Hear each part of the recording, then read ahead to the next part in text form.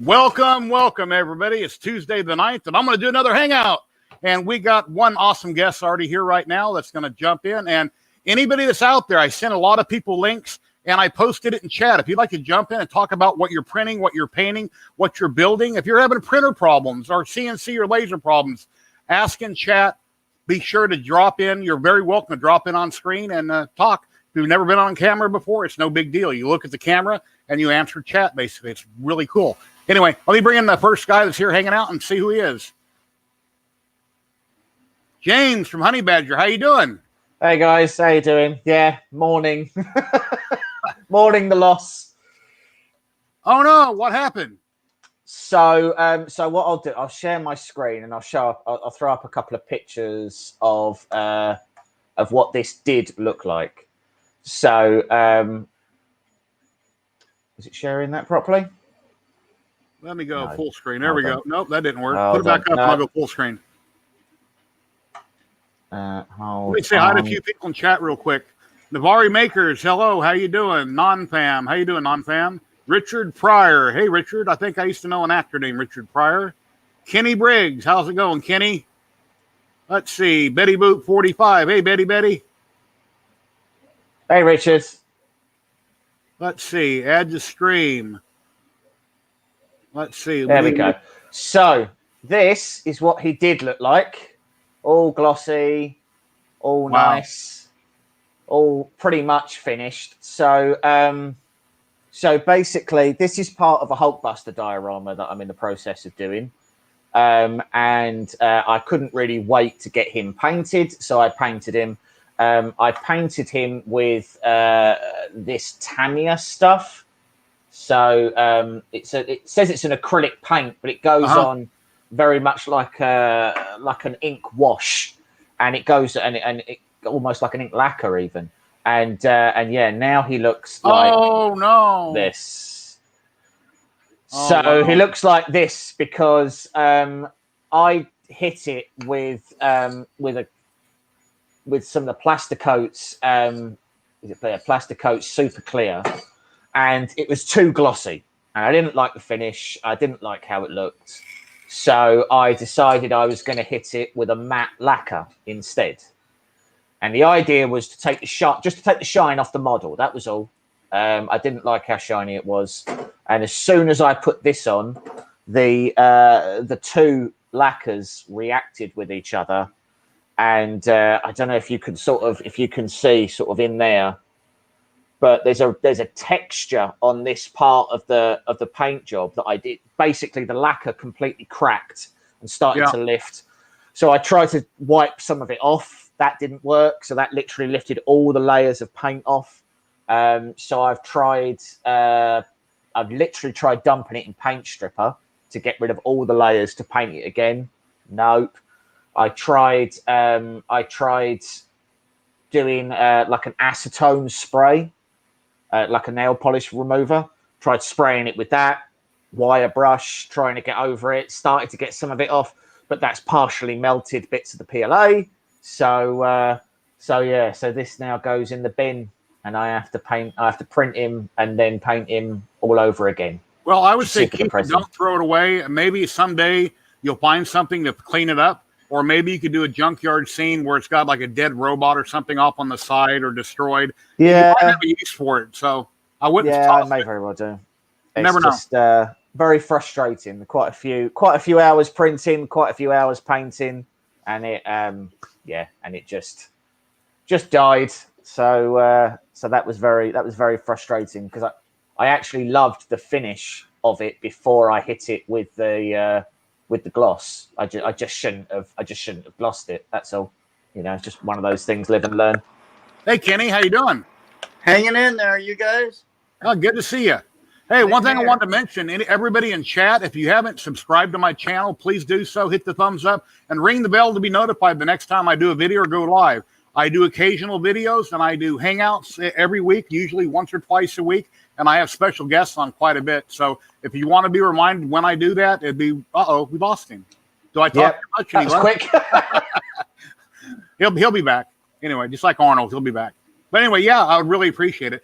And something else, soon I'm going to be coming out with a video that's specifically talking about my 2,500 subscriber giveaway. I've got a little over 2,100 members now. Once I get to 2,500 subs, I'm going to have a giveaway from many different companies, models, STLs, lots of cool stuff. And I'm trying to get to 2,500, and that'll be my next milestone. And then maybe at 5,000, we'll do it again. So, yeah, subscribing and sharing really helps me out a lot.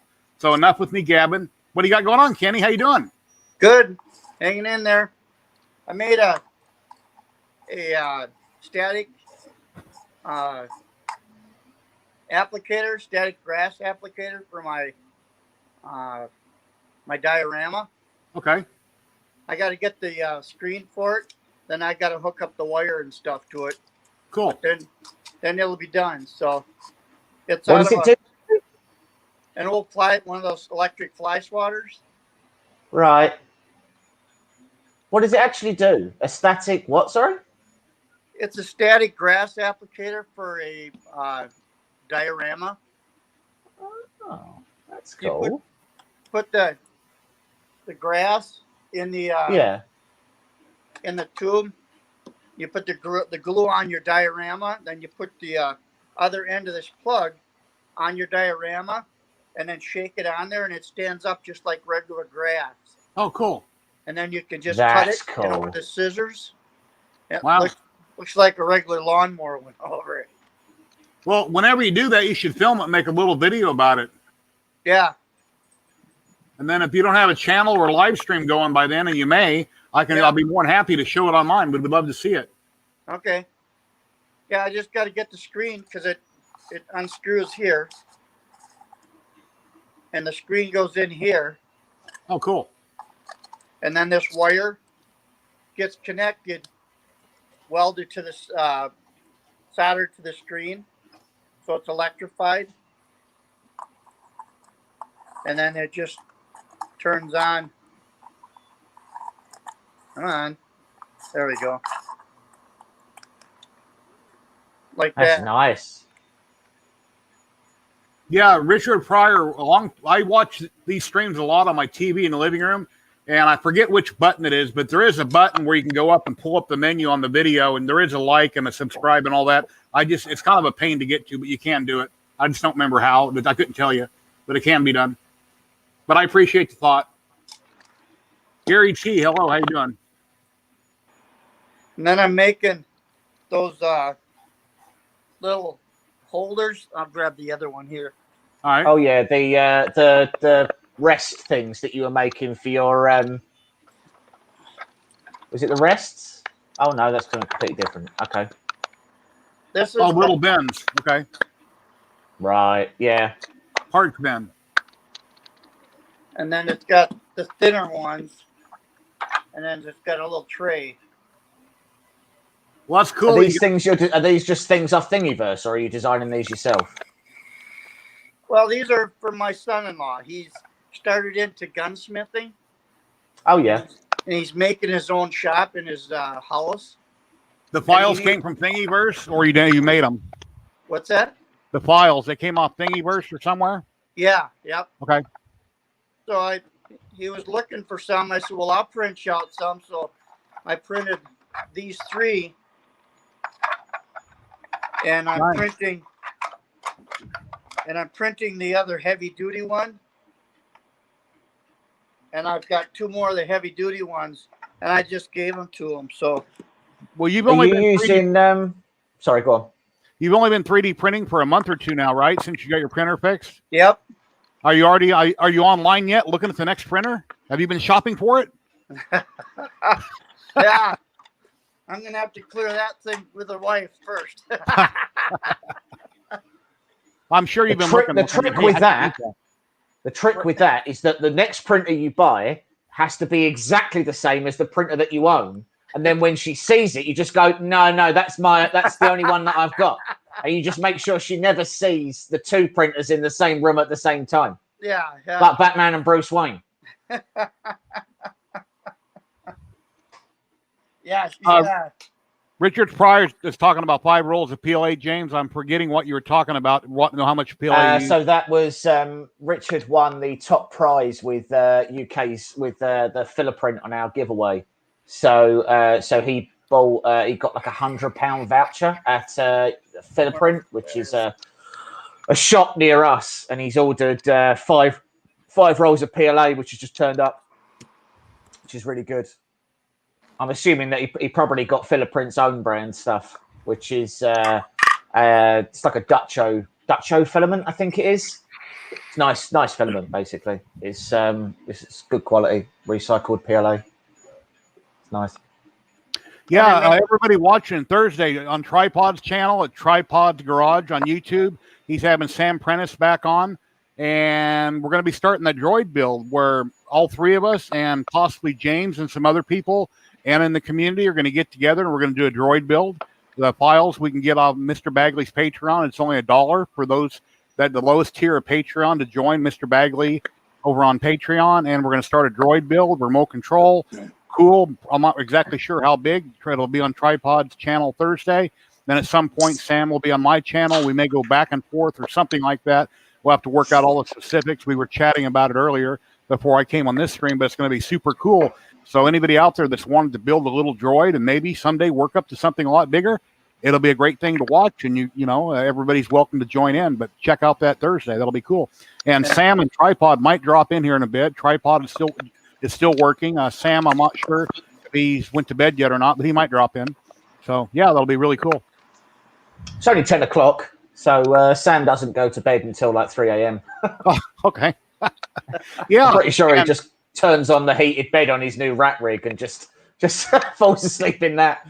The real Sam Prentice, he has under 1,000 subs, and I figured he was bigger than all of us. So please go over to Sam's channel on YouTube and please subscribe to him and hit that bell. He's an awesome guy. He's a droid builder. He's been in some of the Star Wars movies with his droids. He's so awesome. He's a great guy, and he needs love and he needs subscribers. So please check him out. He does he's a real maker. He is a person who, I mean, Travis. He's been printing for a couple of years, but he literally just built a rack rig, like 500 by 500 from scratch. Like, I've been printing for like 6-7 years, and I'm still trying to fix this. And he just went and built a machine. Dominic's comment there. Here's what you can do, Kenny. Say, hey, look what Corality sent me. And you don't have to say you bought it. Corality sent it. And sure, it came by way of Amazon, but it still came from Corality. She's like, well, why did they send it to you? I said, I don't know. Look at all that I do. Maybe that's who I am. It's fudging the truth, so but it's still not lying. Yeah. She's listening in the background. Well, we'll stop giving away all your tricks then. Betty Boop. Okay, I already said hi to her. We don't need to say hi to her more than once a day. Okay. Hi, Betty. Yeah. Her real name is Brandy, but when she got on YouTube here a while back, she's like, well, I don't know what to call myself. I said, well, don't use your real name. Make something up. And she loves Betty Boops, and at the time, she was 45. So I said, well, how about Betty Boop 45? So that's why she's Betty Boop 45. There you go. So. Does she look like Betty Boop? Huh? Does she dress like Betty Boop? No. She's real skinny, but she don't dress like Betty Boop. Yeah, eventually I'll be getting another machine down the road. So while this one's printing, I can print something else on another one, you know. I'll warn you, it definitely it creeps up on you when you get more than one machine. Like one turns into two turns into five turns into 7. It's sort of it really does. It's surprised. So when I first got one, my first machine was a FlashForge Creator Pro, and I didn't know anybody in the community, nobody around me 3D printed. No one really knew what it was all about, and I sold my machine after about 3 or 4 months because I was convinced something was wrong with it. I was convinced that I just bought a bad machine. I couldn't get it to print properly, and it turned out that I was just a moron, which was always something I should have bet on, to be honest. It would have been my fault, not the machine. It's a shame, really, because now that machine, the Creator Pro, is actually quite a nice little machine, really. But yeah, I sold that because I thought there was something wrong with it, and then I ended up getting I bought a CR10 Pro. No, I didn't. I bought a regular CR10S, sorry. But the one I bought was secondhand. That's Tripod channel, everybody. If you want to go subscribe to Tripod, and let me find Sam's. And the one thing you learn very quickly is that very few people ever sell a machine that works. Yeah. If someone's selling a 3D printer, it's generally because it's terrible. And that's what this one was. So I'd got rid of a headache and bought someone else's headache.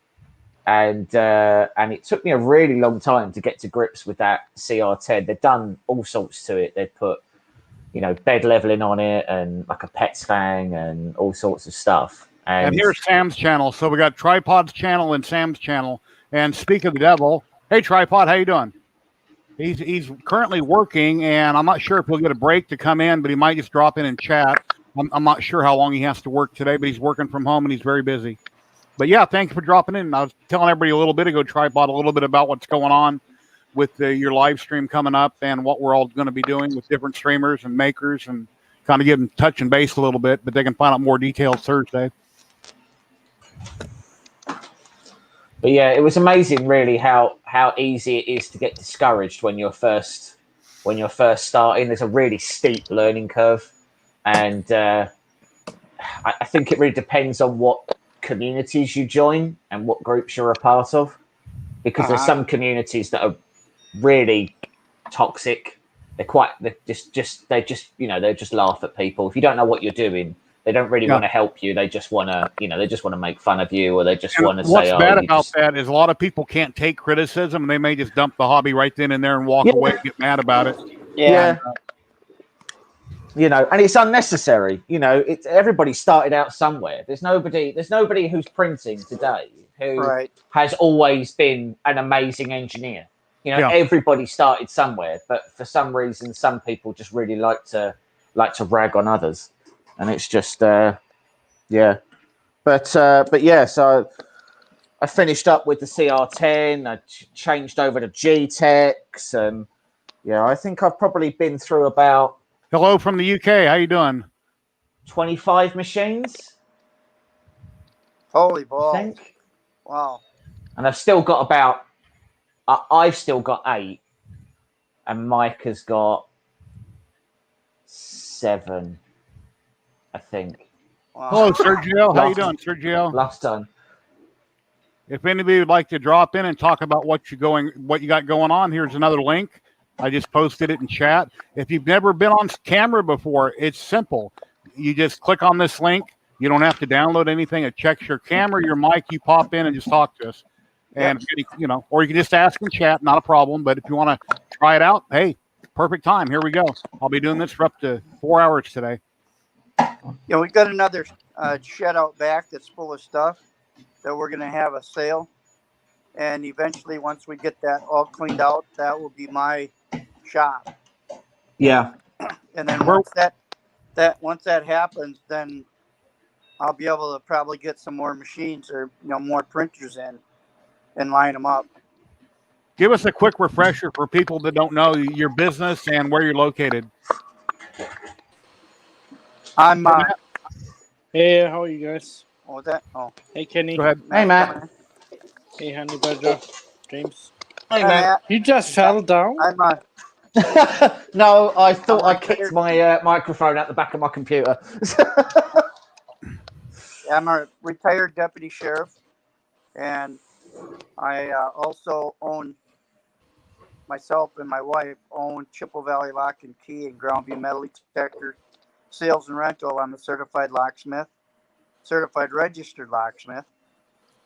I'm also an author of a metal detecting book, and I just got into this great hobby in about October, and then we finally got it running, December or first part of January?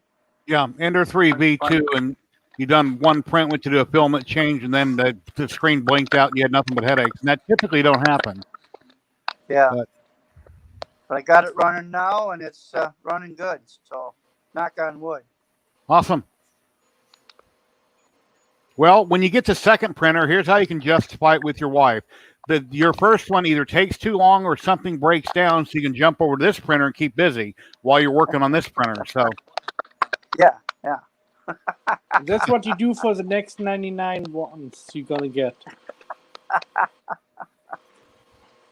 And once I sell a couple of my metal detectors, then I'll probably get another one. So, but right now I run out of room. Marissa, you just said you've pulled the insulation off your hot end. You don't need that on there. Most of my machines don't have the socks on, either silicone or otherwise. It's better to have one on, but it won't stop you from printing. So I've got the Sidewinder here, which doesn't have a silicone sock on, and this one does have a silicone sock on, and this one actually prints better than this machine. Not because of the silicone sock, it's just just as it is. But the whole point is to keep the heat in, and you got the fan blowing on down at the bottom of it, and it'll want to cool down. But the Teflon tape and the insulation, and then when you have a clog or a leak, it gets up around everything. Yeah, definitely take a razor knife, cut all that off. And if there's any PLA or PETG glued on it, melt it, and it won't come off, heat up the nozzle. Just be careful not to damage your thermistor heater wires, and take a little razor knife. You can scrape it off when it's hot. Just don't touch it. Yeah, but you don't need to not print because you've got that. You can definitely print even though that insulation has come off. Well, that's an easy answer. Let's see. Who was it a while back that told me about Nellis Auction here in Las Vegas? A friend of mine here in town, Jared Upton, told me about Nellis Auctions where they sell Amazon returns, and I was getting Ender 3s for like anywhere from $50 to $75. Like, wow, cool. So I bid on it, go buy it, and I got a whole bunch that way. And I wanted to build a hypercube. I needed something bigger than a CR10, so that's why I have the hypercube. I reviewed a couple printers, and then I had a small LU Saturn that I bought. And it's cool. I really like it, but I need something a little bigger. So that's why I bought the bigger resin printer. So I can justify most of them. I have a story for everything. Yeah. So 3D Obsession, do you make custom made printers, and what did you make? So Jerry, I assume you made did you make your hypercube, or did that come as a kit? It was a kit from ZYLTECH, basically a bunch of parts with no instructions, and then you got to figure out how to put it together and what you got to upgrade right away because some of the parts are junk. And some aren't. And then you watch many videos, read what you can on Thingiverse, re-download the parts from, figure out what to print. You'll end up printing too much of the wrong thing. And once you get them done and you go to build, it's like, well, I need this, not that. Then you go print more. But once you get one of them built, it's great. The next one will be easy because you've already been through the process. And even though you can take a printer like this and put together in 10 or 20 minutes, it's totally different when you do a hypercube because everything has to be built a certain way as you go up, and you'll realize that. And once you do it, it's cake after that. Yeah. So I've built a BLV MGN cube, which the 3D print shop You guys near have some me. static too in the background. Yeah, somebody's messing with something. Where's it coming from? Is that me? Hold on, let me mute my microphone.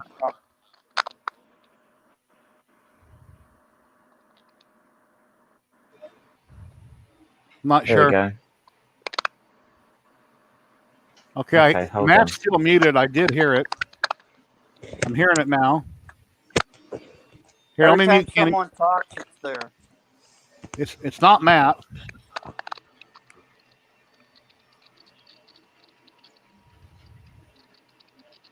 Yeah, I'm not sure. Okay. Well, anyway, so I made a BLV. I made the BLV MGN cube. That was really good. So much so that the 3D print shop near me actually ended up asking if they could borrow it, and they never gave it back. So I muted you, Kenny. I got you on mute for a minute. We're going to figure out where the sound's coming from. So I did that. I've got this Jenny printer. Yeah, it's Kenny's mic. For some reason, it sounds like somebody's eating peanuts.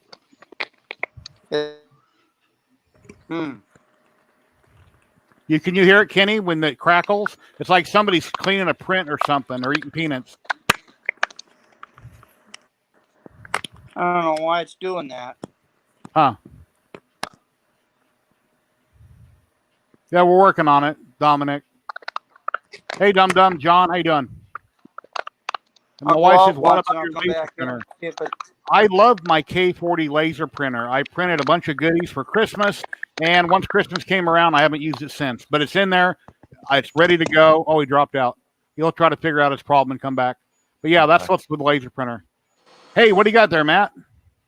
Oh, one of my NOS bottles. Oh, that's so cool. Oh, cool. That's to make your printer go faster, right? Yeah, exactly.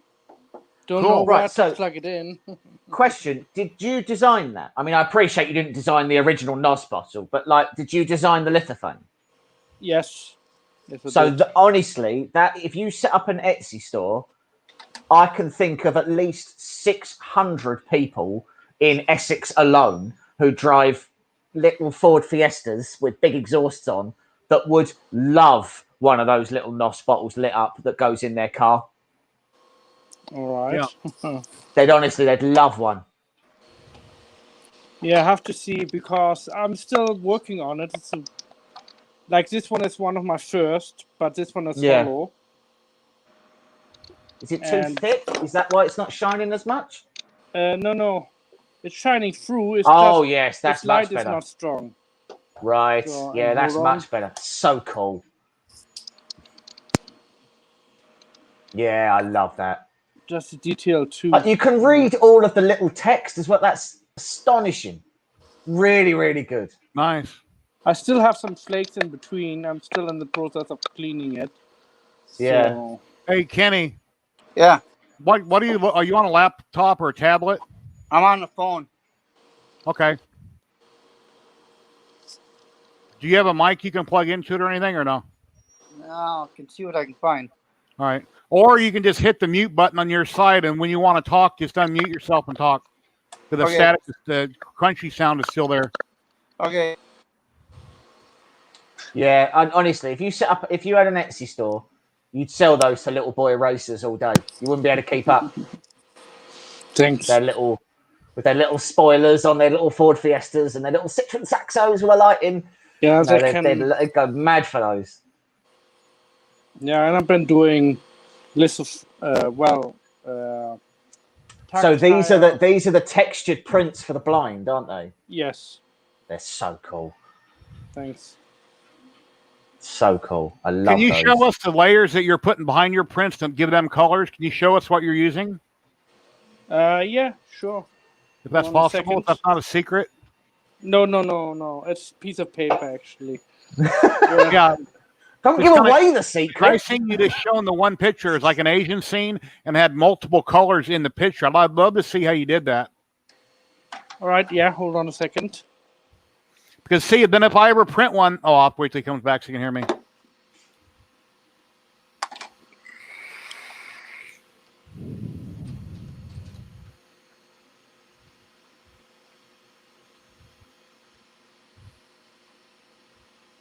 Anybody in chat? You have any questions? Or go ahead.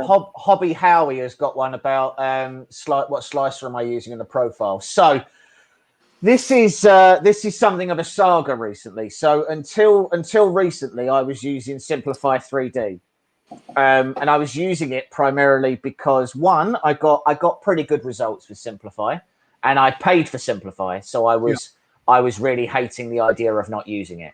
Yeah. But I came on the stream and I was chatting with a few of the other guys, and they were sort of like pointing out a lot of the different things that are really good with Cura, and with Idea Maker was one of the ones that came up as well. So I decided I was going to make the switch to Cura, and I am now using about a third of the filament that I was using for a lot of my prints. Hey, Matt, how you doing? Hey guys, how goes it? Hey, oh, Matt. Cool.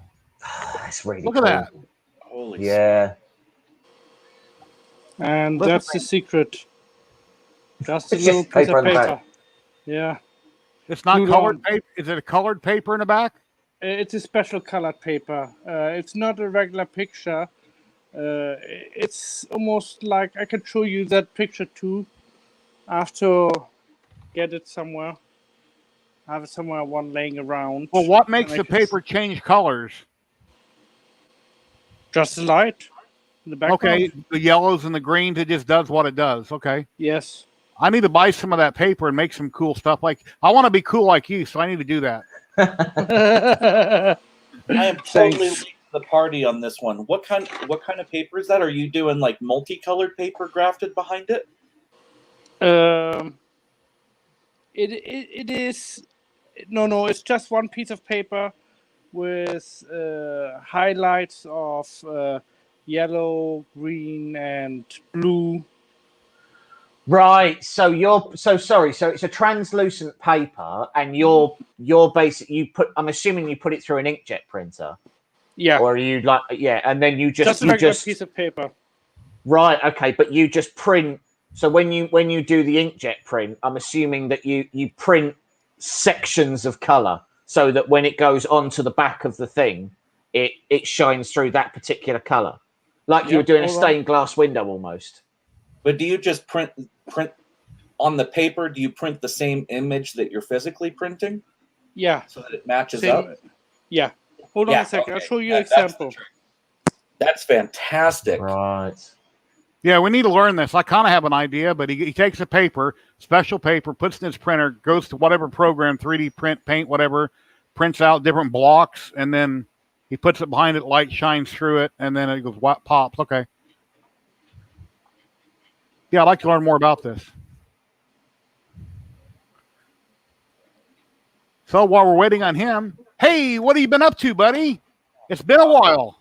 You know, I just kind of unplugged and dropped off the map, and I've been working on remodeling the kitchen, and cool. So I've got my hands full with that. It's a big one. You know, I think the last time that that kitchen was done was probably back in the '60s. So it's a full gut and tear down, and yeah. When you're remodeling a home for yourself, do you take lunch breaks do you take a break at 9 and 12 and get your lunch box, sit on a bucket and eat, or no? No, you know, it's just plug along and plug along and plug along and plug along until you're just dying and you go, okay, I guess I'm hungry. It's time for dinner, and then probably back to it for another couple hours, and then crash. It's yes, it has been the unhealthy lifestyle for the last month now. So thank you so much for stopping and hanging out. I really appreciate it. Oh man, thank you for the invite. On Tripod's Garage, I'm not sure if you're subscribed to him, but Thursday Tripod is having the Real Sam Prentice on, and we're going to be working on a droid build for Mr. Bagley's files. Yeah. We're starting with something small, and everybody's going to get in on it and build it. We'll explain it in the stream Thursday. Later, Tripod, he's probably listening right now, will drop into the stream. Sam may drop in. We talked earlier. We chatted before the stream in a private chat, and tell a little bit more about it. But it'll be really cool. And I know you're love Star Wars. Oh, I do. What droid are you guys building? I think the first one's going to be an R5D4, something fairly small. Yeah, remote control. Oh, hey, here's somebody you might want to meet. Real Sam Prentice. How you doing, buddy? Hey, yeah, I'm very well, sir. How the devil are you? My ears were burning. I was doing something outside, and then all of a sudden I felt this kind of power. So I'm very well. How are you doing? The man above you is a fan. All right, brilliant. How you doing? All right. That. Good. Just like that. Cool. Here, let me make it a little bit bigger. So struck that he can't even begin to understand who he's talking to. I know. How bizarre. How bizarre. How's things then? How's everybody doing? Hanging in there. Cool. Okay. Well, let me see if this works. Hang on. It may or may not. No, it won't. Let's push this button. No, that doesn't work either. Well, this is great, isn't it? It's the power of the internet. Damn, that sucks. Okay. I was going to show you a new droid, but things aren't plugged in. Oh dear. Never mind. All right. Yeah. Damn, that sucks. Yeah. So what were you saying, Jerry? No, I was just trying to explain a little bit about what's going on Thursday on Tripod's channel, that you're going to be on there live with Tripod, and I might drop in at some point, and you want to do a build, and it's going to be the R5D4 probably. And here comes somebody else. His ears were burning too. Hey, Tripod. I was just waiting for Sam to come on, and that was my cue to come in. And we're all going to work on a build and invite people in the community in, and we can all get together and do it. And Matt's got a channel. I completely forgot. Matt is a streamer and has a channel, and he would probably love to do this if he has time. But if you guys want to tell him a little bit about it. Yeah, sure. So this is super, super exciting. We are basically in this sort of small community, we're going to be sharing a couple of the Michael Badley files, which is to do with the R5D4 little baby robots. They're these tiny little things. This is kind of, if you can imagine, if you're going to cut your teeth on actually building a robot for the very first time that's going to move around and work, this is what we're going to be doing. And I know there's some healthy competition here, because we had a chat earlier with Jerry, myself, and Tripod as well. And I found myself, before I left the room, quickly setting up a printer that I haven't used for about 3 months, plugging in Octopi and printing some stuff on it. So I know there's going to be some healthy competition with this, and I'm dead excited to talk about it. I'm hearing the nozzle scraping against this one, and I'm like, that part better not effing pop off, or I'm going to be really pissed for over a 24-hour print. And I haven't started yet, but later tonight I'll try to get something going. I got a couple printers I'll fire up and try to get some parts going. Yes, we got this idea that, we're going to be able to share some files, and we're going to be able to talk about it. And, if anybody is looking to try and get into just doing things more than, just printing, if they want to see how gearing works, how servos work, and this is very, very simplistic stuff. So we're going to start right at the beginning, how to plug stuff in, where it all goes, where the dangers are, how to print it, time lapses, all that kind of stuff. And there's going to be a bunch of people basically building the same model. And what we're hoping is that at the end of it all, you guys will have a really good information base that you can then pick up this stuff and start doing it yourself. That's a fantastic way to get it. So you start out, just like with anything, you start out with the fundamentals. This is not the best droid, but it's something to get your curiosity going, right? It's very simple in design, very few parts, and the electronics. When I was building these, an AM radio was back in the 90s was $300, right, for a decent Futaba. So now you could get a Spectrum 2.4 gigahertz for $50, and it's like, oh my gosh, I mean, I have all my remotes except for one Spectrum or two Spectrum remotes. They're just going to go to e-cycling because they're not even worth keeping around. I mean, AM is so glitchy, FM is glitchy. So it's like, if you don't have a 2.4, you're just out of luck. So are you guys just running baseline RC controls on this unit, or are you guys going to do nano or anything else? Yeah, no, we're gonna go with baseline RC, and then we're going to work up to Arduino as well. So I'll give you a good example of that. Is by the end of it, you might be able to build a Dio and basically have all the cogs and all the bits and pieces working. So this actually physically moves. This is an Arduino-based robot with a gyro in it. Okay, so that will, as you move this, it will counterbalance and stuff as well. So we're gonna build it up slowly, and I do mean slowly. And then this is another sort of smaller track droid robot that we're going to be sort of talking about. And that thing is quick. So. Yeah, it is. Yeah, it is. And that's the baby version. And let's see if this is going to work this time. No, it's still not working. Let's try this one. There we go. So this is the bigger version of that. That's the full-size droid that I've been working on over the past couple of months with ZYLTECH. And this guy is, he's a serious machine here. These are snowblower tracks that he's running on, and he's super, super quick. He's running push bike electronic motors as well. So obviously there's still a couple of bits of tape and stuff on him. But this is very much about a £2,000 investment in a robot. So I think there's a lot of people these days that they just don't know. They don't know how much more affordable it can be to get into droid building. I think my first R2 unit, Christ, man, I think by the time I was done, it was probably $6 or $7 grand into it with motor controllers and hover around motors to run the feet and the whole 9 yards. Like it's a beast. For me, for as long as I've been tackling this stuff, it's the Arduino stuff that's kicking my butt for the moment. Like I'm doing my own crash courses and trying to learn new technology. I built that workbench over here for my 3D printers. That was actually the polycarbonate right there. That's the top. That was going to be a battle bot back in the day before it was like canceled. Okay.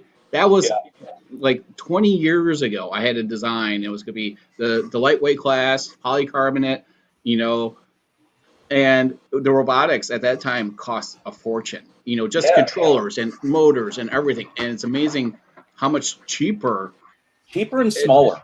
Yeah. And I don't think that there's a day that goes by where I don't have that wow moment, where I look at the stuff that's been developed in the last 30 years and I just go, holy smokes, like I'd have never dreamt of this as a kid. And having projects like this that just show folks, that next level, even if it's, and that's what I tell a lot of folks, look, like if you do your 3D prints, you do like what Matt's doing, where all of a sudden you add a whole extra layer of color and an extra dynamic layer to that style of print, or if you're even just adding LEDs and then upgrade to something that blinks, and then just kind of push the boundaries. I love seeing that. Man. Have you guys seen the new? Is it the Pi Zero? I can't remember, the $4 Arduino thing. Like, how could you? How can you make a profit on a $4 board? How is that possible? It must cost $2 just to ship it. I don't even want to touch that one because then it just involves slave labor and the whole 9 yards. Like look the other. You must literally have to the price tag, man. I was going to say you must literally have to solder everything onto that board with like orphans' tears. There's no other way. Lick the board next time. They taste sweet. You don't want to know. You don't. Again, I hate to say it, but you're right. The child labor and the conditions that it's being worked in. But it's I worked exactly at Motorola, the same as watching these part place machines going. You wonder how much automation they're actually running in these factories. Yeah. You could turn and burn it very fast, but for $4. What are you going to actually get for $4? Has anyone tested those Arduinos? Oh, I've no idea what they perform like. I mean, if they're anything like the Pi Zero is a pile of garbage. Like, I got a question for Matt before our other guests came in. Matt was talking about lithopanes and how he prints different things in color. So the lithopane you're going to print, you take that picture and you print it out in color, and then you go make the litho, then you put that behind it, right? Yes, that's all what I do. I just print one out of these and then cut it to size and then just put it behind it. My God, that's beautiful. So amazing, isn't it? Is that a random picture you're downloading off the net that you're printing and then you just go print it out? Yes. It's like your fish picture there. It doesn't have a whole background. I noticed only the fish are colored. So did you find a picture like that on the net where it like had a white background and only the fish were different colors? No, actually the original picture have black in the background. So where white is would be black. Okay. Yeah, so just a quick and dirty Photoshop job just to get rid of what you don't need. Man, okay. That pops. That is awesome. Crazy to me. That's still awesome. Yeah, it is. Looks like almost the city's on fire, some people said. Yeah, it does. Tripod, you can make a custom sign for your shop and have it behind your desk like of something. Oh, I have some plans for the custom signage for this. It's right now I gotta get the rest of the garage to look as good as that because it's a shithole. Yeah, shop is just. I got endorsed by Show us again. Oh. So this is my daughter's work section right here. She does all, T-shirts and stuff. Oh, cool. So, but yeah, I get this side by side out of here. It just eats up so much room. Where does she sell the T-shirts at? She has a website, Maddie's Craft Corner. Why don't you post it? She's still working on her stuff, but I'll pull it up in the chat and you can repost it. Okay. But she does like mugs and everything. She's got the heat presses and she has her Cricut and she just turns and burns products out. So right now she's doing a whole bunch of shot glasses for an order. All right. So it's I'll be doing another part of my series of remodeling the garage. ProSlat just sent me a whole bunch of this stuff for that whole side of the garage. Oh, okay. Also. Yeah, I got wiring all behind here for the LEDs I mounted. Is that like a siding, a wood siding you see on the outside of a house? Oh, It almost looks that way, doesn't it? Yeah, it's a store display slats. Yeah, that's yeah. shelving. It's called slat wall. Yeah, Yeah. you screw it layer and put one over it. Okay. Yeah, so inside it has where it hooks underneath, and each shelf here could hold about 70 pounds. I got some special aluminum that they make, and that could hold almost 150 pounds per square foot, and that's where I hang a lot of the heavier equipment that I have. I wouldn't mind doing the firewall in the shop. I thought I'd seen a video that you did on that. Yeah, I have a 3-part video of a one-legged dude being on a ladder. Well, you were running up and down the ladder, I thought. Oh yeah, it sucked. So, but what I do for YouTube, right? Yeah. So, yeah. What we do for entertainment, huh? Yep. Yeah. Anything else, Sam? You want to talk about the stream coming up on Thursday on Tripod's channel, or? Yeah, it's going to be midnight UK time. Is it 6 o'clock your time there, Tripod? 4 o'clock your time? Yeah, Central. So if you live in the Midwest, Central time, it's 6 p.m. So it's me that has to suffer. Yeah, I know. Wow. Okay. Hey, we've got another great guy popping in, and this person here might even be interested. He's up in the UK. Tim, or no, he's in Canada. In the UK? He's Canada. Gary. Yeah, Tim's got a great channel that he started not too long ago. He's gaining traction, and like I said, Tripod, the Sam's channel, DeWitt Tim. Everybody go subscribe to all these guys. Honey Badger up top. Everybody here has awesome channels. And if you subscribe to me, that'd be cool also. But definitely subscribe to these other guys and check out their content. Help them grow. You're too kind, Jerry. Yeah. Yep. Yeah, Tim was talking about me the other night, and I just turned on my computer, and I heard the comment right as he said it. But he says, "Oh, you're a great painter." I said, "No, I'm an average painter. James is a great painter. I'm average. Matt's a great painter. I'm average." Not. Anyway. Compared to me, my goodness, you're the best in the world. I've got living proof that I'm terrible. My wife's gonna make a comment. He doesn't paint enough. James. There you go. Spotlight you there. So what are you up to? Are you working? Are you at home? Are you printing stuff? What's going on? I'm at work. I was just at work winding down the day. Gonna leave soon. I printed the biggest print I've ever printed. Like, check this out. Yeah. Look at that. Oh yeah, that's for record. I mean, wow, that was 8 minutes. I'm telling you. No, I had to print a new fan shroud for the. I'm putting a mosquito on the Ender 3 V2, and the nozzle is about 2 millimeters or so too short for the cooling fan that was on the factory cooling fan. So I found a model for a fan shroud on Thingiverse. I've printed that, and this is just a piece to cover the wiring once I put the 50-15 fan in for the cooling fan. So yeah. Are you a Star Wars fan? Yeah. Did you go for the which mosquito did you go for? It's the Phineas mosquito. It's the standard one for the Creality hot end. Yeah. Was that M2?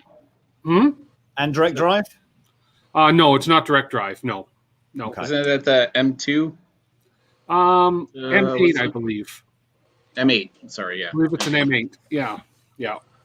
So I just had to modify the whole outer fan shroud thing, but I printed a whole new part, and it's actually the guy that designed it did a great job on it. So I printed it in PETG on the CR6 SE, and it turned out beautiful. So, well, I'm just hearing this nozzle just colliding on my CR6 SE behind me. I'm just that part comes off. I can be so pissed. The nozzle's hitting the print somewhere, huh?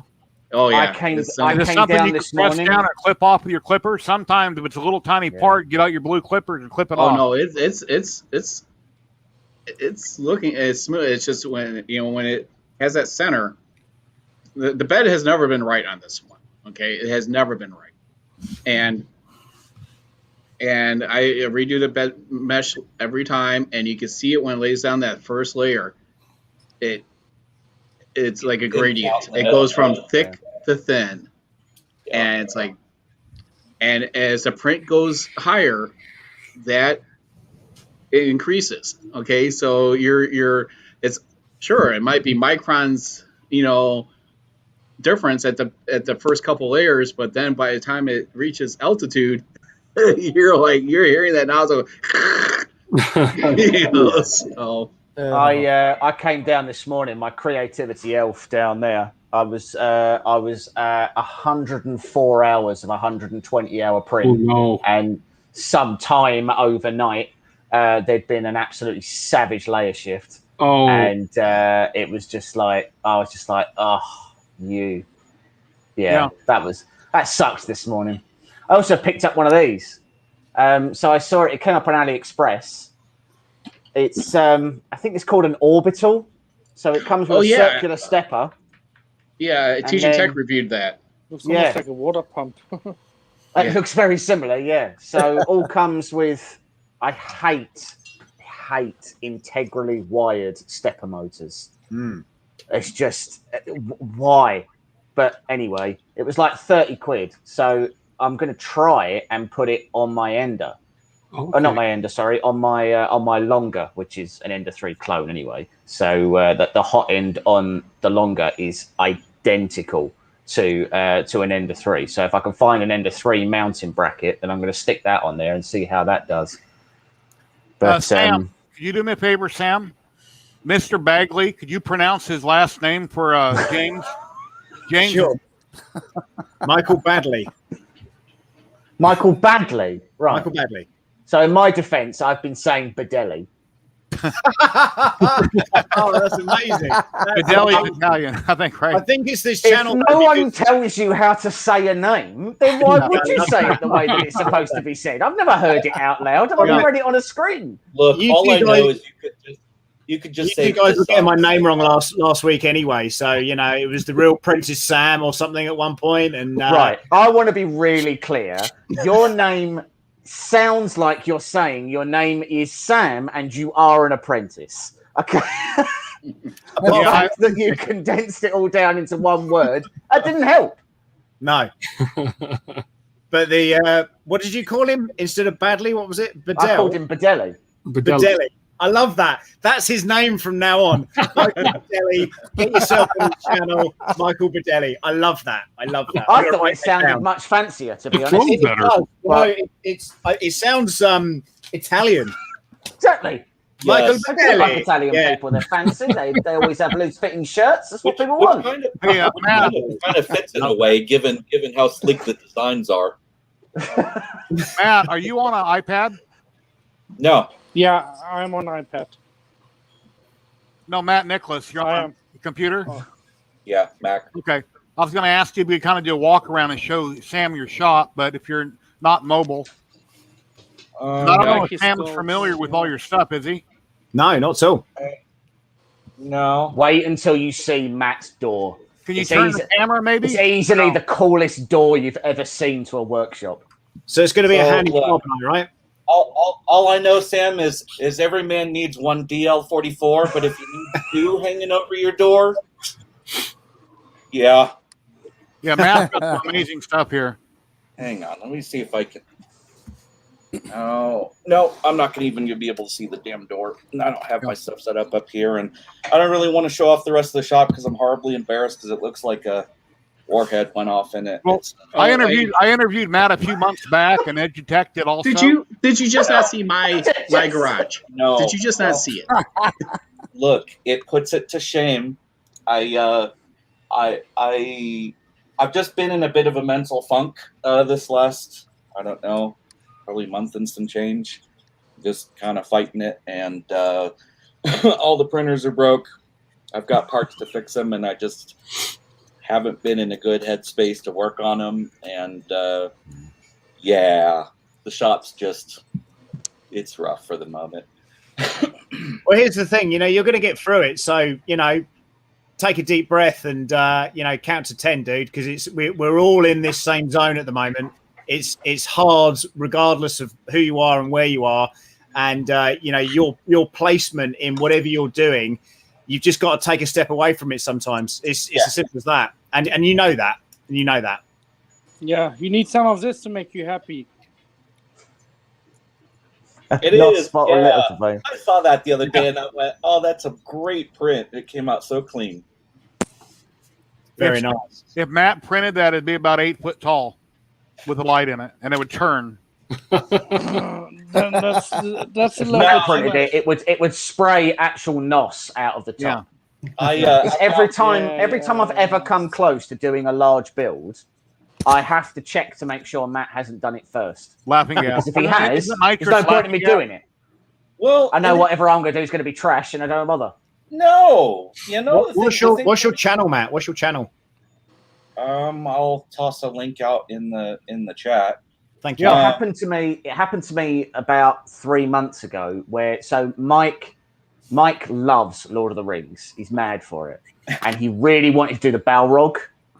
And there was a guy I think he was from Korea, I can't remember, but he did the whole Balrog in transparent resin, and he lit the inside. But he lit the inside on like a turntable. So as the turntable moved around, the LEDs gave like a flame effect in the middle, and I wanted to burn down my workshop. No, because the thing there was no point in me ever doing anything ever again because it would never look as good as that person's Balrog did, and I don't like him anymore. I believe in supporting makers, I absolutely do, but not that guy. and for me, if I like, it's nothing but inspiration. Like, I genuinely don't care if 30 other people decide to build the same thing. I just go, you know what? Like, the more the merrier. That's the whole point. Like, out of any of us, would any of us ever dreamt of having something this close to like a Star Trek replicator? Like, their imagination machine. You can build whatever the hell you want. And for me, I don't know. Like, I'm just a more is better guy. Like, why do one swipe of deodorant when you can do 10? This is how my brain's always been wired. And the minute that we got into this, I was like, well, I want to build this stuff, but it won't fit on my little i3 Mega or yada yada. And so then it's just, well, okay, how do we make it fit? And if it was, and like I tell everybody, like I tell so many people on, ironically, the i3 Mega group, they go, God, I'll just never be able to build this stuff. And I'm like, no. I said, stop right there. So the thing for me is it just takes time and patience. Oh, well, I don't have time and patience. I'm like, well, then that's on you. That's a skill you got to learn. I said, because otherwise, all you got to do is just take it and break it down. It's not, and I guess the mentality comes from having built props for so long pre 3D printer, where you look at something like, I don't know, like a proton pack, right? You look at this Ghostbusters proton pack and you go, take it as a whole, and it's like standing at the bottom of Mount Everest. You go, Christ, how on earth am I ever going to be able to build that? But if you take it and break it down into smaller bite-sized pieces, all of a sudden, you work on this one piece, and all of a sudden it's done, and then you move on to the next piece. And before you know it, you have all the pieces, and then you put it together, and what do you know? You've got a proton pack. And I think having that mental approach to things transitioned over into 3D printing, where I just went, well, fuck, just make it like Legos, man. Let's just chop it up into bits and pieces, and then you print your bits and pieces, then you glue them all together, and then congratulations, you've got a big thing. And then you just kind of refine your techniques as time goes on for where to cut them to make. I just posted Matt's channel also. Yeah, I see you got a free PO there, which is, we're on the same page. I tell you, but way back in the day, I would have never tackled a 3PO simply due to the sheer cost and mainly the plating cost. And that was just, it was one of those where, like, I want to do it just because I'd never done it before, and I wanted the challenge of doing it, knowing going into it that I wasn't going to have the funds to plate him. And I don't know. I'm happy. I'm happy with the way it came out. Like, is it the best in the world? No, but it's fine. So it's good enough. That's cool. Yeah. That's So cool. I got a question for you, Matt. Since you're talking about replicators. Echo. Oh man, Ecto is in the exact same stage as it was in December in my last video. Like, everything's done. I just have to sit and, like, I'd say 60% of the wiring is done. Trying to run it and hide it is time consuming, especially with these big Jimmy Dean sausage fingers. Getting my hands in there, even with as big as I went, is a bugger. But yeah, it's all it's clogging up one whole workbench, and I need to just get on with it. But No, when I said Echo Tripod was talking, he was echoing, and you thought I meant the Ecto One. no, no, I'm like, hey, it kind of worked because the Ecto One was pretty awesome build. Yeah, and that's where I saw you on the stream. Know how it ended. I'm like, but my question is, so you talked about replicators. If you're 3D printing something for your own 3D printer, isn't that sort of like cannibalism? A self cannibalism? You're eating yourself. It's eating itself to make something. Yeah, but look, at the other day, I don't have anything against cannibals. Like anybody who says that they draw the line at being a cannibal when the world ends, I'm like, that's cool. You're a food source. You've admitted it up front. We'll just call it that. Yeah. You look at your neighbor different ways then. Well, if there's ever cannibalism, unfortunately, I'm sorry, but my wife goes before my dogs do. So anyway, I am in trouble. And she's in chat. Yeah. Right before Valentine's Day. I eat so much sugar that I'm 90% sure I'm caramel inside. So like they're gonna crack me open like a cream egg. It's just like come on over here. Yeah, I'm like I don't have as many parts left. So if someone wants a leg, it's only one of them. So like damn, I got the short end of that one. Why couldn't you get a guy with 2 legs? Jerry, I gotta run. You guys take care. How's your ecto? Thank you very much, Kenny. Take care. Hey, Kenny. You bet. Take care, all. Drop in on Thursday and check out Tripod Stream. It's going to be really cool. I will. Thanks. Thank you. Take care. Cheers, Kenny. Jerry, it's been a bit. How's your ecto build going? Well, I needed another shelf because it was sitting on a table around the corner and I couldn't get out the back door. So I built a shelf above the resin printer. It took me a while and got a lot of wood up there. The Ecto takes up 80% of that shelf. It's still in the body shop. I'm painting. I haven't worked on it in a while, and I just keep getting sucked into other things I have to get done. And I haven't used my laser since Christmas. So it needs to get done, but I'm not sure when that's going to happen. But sometime this year, it'll be about the best thing I can say. Give ourselves a little bit of padding. I don't know. I really don't know. No, I think once I get back in the zone and get out of my own head a little bit, I think we'll get the printers back up and running and keep on. He'll fit in the front seat, though. I could put him in the front seat. Yeah, I saw the run of those. He's about the right scale and everything. I got to have Mr. Mittens up in the front seat. Mr. Mittens. Yeah, what they call this in America when you Bernie Sanders. He's a political dude. No. Yeah, I know, but if you drive in the special lane in America on the freeway, you get this special. If you're 2 people, you can use this lane. Carpooling. Carpooling, yeah, HOV. carpooling. You can go carpooling with them. Just make one big enough. You have a Bernie cardboard out in my truck and take the HOV lane. There's only 4 seats though, man. Fill them all up with Bernie. But there's a roof rack. Yeah. Even more. It'll be like you just throw a little tarp over them. It'll be like National Lampoon's Vacation all over again. Yeah, carpool lane, HOV lane. Oh yeah, carpool. Yeah. 3D Maker Hub. If you got time, drop in. Tell us what's going on with the world record and the project. People would love to hear about it. We'd love to have you. World record? What?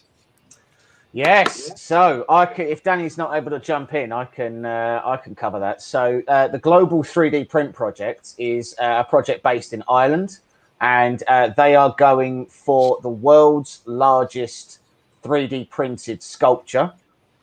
Guinness World Records have signed them off, and it is to commemorate NHS and care workers who have supported people through COVID. So it's literally a giant nurse, and then underneath on the plinth, we're doing lithophanes that people will be able to print and send in, like tiles that will then go in. And then when you light that up, that will be care workers that you know, local hospitals, local care homes, nurses, doctors, all that kind of stuff. So that you can, everybody. Hi. What material are they printing it with?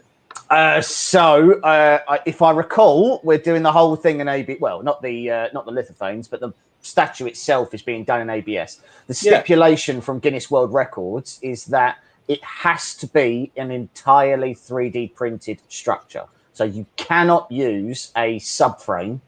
You know, you can't do like aluminium extrusions as a frame and then slide everything on and bolt it in. Can't bolt things together. So yeah. Whole different beast, because that's one of those things. I go, you can scale this stuff up, you can slice it, but the bigger you go, boy, you got to really start taking a hard, long look at the model for structural reasons. It's a lot more. So they're building it in Ireland, in Derry, and the plan at the moment is that me and Mike are going to go over and paint it for them.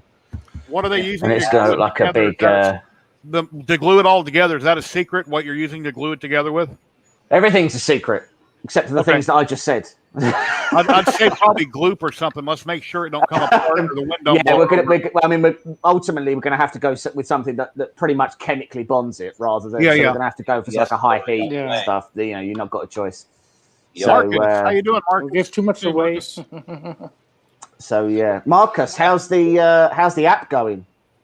You're very welcome to drop it, Marcus, and tell us about it. I'm gonna drop off for a number of reasons, but check us out on Thursday and see us printing the Michael Bedelli 3D printed files, and have fun and enjoy the rest of your evening. And I shall see you all very soon. Awesome, thanks very much. We'll see you. Great night. And we'll introduce you as the real apprentice. Yeah, thank you. Yeah. See you later, guys. Bye. Yeah, I said that backwards a few times. So yeah, that'll be cool. Yeah, whenever. Anyway, I maintain it's a very confusing name. It makes it look like it says he's the real apprentice, and that's how I've been saying it for ages. And then he came on the live stream and he was like, "No, my name is Sam Prentice." It's like, "Oh, okay, well that's wrong." Yeah, but then the whole Bedelli thing happened, and turns out I don't know anybody's name. Now everybody's like, "Christ, man, that guy's illiterate as all hell." Everybody just feels Pretty bad. much. Yeah, yeah. But I get to drive in the special lane, so that's good. With a yellow helmet, it's cool. With a yellow helmet, so I don't drown in my soup. But it's always 3D fun. printed. That makes it okay. So with the statue, we're going to have to go with something that chemically bonds the ABS, rather than. So we're probably going to have to go with a 2-part epoxy or something like that. But I mean, the statue it's probably not going to end up being static. So there's a little tour of Ireland that's sort of half planned, but then there's a lot of decisions to be made about whether or not certain museums want to have it as well. World records, COVID supporting, all that sort of stuff. His wife walked in on him. Doing tripods off camera there on Sam. Okay. I thought that was the reason Sam Prentice had to drop off. It's a daughter was saying that the print job is big. I said, no, I've gotten a bigger print job that's sitting on a printer over there. Okay. So, but Does she want to say hi to everybody? I can make she just stormed off because I guess I pissed her off. Because So. Matt, I'm assuming. How old is she? She's 21, so she's the one that does Maddie's Craft Corner. So okay. All right. So Matt, you did the big Lord of the Rings statues, didn't you? The ones that are in your garden. Yeah. I did suggest that I should do those for my wife, and she had a lot of very vocal opinions about it. So I hope that's positive. She loved your one, but she was very specific about how she loved the fact that it was yours and not ours. Oh. Tim, are you a big Star Wars fan, Tim? Yeah. I've seen all of them. Might that be something you might be interested in? Checking out Tripod Channel Thursday and maybe wanting to do a build droid with a bunch of us getting all together? Okay, for sure. Yeah, check out the channel and get all the details during his stream, but that'll be cool. And then we'll possibly be going back between my channel, his channel, different parts of the build, start out small, work up in different robots. And what time is it on Thursday? Excuse me? What time on Thursday? Tripod. I think it's 6 p.m. Central. Oh, okay. Yeah, 6 p.m. Central. Okay. So, yeah, Tripod's Garage. I put a link in there. But, yeah, anybody that's not subscribed to Tripod's Garage, please go do so. Sam Prentice, Matt's channel. La Sangra Quit or something like that. That was Quit Rit. Wow. Quit Rit. Anyway, Matt's channel. Channel. Yeah, I posted them all in chat. We got a lot of great people here. Honey Badger up top. James and Michael, they got an awesome channel. They're both awesome painters. And James is really good at screwing up Iron Man models. So, if you want to learn how he does it. And we showed that a little bit ago. He'll probably show it again.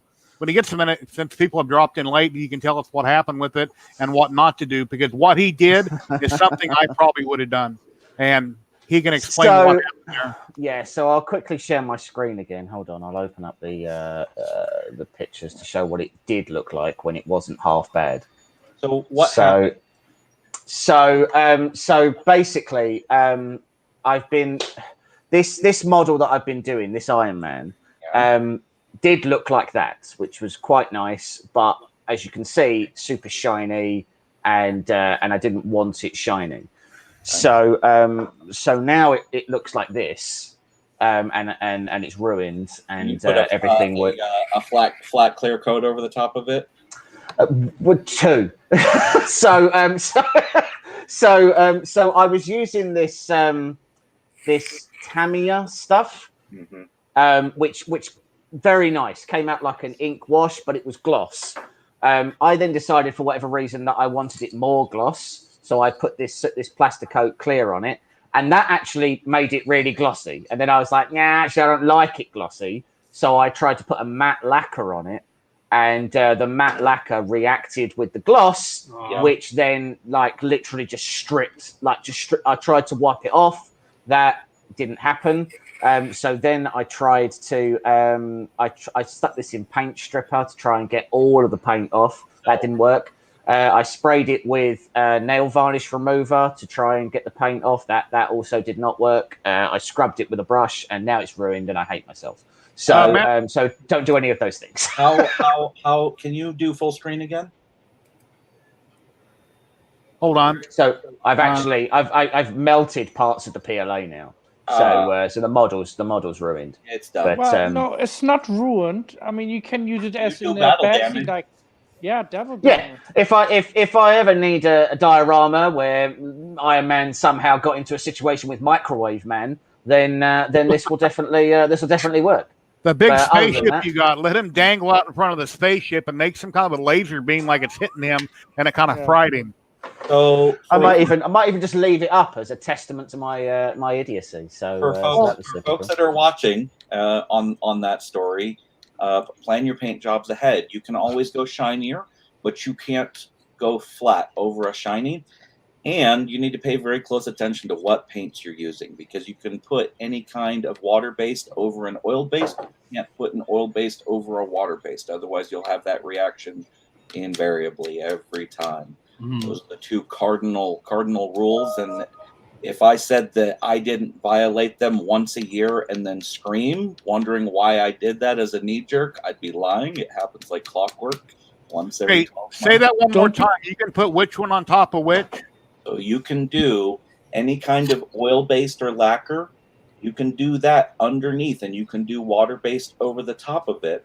But not the other way around. But not the other way around. And the reason being is, so like anytime you're using an oil-based paint or a lacquer, like even like Tester's paint, what it wants to do is it wants to dry solid and rock hard. Whereas any kind of water-based paint, like any kind of model paints or like a latex, it is flexible. And so if you try to do any kind of oil-based over the top of it, what it's going to want to do is it's going to want to crack, it's going to peel, it's going to orange peel on you, it's going to do all sorts of terrible things that are not conducive to a final finish. And it just boils down to...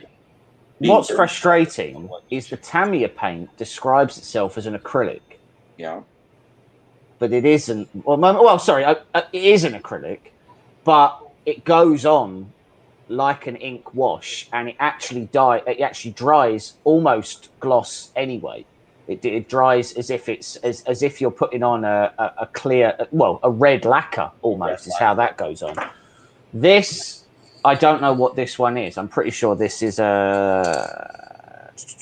Now that being said, I will say that like there's a lot of times on these bigger projects, I go over to aerosols, and when I built my full-size Iron Man, the red that I chose was a duplicolor red, and if you look at my racks of shelving, there's no duplicolor on them anymore, and it's for a reason. It's because it reacts so extraordinarily poorly with both a multitude of primers as well as a multitude of clear coats. And it's gotten to the point where, like, I've just learned through experience, I just don't even touch it. But if you would put it in milk or into like vinegar, would it not take care of the chemical process? Like if you dump the whole statue in vinegar, not necessarily. No. So the problem, I mean, so this has got a black gloss undercoat. Then it has got an airbrushed chrome acrylic base coat. Then it's obviously got low lighting and things like that in a regular black. Then it's got this stuff which is like an ink lacquer. Then it's got the Plasticoat super clear gloss, and then it's got the matte lacquer on top of that. So anything that eats through one doesn't eat through the others, and anything that eats through all of it also eats through the plastic. So so yes, I absolutely could put this in a vat of hydrochloric acid, and it would absolutely strip the paint off. Or you could reprint it 24 hours in multiple pieces and just be done with it. Which is what I'm going to end up doing. Yeah. You know, it's just a case of the size of the model that I'm doing. This is frustrating, but it's by no means the longest piece. So, you know, it's just irritating. I'll waste more time trying to strip it. I would quite happily base coat over it again if it hadn't have crackled and done that orange peel skin, because it's got enough. It's the least. It's not got loads of detail. So if you were to reprime it and respray it, you actually wouldn't lose that much. Right. But the problem is it wouldn't go flat. So for anyone who happens to run into this in the field, let's say you're doing a helmet. Let's say you're doing a Boba Fett helmet, and you mix and match your paints, and you end up with that orange peel effect. Throw it away. Start all over again. Regardless of, like, if you printed it in PLA, trying to sand it back down is just going to make you want to kill yourself. Even with doing grits to get rid of orange peel, right? You know, doing a 3,000 grit. Yeah, because 9 times out of 10, what I have found is that let's say you're patient enough and you set that orange peeled helmet on the shelf for the next 2 weeks, plenty of time for it to cure up.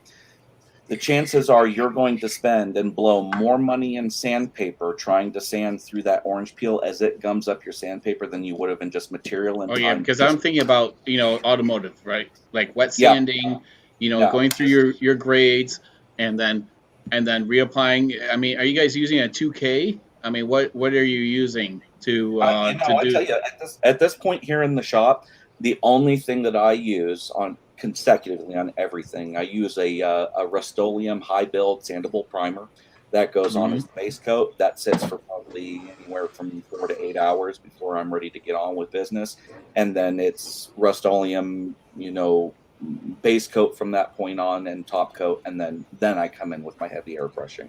But anything past that, and I don't mix and match brands anymore. Like there's no Kryle on the shelf, there's no Duplicolor on the shelf.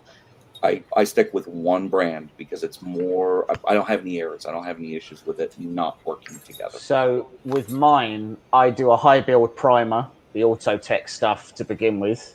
Yeah. And that needs about 6 to 7 hours to dry to a sandable point. It's actually about an hour to dry. You could paint it, but if you want it smooth, so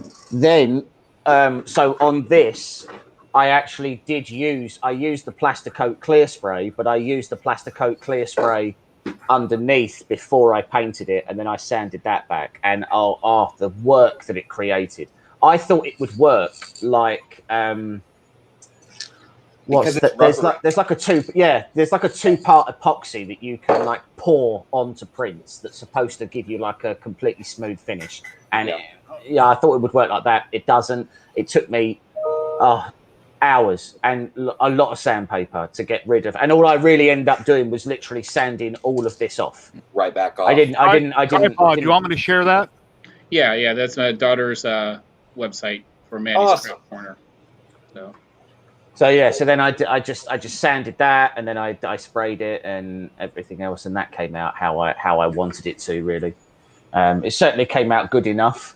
I don't mind that some of my props look 3D printed. I'm not, none of my stuff ends up, I'm not looking for screen time or anything like that, So, and I don't do cosplay either. It just adorns my office.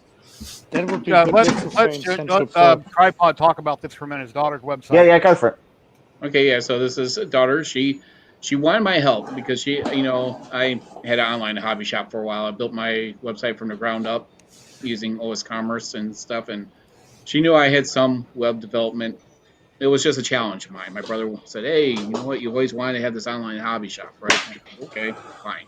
So I did everything. Set a target for a month. Did everything, and so she was like, it's since folded because it got hacked all the damn time. I didn't have time to do it. So she's like wanting to have a site, and it's from when I first created that online hobby shop 10 years ago. Now, the templates are practically there. So she did this all on her own, everything. So yeah, so all this is hand done. These blankets. From she uses a Cricut for stuff, and then she does sublimation now. So she's doing vinyl and sublimation, and those are all hand done. Wow. So for the rose box, all hand done. She will spend just for that rose box probably about 4 or 5 hours to complete one. So it's kind of a good deal. I told her, time is money. You need to give yourself an hourly wage when you're creating things. And then you do your baseline on materials and stuff. But yeah, so she's done all of this all on her own. Yeah, so she etches the stemware or whatever, and you can see the tripod bug right there to the right. Sorry. So. Yeah, she may not ever have to work again. I mean, work from home and do this might be her career. Yeah, she's Oreo is our dog. So yeah, so this is her testing out the heat press and everything right here. So you'll be able to charge your rent soon. Yeah. So your dog looks a lot like Baby Yoda. It is Baby Yoda. So that makes click on it. Yep. Very nice. Yeah, so click on Baby Yoda there. Where... Oh, to your right. To your right. There you go. Yeah. So that's sublimation. Yeah. So very cool. Yeah, so she's very into all the craft stuff, always has been. So and her prices are fair, so she's not lowballing anyone or stuff. But that's also why I want to get the laser engraver is first before the CNC machine, because I want to make sure that she could use it to etch basically wherever she wants into glasses. Wow. Out of interest, when you're doing that, how big do you want to go with your CNC and your laser etching? Okay, so the laser engraver, ideally 24-inch square would be the smallest I would do. So check out the new Snapmaker. Snapmaker make a bigger version now that's like CR10 sized and multiple tool heads. Okay, but I'm not a fan of the multi ones, right? So I'm looking at CO2 or even a fiber laser, one of the two. I'm not going with a diode laser for because I want the power, I want the flexibility, I want the big build surface, I want to be able to actually go into laminate and cut it. My K40 came out of California, Omtech laser. It was shipped out of California. I had it in 2 days. It's got a fairly small build volume, but you can expand it and you can open it up, make it bigger. And then, what's his name? Come on, pop up in chat. Trevor in chat has a shop in Florida, and he has a bunch of fiber lasers that are quite expensive, but you can etch metal with them. He's made some really cool coins. And a while back on Nellis Auction here in Las Vegas, there's one that was bidding off of Amazon. It went for $2,200, wow. And those are extremely expensive. But yeah, there's lots of different approaches there. So yeah, Marcus is asking, it's chemically etched. So I actually went and I said, you can etch glasses with chemicals. She's like, oh no, I never heard of that. I said, So I actually just bought the stuff for her on Amazon, and she just went with it. And she's like, she couldn't believe it. You know, I said, I mean, she spends a lot of time with the Cricut making templates and stuff and doing all this stuff, you know, and so yeah, it's she's a little frustrated right now because it's been more friends and family that's been ordering, and she sees all these people on Etsy that are selling like mad. I'm like, I said they have the loyal people that have been around and they got big channels, and she's like, well, it's like, so I've been pushing for the person that did my new logo for the file, so she could, before my live stream, to sublimate stuff that I can wear, because she's like, to sell merch, because she will do it all, so hey, Polymate. So yeah, it's I said it takes time, I said you have your brand up, you're constantly putting out new products. I said the thing is you need like an intro video saying that everything could be customized. Yeah. Right. That's the biggest problem. You're throwing out all this stuff, and it's a lot of stuff on your store, but the thing is they don't know that it can be tailor made just for them. Right. So in every one of your videos, you ought to pop up a commercial for your daughter's store, and then if she starts getting more sales, and she can give Dad a cut. Yeah, there you go. Oh, yeah. Help promote her. Yeah, I'm not that much of an asshole, but no. So, why not? You raise your kids from they're little. You spend hundreds of thousands of dollars. It's payback time. Why not? Oh, I know. It's and that's that was the thing, is that anything that I learned, I did through self-education. I went to college just for a couple semesters and couldn't afford to go anymore. So it was either work full time or college, and I was on my own. So I chose work, and I just hit the books before YouTube was ever around. I would just buy a book and just learn. I even did 3D animation for a little bit on my own. So. But yeah, I mean, these kids can't change a spare tire on their own. No. So, I mean, you have no idea the wealth of knowledge you have at your fingertips. Oh my God, yes. Regardless of what I'm doing, man, the ability to be able to pop my phone up, search YouTube, and realize that someone has already done it and graciously recorded it, whether it's monkeying around on the Jeep or working on something else, and 5 minutes of pausing and watching and monkey see, monkey do. And it's like my wife got into a car accident with the truck, and I'm like, yeah, I won't get the insurance claim on it, because I'll have them take a look at it, and it'll be one of my next videos, on how to fix it yourself for a fraction of the price, because it'll probably be a $2,000 repair, and I could probably, even with new headlights, I could probably be less than $500. Yep. So. All right, Terry, I need to go. Oh, did you put it in the chat, Maddie's Yeah, Craft I'm doing Corner? it right now. You got to get going, Matt? See you guys. Yeah. Well, thank you very much for coming in. I appreciate it. Thank you. Take care, Matt. Bye, Tim. Yeah, here's the link right here, everybody, for Maddie's store. Awesome. Cool. Tripod, have you done much with working on websites and stuff like that? Not anymore. I did that OS Commerce site, over 10 years ago, around 10 years ago. That's when I was selling Red Cat Racing stuff over here. And it was, it was just something that I wanted to do, have an online hobby shop. If I won the lotto, I would do it, I got a website called 3dhp.net, and I use WordPress, and I don't know much about it. And it's kind of corny looking, but I don't know. Maybe I can get somebody sometime to look at it. Maybe they can help me figure out how to dress it up, make it look better. It's kind of Mickey Mouse. I just got tired of the hacking. I mean, it's like really, it's a small site, and it was like once a month, and I was like, forget it. I'm just done it. Jerry, you just need to open a MySpace page, and you'll be all set. Yeah. Yeah, I used to have one back in the day. Yeah. Yeah, James, I tell you, I don't know about that Snapmaker, man. I think it's the old person in me that feels like I'm looking at the new equivalent of like a DVD VCR combo, where I'm like, great. So when one half, I get what you mean. It's the idea of why be a jack of all trades and master of none when you could get a tool for a job. And I get that. The thing that changed my mind was seeing the E3D tool changer in action. So the shop originally just had it set up as different style tool heads, a couple of Titans, a couple of Mosquitoes, and things like that. But they've since added a laser and a CNC tool head, and that thing, it's just, I mean, so the bed volume is next to useless for me, because it's like wide but really narrow for some reason. Like I don't really understand why they went, oh well, we'll make it wide but really short.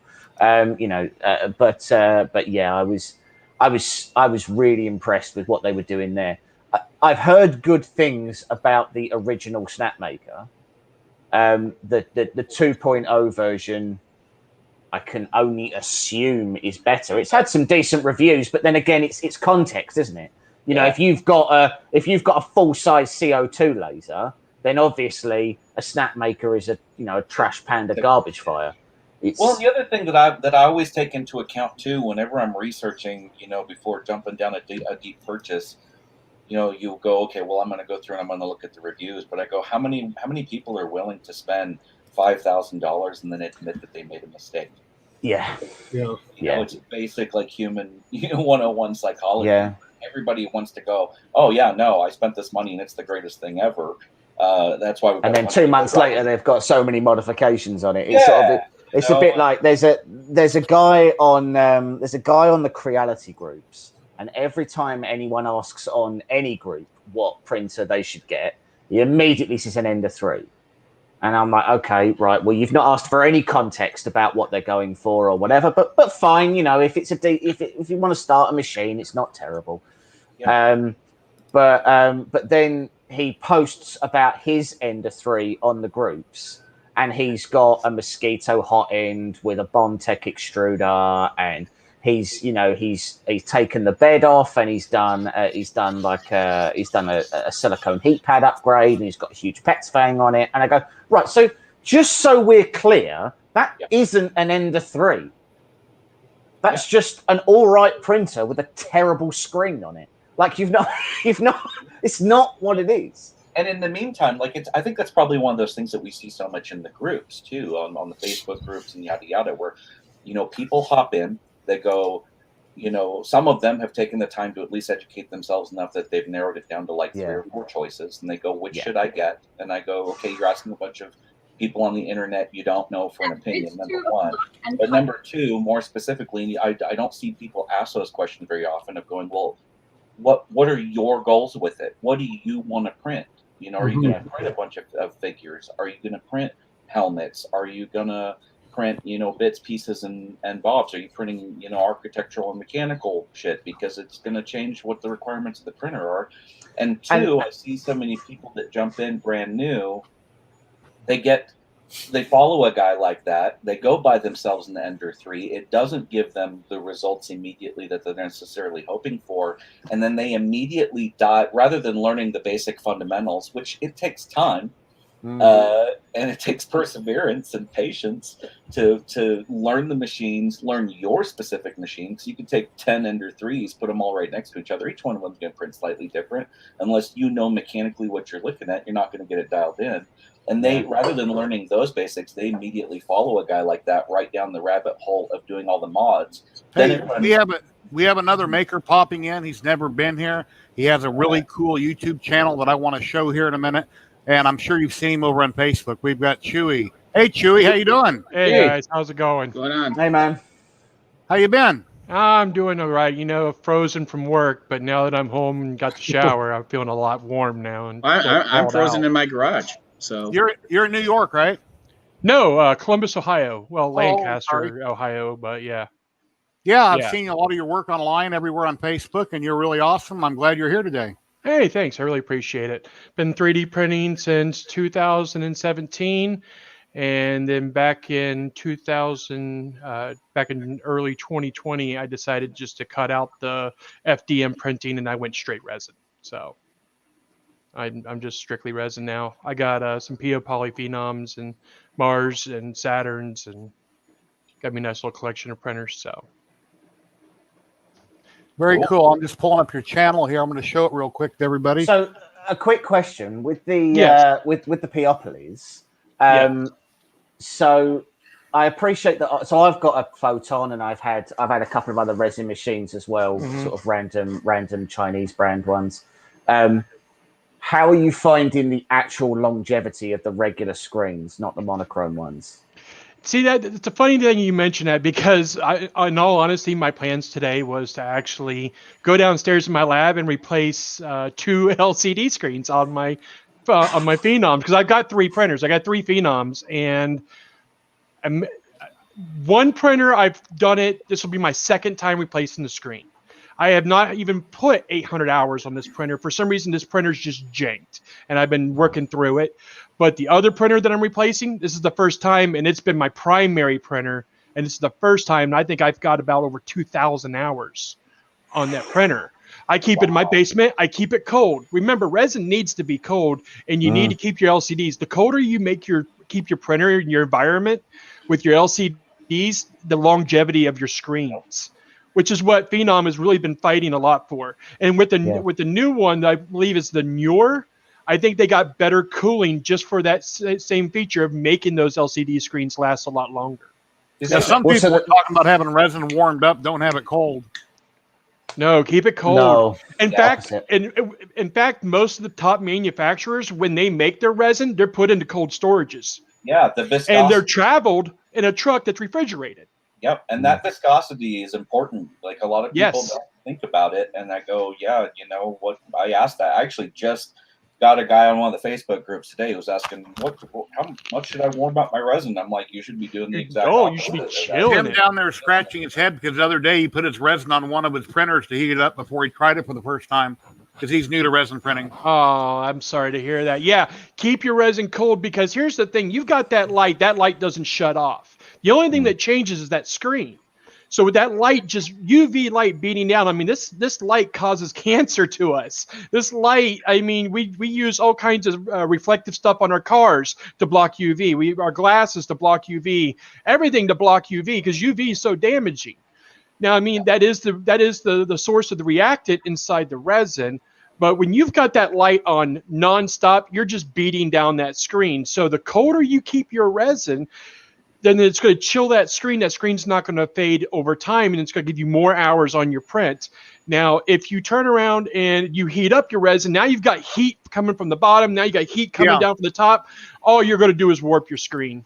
I always fill up my vat as much as I can put in it, just to hopefully keep it cooler and that I may not run out. So I always have plenty. Actually, what I do is I put in enough to be able to get my base layers, and I keep a little bit to where it just barely hits the brim. But what I try to do is I try to add it over time, just a little bit here, just a little bit here.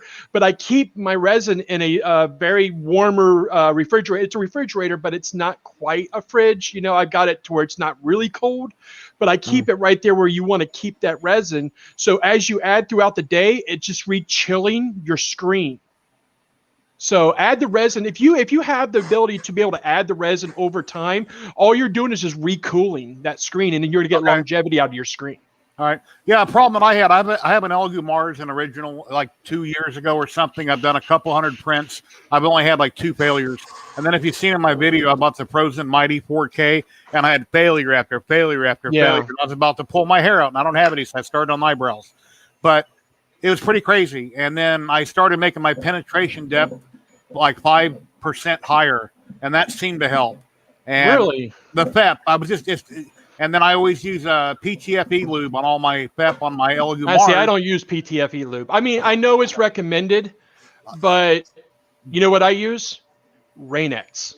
And then I bought Rain-X a couple days ago, and that it's about the same as the PTFE. It's helping a little bit. I'm still hearing the poppings in such a large area, but I have to add supports, because I printed these Bernies, for instance, from Chaos Cortec, and I had 2 prints in a row. I had that failed, and then I had 2 good prints. Then I had 2 more failures. So I went in the slicer and I added more support. So it's totally different than printing on the Mars. When you go a lot bigger, you have to do a lot more, and you got to. Oh yeah, you do. It is very. That's one thing I found out with the Phenom. Especially the one thing I didn't like about the Phenom, and I mean I can't knock them because it is an issue with the sticking on the FEP.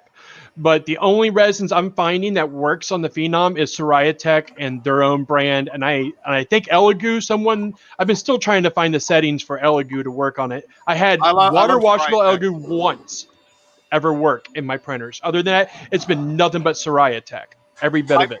when I posted my first video, I had their 4K resin that came with it. I used that, and I had failure after failure. They came on my YouTube channel and on Facebook, and they said, well, you need to set these settings and these settings. I said, in CheetahBox, you have recommended settings for that printer. I'm using your resin. I shouldn't have to go in and tweak anything. It should be perfect. That's why I'm using your recommended settings for that printer with your resin. So that wasn't the issue, but I worked out most of the bugs. I burned through 3 FEPs.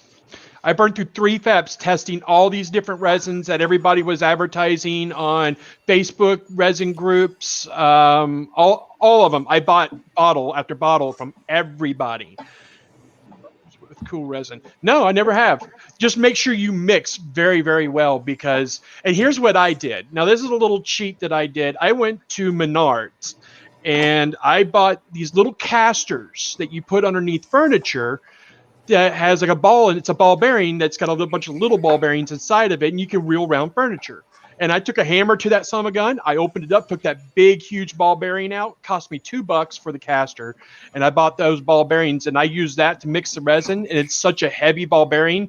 I just shake it a few times and just spin it around, and it just blends beautifully. Because I do custom blends with all my prints. I do 400 milliliter of ZYLTECH white, 400 milliliter of gray, and 200 milliliters of tenacious to get rid of that brittleness. And I've had nothing but success with that. Made your own rattle can, huh? Well, and then in my own rattle can. And that's what I do is I got like 6 of them, and I just have already pre-mixed resin ready to go. I like the light gray better than I do the dark regular gray that ZYLTECH provides. It's a lot easier with painting, I'm finding. With having, like, you don't want to have too dark of a gray to be able to, when you're painting, to have multiple layers. So I do a lighter gray. So I do 400, and then 200 tenacious. So you just started your channel recently? Yeah. I went to school for broadcasting and video production. I was going to ask if you were a DJ because you're a great talker here. Yes, I actually went to school for a DJ. I was on the radio for 5 years. Awesome. Actually owned my own internet radio station that went like psycho in Cincinnati and sold it. And yeah, so I mean, I've been in this industry for a long time, and I've not been a YouTube content creator. And I'm like, I never found that one thing. And it's my wife's hounding on me, like, you've got the skills, you could do it. So I got to get over this camera shy stuff. I really don't like being on camera. Been on the air or a DJ because you sound like a DJ. Yeah, I was on the air. Sin City Rocks, WEBN, and WRBI. So how is it not having video? Just sitting there talking to You're just talking. I always had people that join me in podcasts, have someone to bounce off with. I don't like doing solo stuff. I like having people to bounce off to, conversation, talking, and stuff like that. But yeah. Awesome. Yeah, Marcus is asking which radio station. I went to Ohio Center for Broadcasting, then I interned at WEBN, and then I ended up working for WRBI. And then I created Sin City Rocks, which had its little stint back in 2012. In Sin City Rocks, we actually streamed all the local bands playing live in the bars. I would actually pipe right into their board and streamed it across my phone apps and my website and all that I had. And I promoted local music. Everybody, please go subscribe. Hit that. I need 100 subscribers to get the Lithy pick at the end of YouTube.com. I really need that. I'm tired of this really long number, so I need 100 subscribers. Horrible. I hated that number. I know. And then it's nice having the band. It's nice having the bandy name. So yeah, that's what I'm begging for, 100 subscribers. All right. You can get rid of that 100. I didn't know that. Yeah, 100. Yeah, you get. Well, I got to get rid of that because that is a pain. Yeah, it is a pain. Yeah, it is, because everything's Lithy pick with me. Everything is Lithy pick. As you see my shirt. My Facebook .com/LithyPick, Twitter's LithyPick, all of it, Etsy LithyPick, all of it. It's LithyPick. If you just look up LithyPick, you're gonna find me all over under that name. I just want to get that YouTube LithyPick, and it's like you got to have 100. I'm like, I don't have that many friends. I mean, I do, but they just, you ask 1,000, you get like 20 that will actually do it. And you got more now. How long have you been at 30 right now? 3D printing. How long have you been in the 3D printing and stuff? Oh yeah, and TikTok LithyPick. We do TikToks too. My wife does. But 3D printing since 2017. It's actually a pretty funny story. My my brother has a 3D printing business out of his basement. He makes little miniatures for tabletop gaming for World War II tanks and stuff like that. Fast armor printing. He actually like took over the market. He's like the #1 guy now, and he gave me one of his first printers, and he's like, "It's broke. If you can fix it, you can learn to 3D print." Found out he was just grooming me to help him fix his printers whenever they broke down because he had like 40 of them. So, but he gave me my first one, and I started I've never with printed minis. I've only done everything else. I've never done any minis from anybody yet. So, well, you know, some of us like it small, some of us like it big. You know, tomato, potato. Well, you got 36 people watching. I just subbed. So if you get 36, so if you get everyone to sub, you'll be over halfway there. Yep. Yeah. There we go. Yeah, Awesome. everybody So- click it. Go subscribe to everybody You know here. what I mean? Yes. It's you know. Thank you. So it's interesting when you were talking about resin printing. There is a stark difference in my eyes between when you're running an FDM printer and when you're running a resin printer. Yeah. There's two things that I think a lot of people, certainly now, probably don't necessarily understand, and it really costs them down the line. The first is that a screen is a consumable part. So Okay. but a lot of how people. many nozzles have I changed? How many Bowden tubes have I changed? How many inserts have I changed? Thermistors. I had 2 JG Auroras. Neither one of my beds heated up because my wire would get broke inside. So again, I completely understand that there's maintenance to do on FDM machines as well. The issue that a lot of people have is, especially when it was like, so when the Photon came on the scene and it really brought it in at that rock bottom price, there was a lot of people who didn't know anything about resin printing, and they were printing, 24 hours a day on their machine. 6 months down the line, their screen broke, and they were trying to do Amazon returns, and then they were getting annoyed with any Cubic because they weren't replacing the screens. And they were saying, no, you don't understand. Much like a nozzle on an FDM machine requires maintenance, and you don't get those things for free. A screen is a consumable part, and you need to understand that when that breaks, you have to buy a new one. Yes. And the other is how much of a difference monochrome makes on both longevity of a screen and the quality difference I've seen. The quality, you got the speed, which definitely helps with the longevity because of the speed, because you might still get 800 hours for that screen, but you're going to get way more prints out of it in 800 hours versus you're going to get with just a regular screen. Well, and isn't that kind of amazing? You're going back in technology with a monochrome screen. For something versus a color. I didn't even know that what you were talking about there, Badger, about that until just a couple weeks ago. Because I'll be exploring the resin myself for the very first time. That when you look the at screens the are that consumable. I mean, yeah. So if you look on the Phenom, if you look on the Peopoly website for the Phenom, I think they quote about 400 to 800 hours for a stock screen. They for the Peopoly Noir, which is the black and white one, they quote like 2,000 to 4,000 hours. And then of course the speed, so that really comes into play. But of course that printer is also $4,000 compared to the $2,000 Phenom. Which is actually now I think the Phenom L is now down to $27.99. It's had a $300 decrease on the price, but I mean, and here's the thing: why can't we switch that screen in the Phenom itself and turn it into a Noir? Why not? My next question is have they made retrofit kits for I just haven't started screwing with it yet, but I mean, if B keeps messing up like it is, that's what's going to become is an experimental machine. So I'm going to try to do that. I had a TN4 T200, which is exactly the same as the Key Lengths, the K200s that they do. It's a 10.1 inch screen, and it is a garbage fire. It has been absolute trash since the day I bought it. Their support has been horrendous. I did a really hopeful video of the unboxing, where it's got linear rails and it's all aluminium and all of this. And then about 3 weeks later, I did a video on living with the thing, which was absolute hell. I hated it. Absolute trash. So I'm now doing a nano DLP conversion, and I've bought a 5K monochrome 10.1 inch screen that I'm going to be putting in it instead, and I'm going to see if I can get that running. Go on. Wow, I just said one syllable and everybody stopped. Well, you are the host. I mean, I just trying not to get kicked. Look at what Tim did. Look at what Tim did. He changed his YouTube. Yeah, I didn't know I could. Learn something new every stream. Oh, I couldn't wait for my vanity to get rid of, for that 100 subscribers, man. Yeah. So. Well, and Chewy, you're up to 46 now.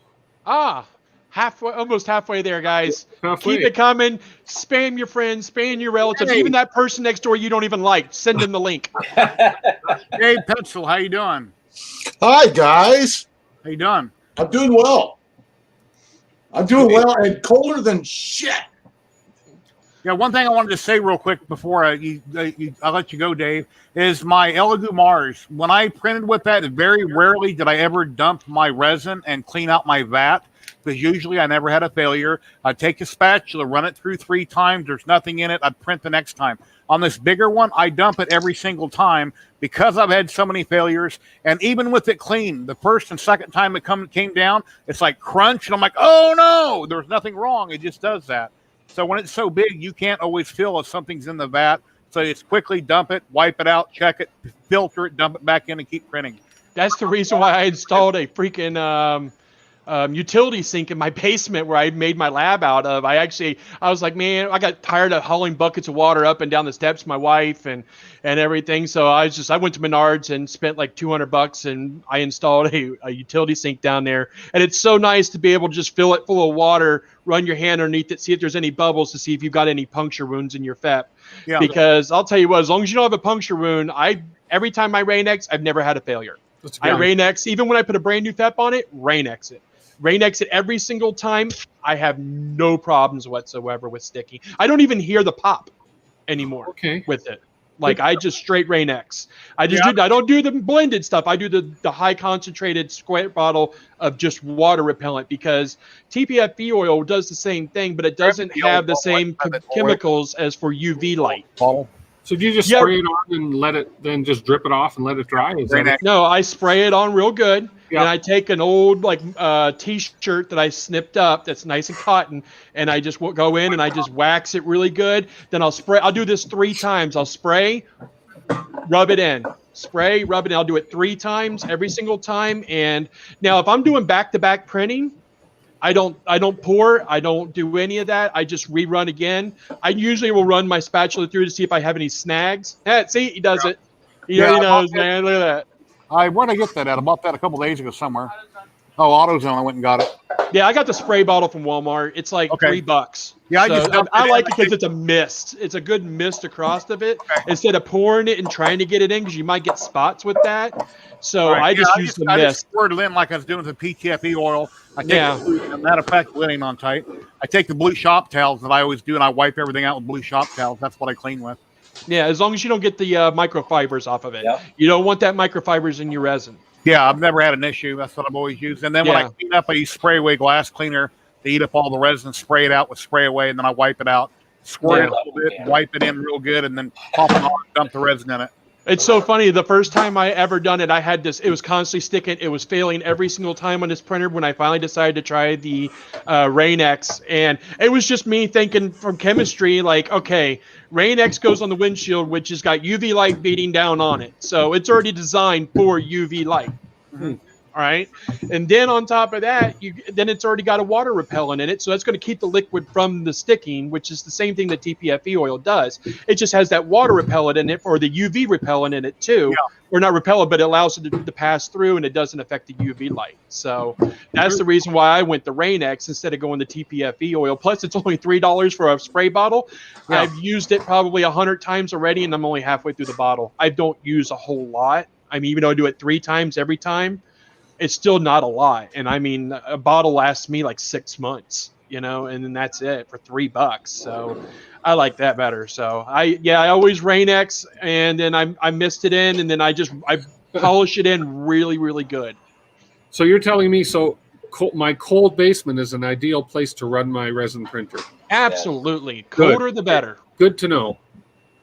And let me Providing tell you you've got what, a some lot of it, ventilation.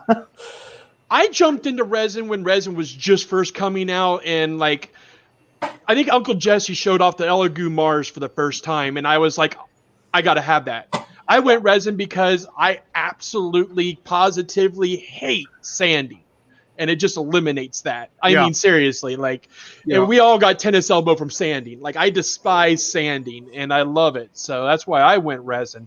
Anything tiny, I print solid. Anything larger, I always hollow bases or bodies or legs. I hollow, and be sure I rinse them out really good in mean green and my ultrasonic cleaner. Then I go to IPA, rinse them out really good. Then I rinse that out with water, dry it out, and then I go to UV. IPA is just so expensive, so I use the mean green. I have a 30-liter big huge ultrasonic cleaner for car parts. I bought it, spent the money on it. Then I got a little one, which was for my little prints, but when I do that, it's in like the Hero resin or the Tenacious resin. You don't want to use mean green on that stuff because it will not work at all. You need straight IPA. And I buy 99% IPA right now on Amazon, and I found a really good deal. You get like 2 gallons for $24. Uh-huh. And so I buy that IPA, but it's just so expensive and it's so time consuming to fill a 30-liter, ultrasonic cleaner with it. So I'll splash some with my mean green. I'll do mean green, and then I'll do like maybe a half a quart of 99% with it to blend it in there with it. But then I pour my rubbing alcohol into a spray bottle. So when I get done with taking it out of the curing machine or out of the ultrasonic cleaner, I take it over to my wash basin, to my, my utility sink. And then I rinse it off really well, as much as I can of the loose stuff. And then when I'm done rinsing it off, I'll take that spray bottle of that 99% and I'll coat it real good. And I'll just take my hands and I'll rub it in there. I'll take a little brush and rub up into the cracks. Yeah. It gets the cleaner out even better. Rinse it. I got no stickiness, no nothing. And then when I'm done, I use this right here. This is just a regular UV flashlight. I found this on YouTube. A guy showed this off. It's got a cap that you 3D print, and you put a fiber optic cord in there. I always run a 5mm hole on all my holes when I hollow out, and then I run this up inside of it, and I cure the inside. That keeps it from leaking and keeps because if you don't cure the inside, it's just slowly leak a stickiness that comes out that hole because you don't cure the inside. So I run this little fiber optic UV light up inside the hole, and I just run it all around, just up inside there for about 5-10 minutes, and then I pull it out, gets rid of all that stickiness out of the hole. Wow. And then I take a syringe. I bought these syringes. No, I'm not a drug addict. And I pour resin inside of them, and I put a tiny little ball bearing inside there so I could shake it up and mix it. This one doesn't have the bearing in it. Well, I usually do. And so then I take that, and I have my UV flashlight that I have, my other UV flashlight. I take a Q-tip of resin and just put a drop over the hole and hit it with the flashlight. Yeah, and I use this for all my, I don't use super glue anymore, because why? I mean, this bonds so much better and fills the holes, and then you can sand down what you don't have. So I just sit there and I'll just take this with the UV flashlight, put on where my arms go and everything, fill in those gaps, the neck, the empty hollow holes. I just fill it all in, put a little cotton in there, fill it in, UV light it, and then it's done. Matt, I'm sorry you had to leave. I could pop you up and you could have went big and talked to everybody, but thank you very much. Oh, Matt. I'm sorry. I didn't mean to talk. I'm sorry. That's fine. Usually when I put people in the top left corner, I'm getting ready to full screen them. That's how I kind of let people say their piece. Oh, okay. See what they got going on. But I'm going to be going myself, though, so. All right, let's make you big. And anyway, you got any last words about your show Thursday? I have a live stream on Thursday at 6 p.m. Central Time, US, USD, CST, something like that. So, yes, it's about building droids with the real Sam Prentice, not Sam Prentice. So, for someone it's like a very James, confusing name. So, so far, it hasn't popped off of there. It's at 97%. I don't hear the nozzle dragging. Good. So far. So good luck. 97. Whew. Yeah, so I mean, even if it did fail at this point, I think the droid build will still be fine for that part. So, but yeah, we're starting out with the miniature remote control droids, and then we're gonna go eventually full scale. So start out with something cheaper that people could afford and get people into it. It's going to be a whole series. So we'll find out who the handoff is after this stream, hopefully, see who takes it on, because we want to get the community involved with building them and getting the word out, because I've always wanted to have a full-size R2 in my garage. Definitely. It's just something I've always wanted since I was a kid. So, and the robotics and Same the here. remote controls have just been so much, and now they're actually reasonable prices. So awesome.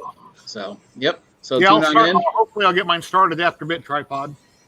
Yeah. So yeah, it's we'll have everything on the channel for files for you to contribute and download, and prices, and showing off first prints, and and then we'll see who the channel gets handed off to, or the part 2 of this.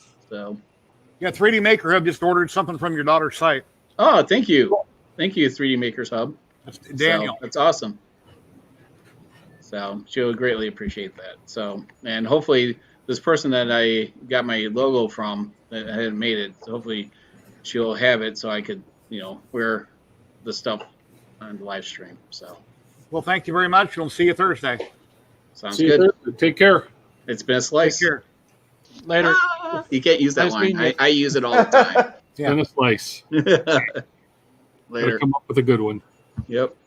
My ending is going to be, when I finally actually start making YouTube content and getting this stuff rolling, is going to be respect everyone, trust no one. And Chewy, if you don't know, this man here is David Petzel, the Pets Fang over on Thingiverse that so many people download. He designed it. Awesome. And what's going on, Dave?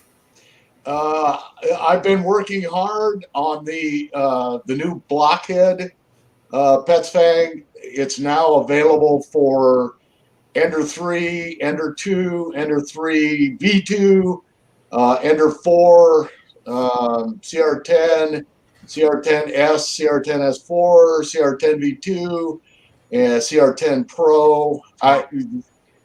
It's just been crazy. I've got 1.1 million downloads, but now with the new Blockhead, I've had about 6,000 downloads just in the past month.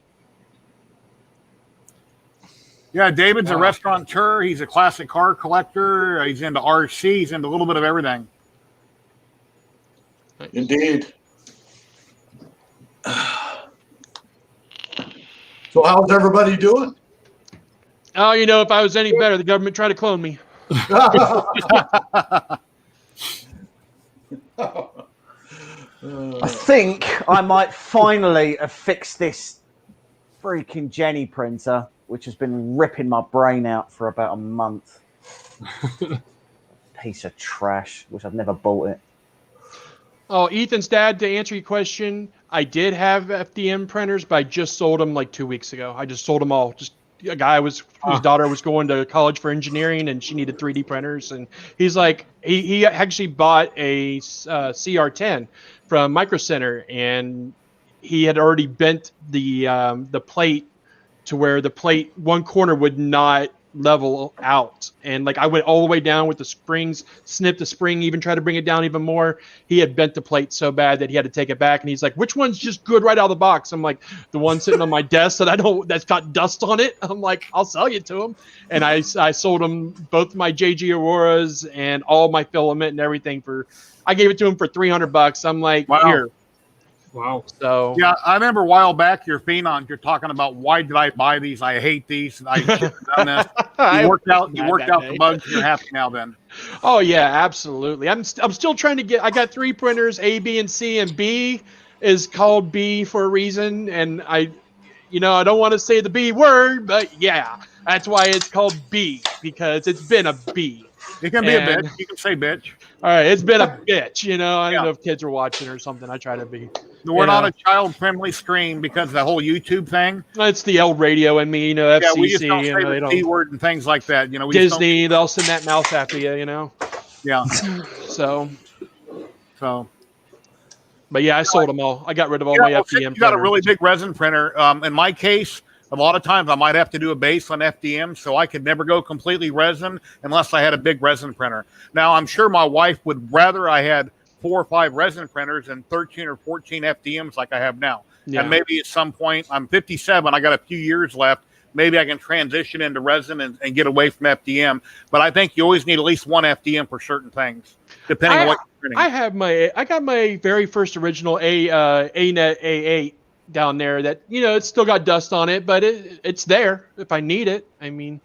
But in all honesty, I have gone resin and not looked back at all. But for me, so a lot of the models that I do, don't get me wrong, I'm under no illusion that a lot of my models are even close to resin quality.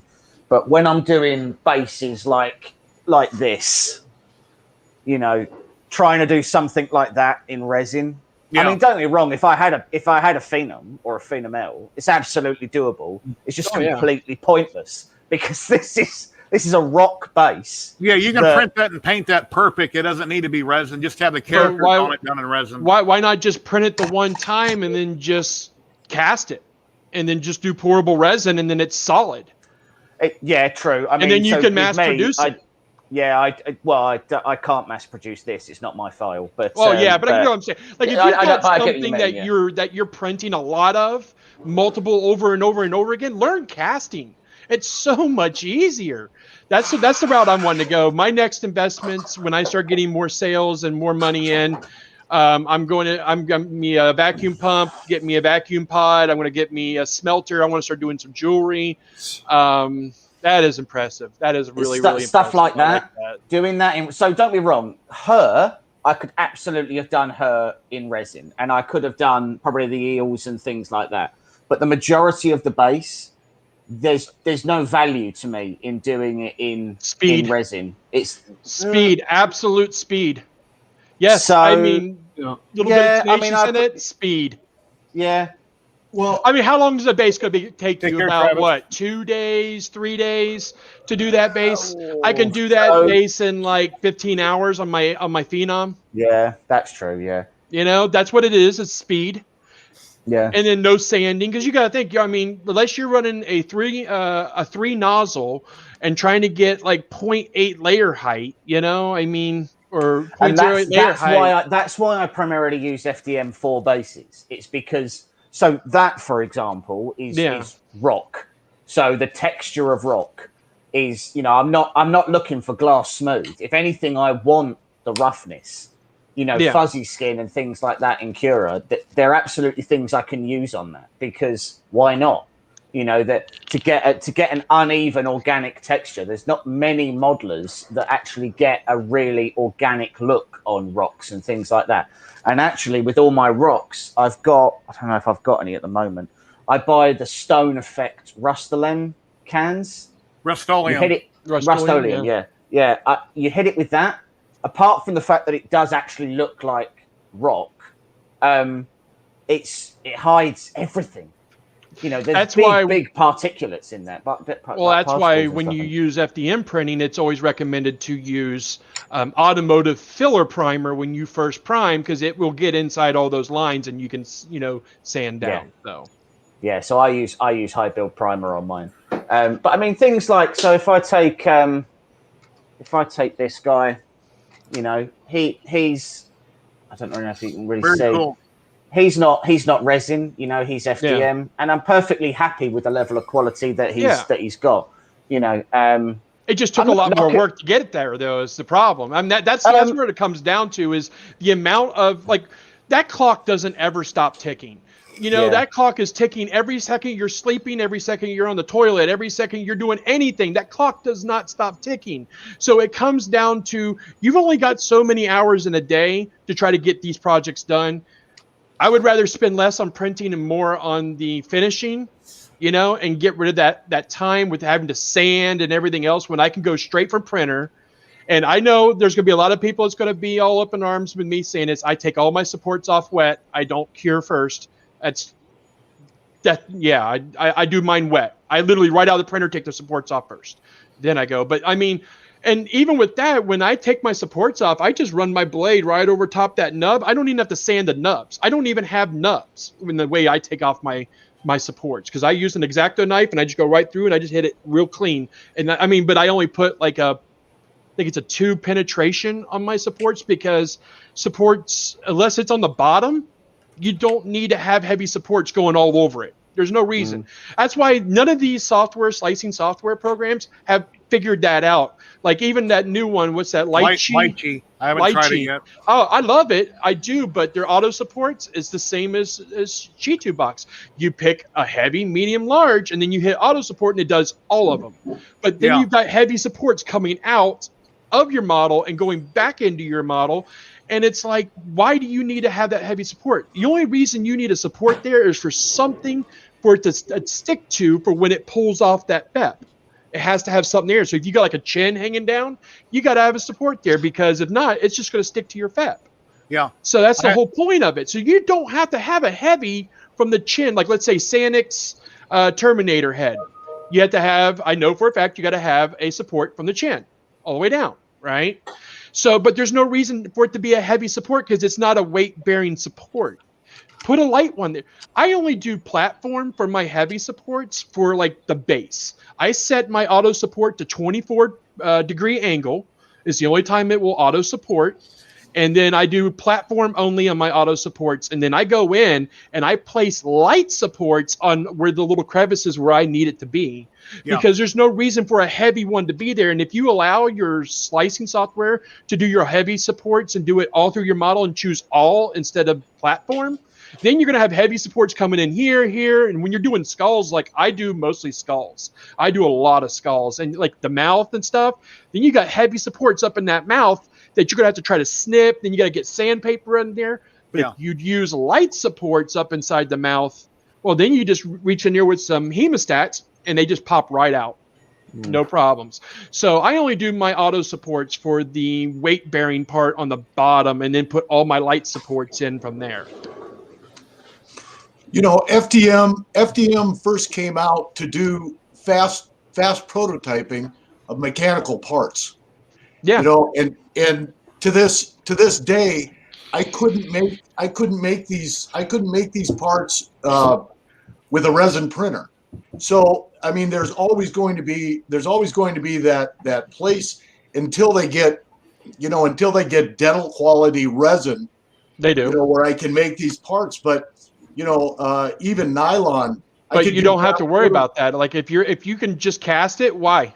I'd rather cast it in metal and make it completely durable instead of having to try to print it in metal on an FDM printer. Cast it. Make it on a resin printer. But you got to be able to make it first. Yeah.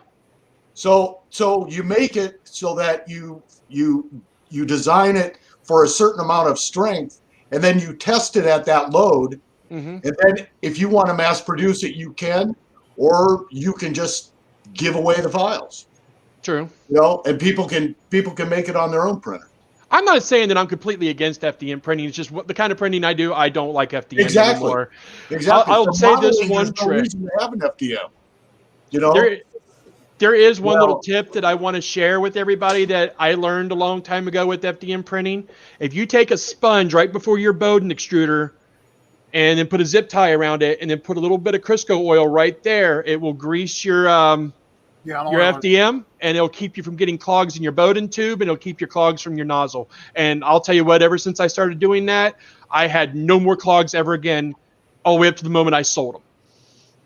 So if you put a little bit of Crisco on a sponge right before it goes in the extruder and put a zip tie around it to give it a little bit of tension on there, yeah, you'll never have another clog ever again because it will actually grease the inside of your nozzle, which will keep it from sticking inside your nozzle. So how often do you add oil to it? Every like 2 days.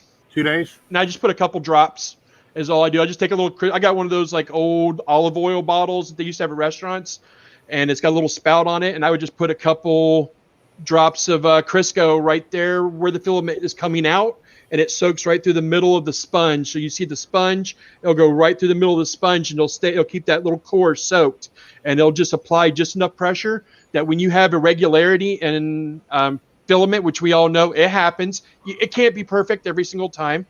But when you have that irregularity, it's not going to clog your bodum tube, and it's not going to clog your nozzle either, because it will coat every bit of it in olive oil or in cooking oil, and it'll keep from sticking and clogs. Little tip that my brother shared with me when he actually did that with his 40 printers, and ever since he did that with every single printer, he never had another clog ever again with any printer.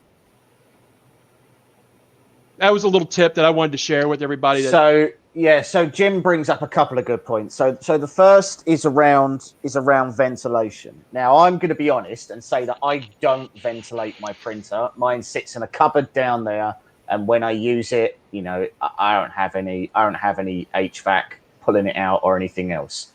I will, however, stipulate that I, like everybody else, have seen the allergic reaction videos and the allergic reaction photographs of people on Facebook. There are carcinogenics that is in the resins, and I appreciate that. However, I would stipulate that there are a lot of people who are using resin machines, and that they don't get horrendous chemical burns all the way up their arms and everything else. Right there. Yeah. This is my workspace. There's my 3D printer, and my wife has the most sensitive nose in the world. I swear she's part bloodhound, and I could fart in the neighbor's house and she'd complain at me. Serious. She don't smell it at all, but I use ZYLTECH, which is very low odor. Yeah. And I have it right there. I don't ever smell my resin ever. And then like downstairs, I actually have my furnace that has my HVAC system that literally carries, through the house. And I bought one resin when I was first testing. I woke up, I'm like, I smell resin. My wife's like, yeah, me too. I'm like, it's strong. And it was the brand that I had in there that I was testing. It was so strong. Gone, Yeah, my 4K resin had an odor, and most of it doesn't. And I have my little outside room that's enclosed, and on the floor I've got a whatchamacallit filter that I run. But I usually don't smell it. The only time I ever notice it is when you first take off the top and you're right in front of it, you'll get a whiff, but it doesn't reek throughout the house. And the only thing that I would point out with that as far is as not wearing smelling. gloves, if you're not careful, that could happen. Yeah. Oh, I got marks all down my arm. I got them all. I've actually went and bought the gloves that come all the way up to here now, instead of having just disposable gloves right here. If you're going to do a lot of resin printing, get rid of those disposable gloves. Yeah. Get the long chemical gloves, because I'll tell you what, I have got marks. I had holes in my arm. Yeah, it's worth pointing out that no odor doesn't mean no carcinogenics. It just means you can't smell it. What's that? But that being said, gas you can't smell, and it can kill you. That's why they put an odor, make it smell like rotten eggs. There's lots of odors and things out there, like miners have went down in mines and things have killed them. You can't smell, but that doesn't mean because you can't smell it ain't gonna hurt you. So yeah. So I haven't grown a third nipple yet or anything, so I think I'm good. So, and he also says when it comes to your idea of the oiler stuff, like by low friction Capricorn tube, I've used low friction Capricorn tube, and honestly, I don't rate it. So all it does is it constricts the travel of your. And can withstand higher temperatures than the cheap white that comes with the printer. But even then, over time, you've got to clip it off because it'll still burn the end. I use TH3D Tough Tube or Capricorn. I usually buy TH3D Tough Tube. But yeah, everything over time, it'll burn the end. You got to clip it. Every time I've used Capricorn tube, I'm not gonna lie, I do use cheaper filaments which have much wider tolerances. You know, we're not, I know that Prusa claims that it's getting like a 0.25 deviation or something, and most filaments aim for like a 3 or a 5. But I've tested a number of the filaments that I've got. I'm testing them with calipers. I've not got them on a laser thing. But I'm getting sort of on average about a 0.7 deviation, and that's a fair amount.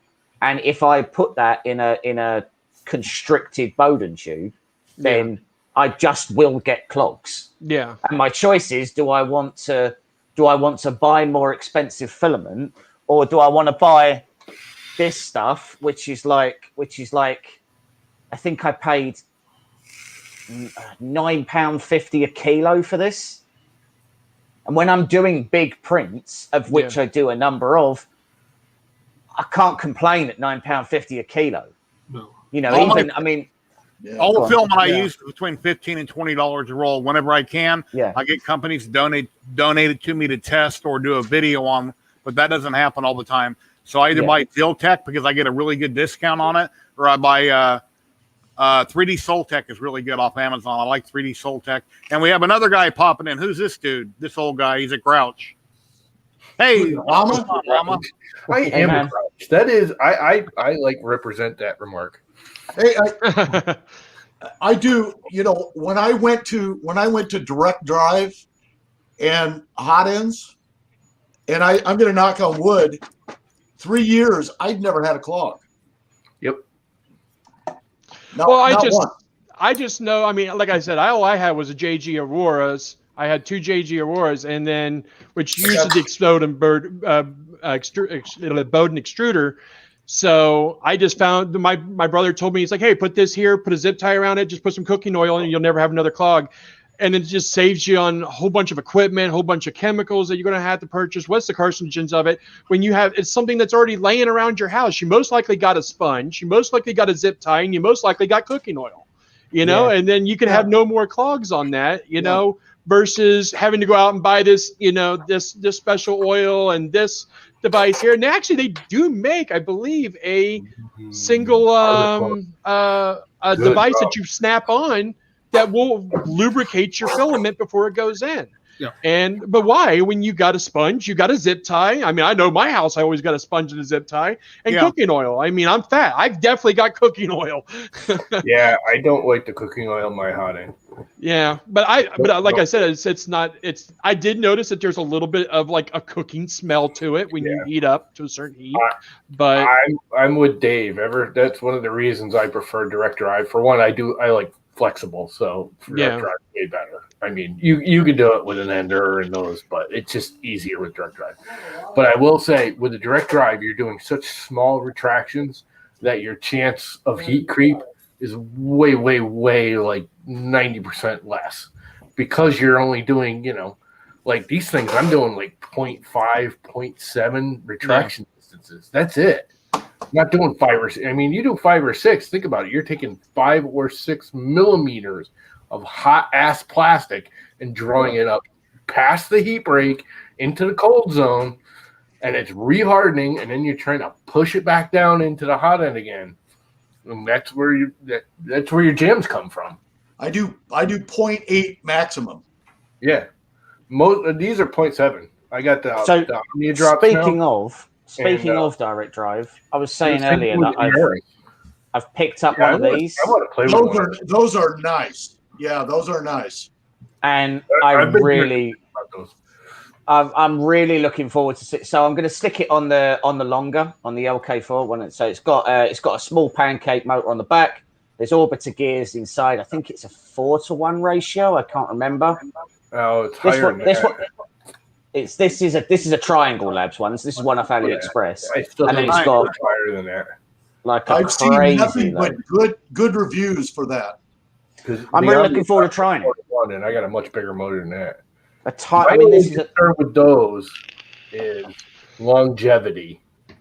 Because that little itty bitty motor is spinning wicked fast all the time.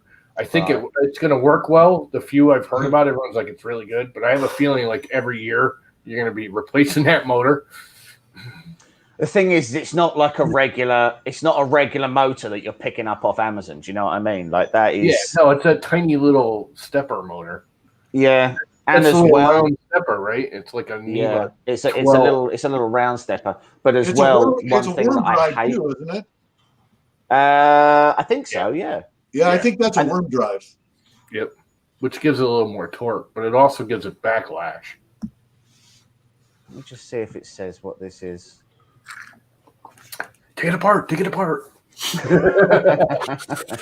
I mean, to be fair as well, this is actually pretty much all we didn't get aluminium. Really? Like it's all metal for the most part. It's only this part that's plastic. It's only this part here that's plastic. Like everything inside of it is all It's just that, yeah, it's an LDO motor. And the next 2 Storms tripod, they just redid. We were supposed to get one tomorrow night and Saturday night, and they're both going south of us now. We're not supposed to get any more snow until Monday. See you, Tim. Tim. See you guys. Out here, Tim. Thank you very much. Tim. Thanks. Thanks Everybody go over to Tim's channel and please subscribe, like it, check him out. He's an awesome guy, and he's got a great channel along with everybody here. Everybody here has channels, and subscribe to everybody. Okay, thanks, guys. Nice chatting. I need to go through and subscribe to everybody that was in here because I need to find like everyone's links on here somehow, and so I can subscribe because I am like a YouTube junkie. I am. I don't even have cable TV. I have YouTube. When I wake up in the morning or get up in the middle of the night to get a drink or use the restroom, I go to my computer, I get on Twitter, I get on Facebook, I get on YouTube, and I my email, and I check everything, go back to bed. An hour or two later, I wake up again, and I do it all over again. That's my routine pretty much, constantly seeing what's going on. If I have anything I want to build or do, I watch a YouTube video. It doesn't mean that they're 100% right, but it gives me a direction to go, and I can kind of figure out what I want to do based on that person's video. So I hardly believe that if I had enough time and the right videos, I could probably learn how to do open heart surgery from YouTube. Yeah. So I haven't tried it yet, but who knows? You're not operating on me, bitch. I was going to say, I mean, it does feel like you've got to have a heart at some point, and I don't know if I'm going to volunteer for that and be like, don't worry, I've watched loads of YouTube videos. That would be a way to get a super. I have watched so much YouTube. Have you done any voiceovers, Chewy, or can you do any impersonations or anything? You got this awesome voice. Like you said, you're on the radio, which I thought you might have been, which I didn't know, but. Yeah, I do. I've done a few things. I've done some open mics and stuff like that. But yeah, I just play around. But yeah, I was on the radio. But no, I don't do it really hardly any impressions. I do a couple, but it's just me being goofy. And my wife's like, "You're terrible." Okay. Yeah. And don't ask me to sing. I think I'm funny a lot. My wife goes, "Well, you're not funny. You're being rude or something." And I said, "Well, people laugh, so it must be funny." Hey, sometimes I make others laugh. Sometimes I'm just making myself laugh, and others aren't. But oh well. At least someone's laughing. Did you ever laugh at Richard Pryor? Talk about rude or what's the? Oh come on, Richard Pryor. If I'm going to put anybody up on the stage of rudeness or lewdness, it would be the great late Ralphie May. Yeah. Well, then you got yeah. Oh God, I can think of so many people. I can't even think of their names. Chris Rock. If you ever go George to Carlin. Oh, I love George Carlin. Robert. What's his name? If they ain't rude, they ain't funny. Rodney Dangerfield. Yep. Yeah. I mean, I am who I am. Accept me. Eddie Murphy. Yep. Eddie Murphy. Yep. Yes, absolutely. But any of the any of them, any of the good comedians are rude. Steve Martin was probably one of the cleaner ones, and he was still rude. Hey, Jesse Foreman, would you like to drop in and say hey and tell us about what you just got in the mail today? I know there's so many people here in chat that do not jump in streams. It'd be great if you did. We'd love to meet you and hear what's going on. Here we go. Who do we have here? Oh, it's my wife. That's Liz. Hello. How you doing? That's the one that messaged you today saying it was from me, but yeah, she's the one that messaged. She went on my Facebook today and messaged everybody like, subscribe to our YouTube. And then it's funny because we actually went and messaged every individual person so many times that Facebook flagged us as being abusive with a link. And they won't let me. Yeah, they won't let us send it anymore. On my Facebook group, I wish that I could, when I have something on sale or my channel or a link, I wish I could just bam everybody. I got 5,000 subs, so I wish I could hit everybody, and you can't do that. Oh, just make a video. Yeah. Well, thank you. Nice meeting you. Nice meeting you. Yeah, I have a little over 2,100 subs, and I recently posted on Twitter, Facebook, that when I hit 2,500, I'm doing a big giveaway, and I've got a bunch of modelers. I got TH3D. I've got ZYLTECH. I have a bunch of different people that are donating their STL files, and I'm having a giveaway that you got at 2,500 subs. So right around 2,400, I'll put out a video that might be in the next month or two, depending on how many people share it, talk about it, more people come in and subscribe. I'll be doing a big giveaway. I got the Wheel of Fun all figured out, and we'll give away a bunch of cool stuff. So once I hit 2,500, that'll happen, hopefully in a month or two. Maybe I'm thinking maybe a month. If you've got that Ecto up for as a prize, I'm playing. Yeah, well, it's not finished. It's in parts. It needs a lot of work, but no, Yeah. it's not a prize. It's on my list. It's on my massive list. Like the only way I could have this list would be like back in the old days with the scroll, and I swear it would probably reach Illinois with all the things that I want to print. Yeah, to buy those files over on Cult, it's only $9 and something. Yeah, I saw that. It's on my list. But my next one, I'm actually going to start my YouTube series off with I'm doing the Hex 3D Batman arm holding the Batarang with the lamp. Okay. Now, I'm going to start from. I'm actually going to do a video on putting the model in ZYLTECH and actually slicing it up and getting it ready. I'm actually going to do a time lapse video of the prints. It's multiple prints and the wiring all the lights. It's going to be one big project. I'm going to start. That's what I'm going to start my YouTube with. Is this Batarang project? Do you think ZYLTECH Slicer is better than Cheetah Box or just different? And should people pay for it or use a free version? There's a few features that I like, and there's a few features I don't like with that software. Meaning, which ones? Okay, so Cheetah Box is very basic, and it's free. It's perfect. It's what I started with. I still go back to it. When I do a lot, because I quote my printing on an hourly basis, on a pay by the hour basis. So when I'm actually doing when I'm doing a quote on a printing project, I go to Cheetah Box and I go ahead and put in some supports and stuff, and then I slice it, and it gives me all the information, the dollar amount, how much I'm spending with my resin, how many hours, and all that. And I look at that, and that's what I base my quote off of, because that's what I've done all my quotes with, and I don't want to change it now. I wish ZYLTECH had more of a summary page with it, like Cheetah Box does, but it doesn't. I don't like that. I wish it had that summary where it broke everything down like Cheetah Box. I mean, if you're going to make a software that's going to compete with it, you should at least have some of the features that it has already. Yeah. I mean, it's a no-brainer. Why not have a summary page? And I wish it would be a summary page that you can hit save, and it would save it in the same folder along with your print, so this way you can always pull it up if you need that information again. I usually use a Gyazo, and I'll take a Gyazo of it, and then I'll save that Gyazo in the folder with it, so I have it, and I'll name it like Batman Arm, and then I'll have like my slice, and then I'll have a JPEG of the summary from Cheetah Box, was what I was doing. Now with ZYLTECH, I don't have that ability, and I don't like that. Pro, the one thing I do like about ZYLTECH is the fixing the freaking models, because modelers that know how to model or sometimes don't know how to model, but they don't know how to model right, and they put too many polygons, or they don't make their models solid like they should, and then there's errors in them and they don't scan their models. It fixes all of that. Like, it will find all the holes and fix all the holes. It will go through, it will actually upload the file to the server where they will take it with any more errors, fix it, and send it back. And I'll tell you what, it's been great every single time I've used it, and I've used NetFab with it. And I do have the Fusion 360 private version, because I'm just now YouTube learning how to actually model, because I'm really don't know how to model or engineer or CAD, but I'm going to learn, and I'm going to learn with YouTube and learning that stuff. So I've got the Fusion 360 to learn with. It's a free version that they offer for people who want to learn, and I'll eventually pay for it once I become comparable with it and I start using it to make money with. Yeah, Longman's used it for quite a while down below you. He's done a lot in Fusion, designed a lot of things he's put up on Thingiverse. Yeah. Awesome. I'm sticking with Fusion for a little bit longer. Just so you know, SolidWorks, as of today, just released their new Maker license, which is $100 a year. Well, I just paid $37 a year for ZYLTECH. I'm giving that one a try first. Yeah. Fusion is still, as far as I'm concerned, the way to go. It's just, I haven't used SolidWorks in a lot of years, so it's still, but I did use it, and I still find Fusion makes more sense. It just, you seem to have to do like 3 steps with SolidWorks, but it will do a lot more in the sense of like whole combined items. Like, Fusion's really good to make an item.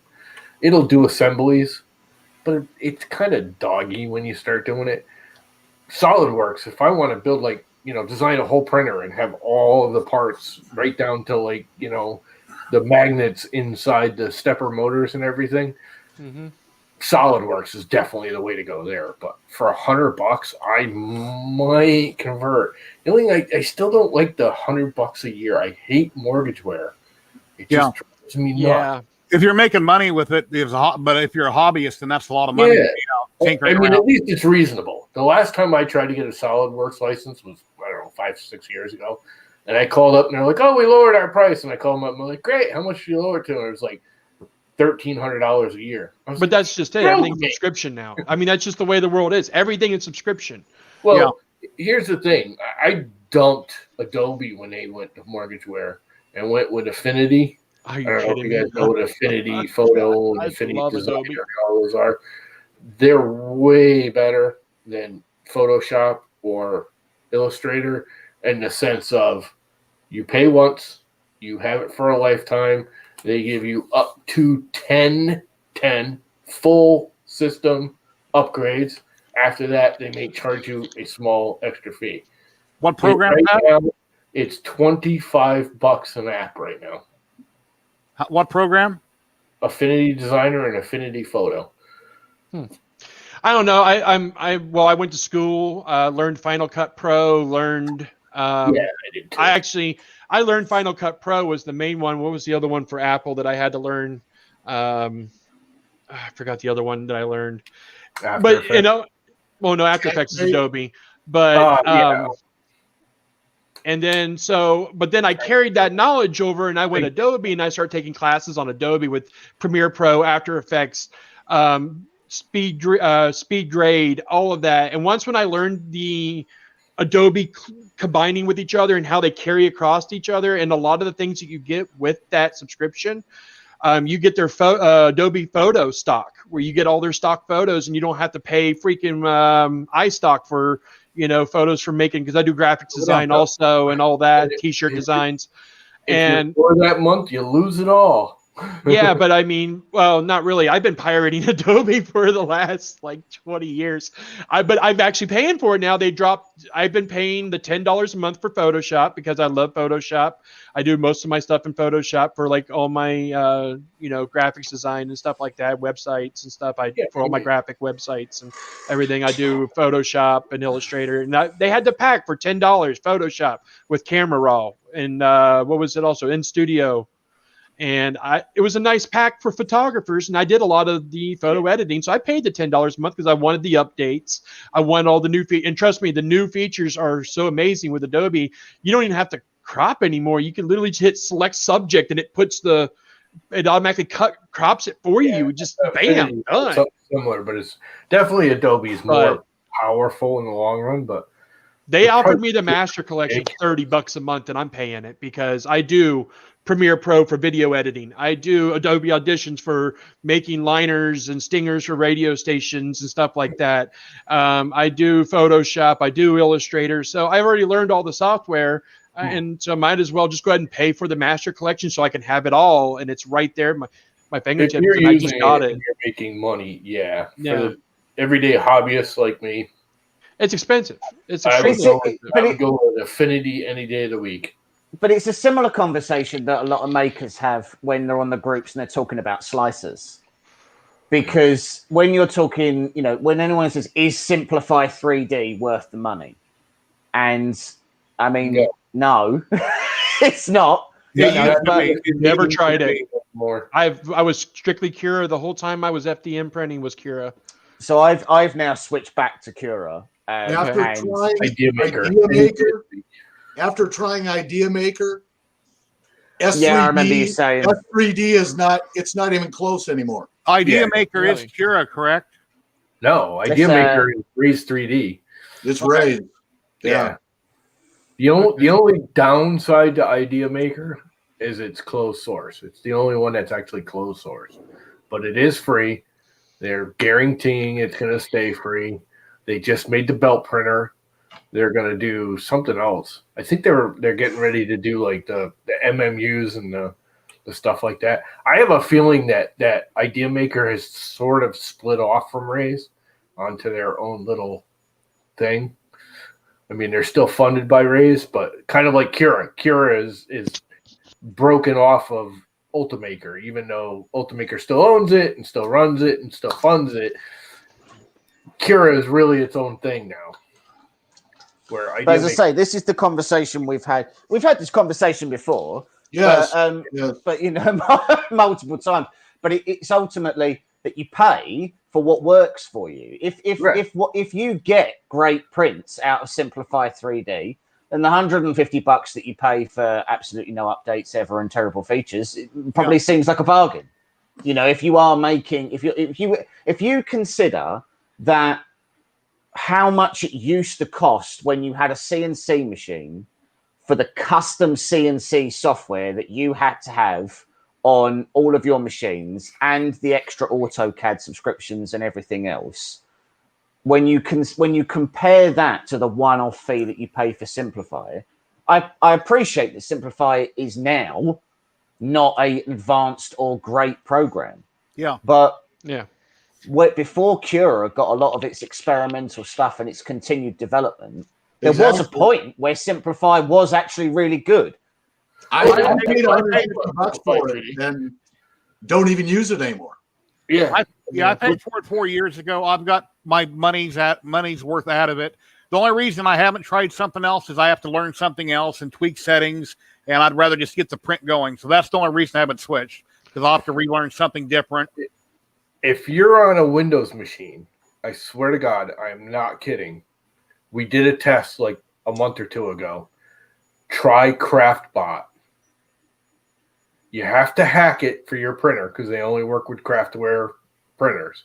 But you can set it up and you just adjust the settings to fit your printer. It's still laggy and crappy on the Mac, but on the PCs, it is wicked fast and it does a beautiful job for basic slicing. If you're doing anything fancy, it's not going to do it. But I even got it to work on the Mac. It was laggy, but I got it to work. And the print that came out of it was drop dead gorgeous. But you do have to, same thing I used to do with Idea Maker. Back when I first started with Idea Maker, you had to hack it. It only worked for raised printers, and you basically hacked it. You took the printer and you went in and you changed the, sizes and shapes and nozzles or whatever fit your printer, and you made it work for you. Did you just say Idea Maker or Idea Maker? Idea Maker. Okay. Because some people say Idea Maker. But the CraftBot software, they just updated it a few months ago, and it is actually, it's pretty spiffy. It goes fast. It has a lot of function in it, and it actually spits out halfway decent prints. Idea Maker is wicked fast on my PC. Yeah, no, Idea Maker. I'm talking about CraftBot. If you haven't tried CraftBot, Craftware, it's actually pretty good. Craftware is just like Idea Maker is. It's for, Craftware is for CraftBots like Idea Maker was for Raise. It's their own. That's the only issue I'm having with Cura at the moment. If I am slicing, say, I don't know, a 110-hour print, then I might actually have to wait 40 minutes for it to add all the tree supports and actually slice the model. And I don't have a terrible PC. Like, my PC isn't that old. I'm running a 9700K and I've got a 1080 Ti. Does Idea Maker have tree supports? Because the tree supports is the main reason why I switched over to Cura. I'm using half the filament. So if I it's so much easier to remove too. Like tree supports are so. My last prints was tree supports, and I love tree supports with FDM. I never got this is a 1/6 layer height done on my Sidewinder. It prints like this. It's about the only way you can print it, 'cause it's got this rank key on the bottom and it's not placed well, but whatever. The tree supports that went on this printed so much. I mean, so this print, when I tried it on the side, when I tried it on Simplify 3D, the supports that went into this made it, I think, about 135-hour print, and it was 1.2 kilos or something like that. I switched over to tree supports on Cura, and the same print was 82 hours and was 411 grams of filament. Now, I appreciate that the way they calculate is more than likely wrong anyway, and that you can't really go 100% by what they say. It's but, a good general reference, though. But a general reference is half the filament cost to print that part. What would have cost me, you know, a roll of filament at least at £9.50 now cost me half a roll of filament. They might add a little bit more time to it because sometimes those tree supports do swing way out. So it has a little bit more travel time, but it's very minimal. But yeah, but if you're cutting down the amount of filament you're using by half, I'll wait the extra. If it took 20 hours longer, I'll wait that. Fine. I'll wait 20 hours to save a third on filament. Yeah. You know, it's a no-brainer. And the print quality is nice. Like, I mean, that's not bad for a model of that size. I never got tree supports to work right. They just always either broke or failed or didn't support right, or I just never got them to work right. They're not always appropriate. Yeah. It's one of those things where you use it for a specific reason. You know, you use it for a particular type of print. If you've got, you know, something like that, they work. They just work fantastically. And the same, most of that base was printed with tree supports, and the time saved was amazing. But at the same time, the filament saving, I'd have done it just for that. If it took 20 hours longer, but it saves me a third on filament, fine. When I did the Sanix, when I did my Sanix Terminator head, I used tree supports on that, and it was so much easier because I did it once before with regular supports, and it was like getting the supports out of the eye and everything else was a pain in the butt. But when I used the tree supports, it just kind of crawled up in there, kind of supported what it needed to support, used less filament, and as soon as you pop it off, you just pop, it just went right off, and all right, I'm done. See, that's one thing I've always liked about Idea Maker too. Right from the beginning, you don't touch the settings in the supports, and ask Dave. You just grab them and they just fall off, and they leave very little mark behind. Way better than Simplify 3D ever was. Way better than Cura stock supports. Way better than Prusa's. But I'll tell you what, it doesn't touch resin though, because resin is so much easier on supports. I'm not gonna lie, man, it's so much easier. Like just off. Yeah, they come off automatically. So I mean, I've used Prusa Slicer, and I am sure that if you have a Prusa, it's absolutely great. Yeah, but it's just not quite there. I mean, bear in mind that the Prusa Slicer that most people have been using, not this latest version, is still technically their version 1.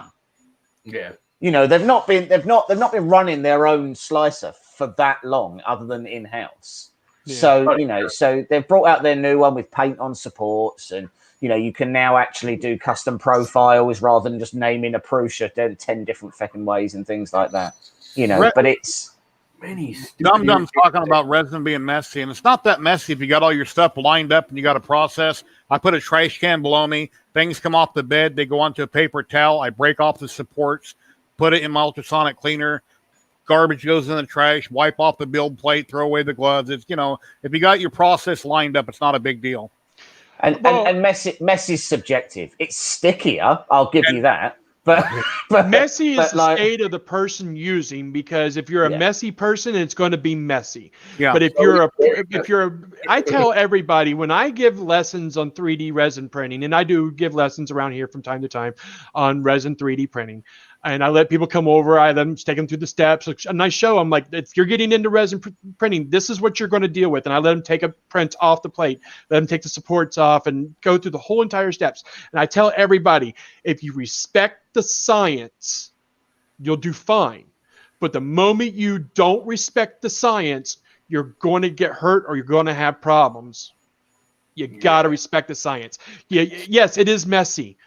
But that's clean up after yourself. You can compare it to house painting. It's like painting a house. You don't want to make a mess, get paint dripping everywhere, get it all over the place. Yeah, just got to be careful.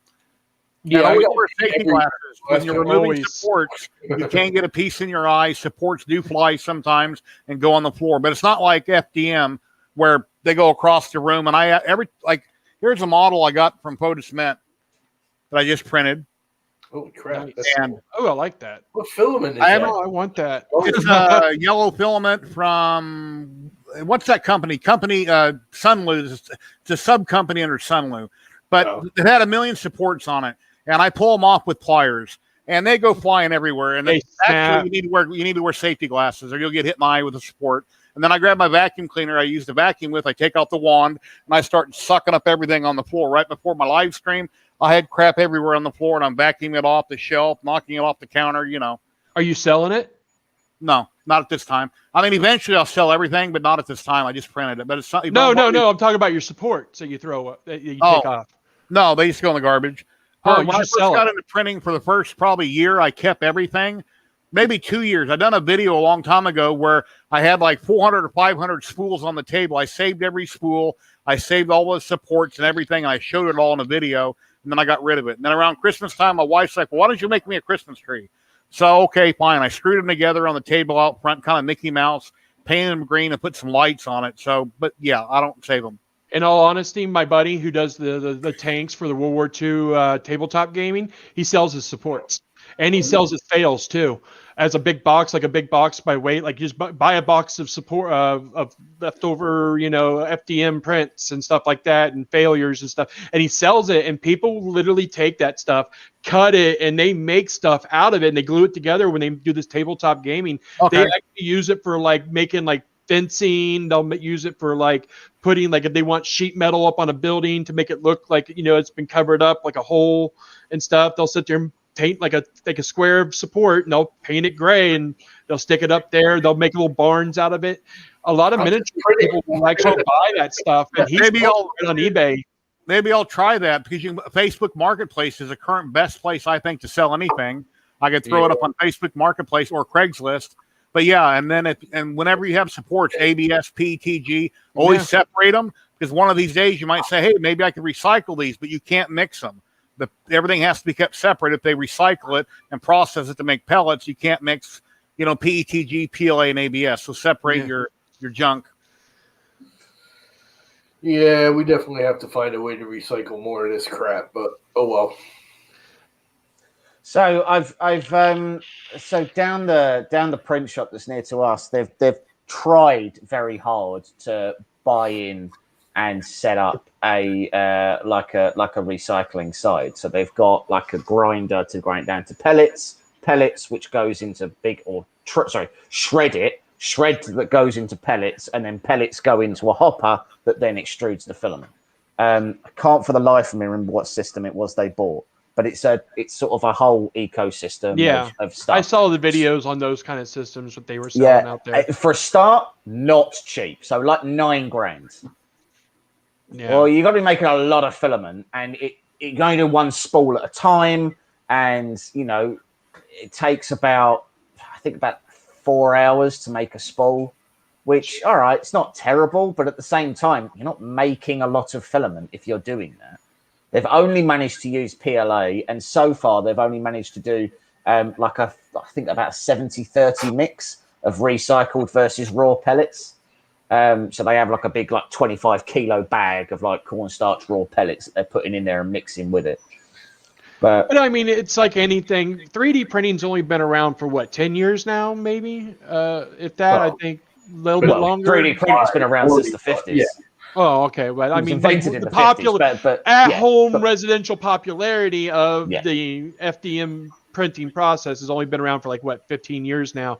And so, I mean, just over time, as it becomes popular, it's going to eventually evolve to where it will work as something substantial. I don't think it could be a standalone business, but I think if you actually had a 3D printing shop and you offered that to where you can recycle, or maybe you could turn in to get a discount towards some recycled made filament, then I could see something like that working. But I mean, until they can get the process down to where it speeds up a little faster, I doubt it. That and shipping the material around is just impossible unless you're doing it local. That's nice, Jerry. This is actually it's a video I was watching the other day, and they were talking about how China essentially broke the world's recycling process of plastic. They banned the import of all polymers, all recycled polymers into China. And China was one of the only places in the world that was en masse bringing in different types of plastics, like sorting them with people, because there's not a way to do it automatically, or not an effective way of doing it automatically, and then being able to recycle that into something else. And China they submitted a trade bill to the International Trade Organization and basically banned it, and overnight they killed the recycling trade. It was cheaper to package it up, put it on a boat, send it to China, have China sort through it, recycle it, and they sell it for a teeny tiny profit than it was to leave it in your country and pay someone a living wage to actually sit and sort it properly. There's no profit for it to do it in most of the Western world. Yeah, rainbow filament's really nice, if that's what you're talking about. Yeah, well, I don't know about recycling anyways a whole lot. I like it. I think it's a good thing. But I do know our town, like everyone recycles around here. We have town garbage pickup. We're one of the last towns in the state that still does. But we used to have you have to separate your plastics from your metal and your certain kind of plastics. You had to look at the little triangle. Nobody was doing it. And about a year and a half ago, the town said everything goes into one: glass, plastic. If you think it's recyclable, throw it in there, we'll sort it. And they found it's cheaper, and they found they can recycle certain like PETGs from ABSs, again, as long as they're tagged. They have a little recycling emblem, because they can do it by weight. Yeah, every one of them has a certain weight, and they can separate it somehow by the different weights or something. So we literally just throw everything. The only thing they ask is put it in a paper bag. We have a new guy stop in. We've got Astro Printer, Liam. Yeah. Hey, Liam. So, hey, Liam. So we just throw all the we had the same thing here, and I think you're going to find that the parts that are being recycled are now going to your landfill if you check on it. Yeah. Because like James was saying, they do say a lot of it. China's not taking any of those anymore. Yeah. So they make it look like you're recycling stuff because you're separating it out. They can still recycle a lot of paper, but as far as the plastic goes, that is all going in your landfill now. Yeah, you still put it in a recycling bin, but it goes straight to your landfill. Yeah. But I will say we stopped separating it. The town saved $80,000 last year by stopping the separation, because it was costing us more money with all the separate trucks and pickups. And so there was a metal truck and a plastic truck and a blah, blah, blah, and a garbage truck. Where now it's all in one, and they pay us now for our recyclables. When we bring there, they pay us by weight. Oh, I love that rocket in the background. Liam, how's it going? How you been? Good, and you? The town gets paid for recyclables now. Hey, Matt, how are you? What's new, Liam?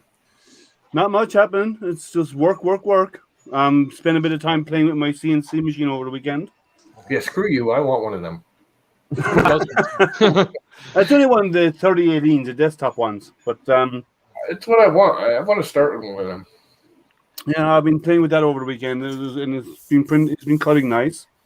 I'll do more digging around and do more. I did some 3D carving, some basic text and 3D carving, and it came out nice. But I want to do a bit more playing with it to push it on hardwoods and see how well it does. It's a test machine, so it's not released yet. It's a new test machine. Cool. So but it seems to be doing well. There's a bit of vibration in it, but those small desktops don't have those small desktop CNCs don't have a lot of torque, because they only have a 10,000 RPM spindle motor, and you need 12 to 15 to get really decent or really high end CNC. So, and you can upgrade the motors on them to a higher spec. But that's what I spent my weekend doing. And during the week, I work, and I don't have any Thursday night stream because this week, because everybody in China is on vacation. So I don't know manufacturers lined up for the next week or two. And that's okay. I'll still do my Hangout and stuff tomorrow. I have some swim. My son has some swim meets, so and that's actually he's got one this Thursday, so I'll spend my time there instead. Well, it's cool you've been interviewing all these companies because you've been getting stuff sent to you to review that I haven't been able to do. So that's awesome. Well, it's not as simple as that. I've been working with some of them to help them. As we know, they don't always have the best documentation. They don't always have the best. Their descriptions are not always perfect. So yeah. I try and work with companies to help them with that kind of stuff because that's where they really need help. And as a thank you, so you convert their Changlish to Scottish? Yes. I'm not Scottish. What are you talking about? Oh, Irish. Ireland. You can't change it. That's Irish. For people that don't know, did you say you're an ambassador for NASA? Yes, I do. I do outreach for NASA. I'm what's called a solar system ambassador. So awesome. I do a lot of community outreach for NASA with schools and libraries, and I do a lot of public events for them. Last year was weird because we didn't get a lot done because everyone was at home. There was no public events really. I tried to do a few online. I reached out to some libraries, and they said yes, and then never followed through with it. Hopefully this year will change that. I want to get back out doing stuff because I like doing some weird sciencey stuff with the public. I'm a nerd, science nerd. Most people who are on here know me. So, and I like showing that in an easy to understand way by experimentation rather than describing to someone and wasting. People don't absorb it. If they see it, it makes sense to them. So, yeah. Liam's a nerd. I never would have guessed. In other words, Liam, you're just spaced out all the time. Sorry? You're spaced out. I'm a space cadet, yes. I was surprised on your live stream when I made a comment about Ike and Chad. I said that he'll calm down Ike or vice versa, and that went over your head. You forgot about it. I didn't hear it. Yeah, sorry. Anyway, I don't get it. Ike, Ike means I know everything. Oh, yes. And sometimes when Liam gets going and people are talking about things, he'll kind of interrupt them and explain it to him, and he does that quite often. He doesn't realize it, so I started calling him Mike occasionally. I know everything. I can't help. Yeah, so he does. I'm not an educator. I'm not trying to be rude. I am a sarcastic person, but I try to do it in fun. I don't mean any harm. No, I don't take any offense by it. I got thick skins, but that good old Scottish sense of humour coming through there. But I like to explain stuff to people in a way, stuff that's difficult in a way that's easy to understand, and it makes to make it sensible. Because if you talk about too much detail, people can get lost in it. But if you explain it using analogies, it can come across and make the world of sense. And I try and use a lot of analogies to try and explain stuff. That's all.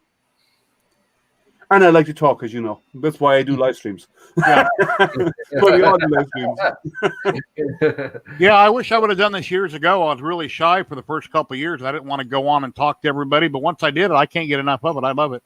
I can gab and talk a mile a minute, just go. So it's a lot of fun. That's good, Jesse. You got the 4030. I have the 3018.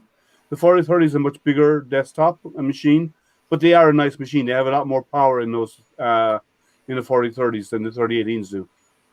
Have you been listening for a while, Liam? Next door to you, we got Chewy. He's been a DJ, and when he was talking earlier, it's like, wow, I bet you're a DJ. And then I found that he was a DJ. He's an awesome talker. He does a lot of resin printing, and he posts all over Facebook and has for a long time. And this is the first time I've got him to come on, and this is great. It's cool. Really awesome. Hello. Hey, Chewy. I love that rocket that's behind you. Which one? Oh, the one. You're right. Yes. That's the Saturn V. Yeah, I was scared to say. Yeah. Oh, I love it. That's the Lego Saturn V. Oh, it's the Lego. It's the anniversary one they did for the Apollo 11. So Apollo 11, as you know, landed in 1969. Yeah. That Saturn V has 1,969 parts. Wow. That's great. I love it. It's beautiful. Yeah. Oh yeah. I like It that. is. I love This it. is this is 3D printed, and the other stuff's 3D printed, but that's a Lego model. What's the guy's name that does all the builds of anything and everything and needs to be on that other guy? What's that guy's name? He'll do a 24-hour build and he'll build a space suit or Adam Savage. Oh, I love Adam Savage. Adam Savage had a Lego or something model that he unboxed a while back where it's got the lander and he's got all this and that. That's the same that's thing? in this. Okay, cool. So it has all kinds of other little pods and things that go in it. And you take it apart and there's other things inside of it. Yeah. Look at the lander in it and everything. If that's the one that I'm talking about, he's never taken that down before. This is You actually have all the components of it, and it comes apart with the rocket and so on. Oh wow! Way. That is cool. That is nice. Yeah, it's got the moon lander and it's got all kinds of little stuff with it. I have got the weirdest boner right now. I think they're like $200. They're like $200. They're not cheap, but they're very super detailed. Oh crap, dude, that was good. Yeah, it is. It is a fantastic model. I got the weirdest. I have the other models that I've done. One second, I dropped one. We were talking about PTFE Lube earlier in Rainac, so I guess all that and boner all goes together. So, sorry. Do you get a boner while you're putting Rain-X on your car? Is that where that came from? It's 2021. Don't judge. All right. Yeah. Sorry. Actually, I use Rain-X on my all sky camera. Hey Betty, how are you? Yeah, if you could be able to take it up into higher flights and be able to get good shots without having the dew from the moisture in the clouds. Well, no, I have a camera set up in my backyard. That's permanently set up. It's run off a Raspberry Pi with a PoE hat. So I have an Ethernet cable running out there, and I have a dome, and the camera is looking at the night sky all night long. Oh wow! So you can see live views of the sky. I can actually show you. Just give me a second, Jerry. Let me put up the screen. When you said that was Lego, I thought you put it together with little tiny Lego blocks, and then I realized it was a bigger, fancy kit. Well, this is Lego. It is individual blocks, but it is a kit. Then it might be a different one than I'm talking that Adam Savage had. So 1 second, let me dismiss this. All right. Oh boy.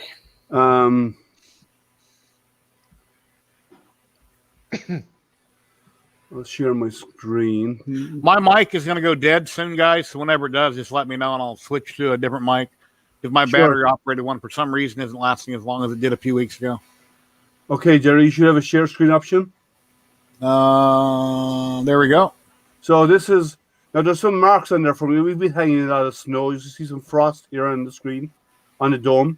But you can see the stars out there right now, and then I can overlay the constellations. Oh, that's cool. And then I have time lapses.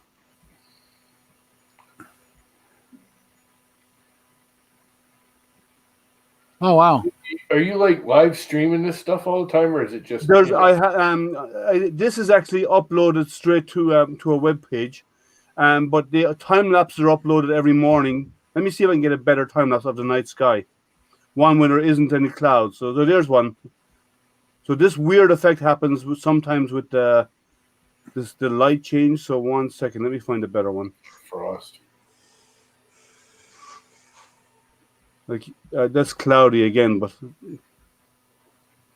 it might clear up. And you're in Michigan, right? Yeah. You know. Yeah. We have the Michigan Nebula up here. Where's all the light coming from? You got that much light? Where I live.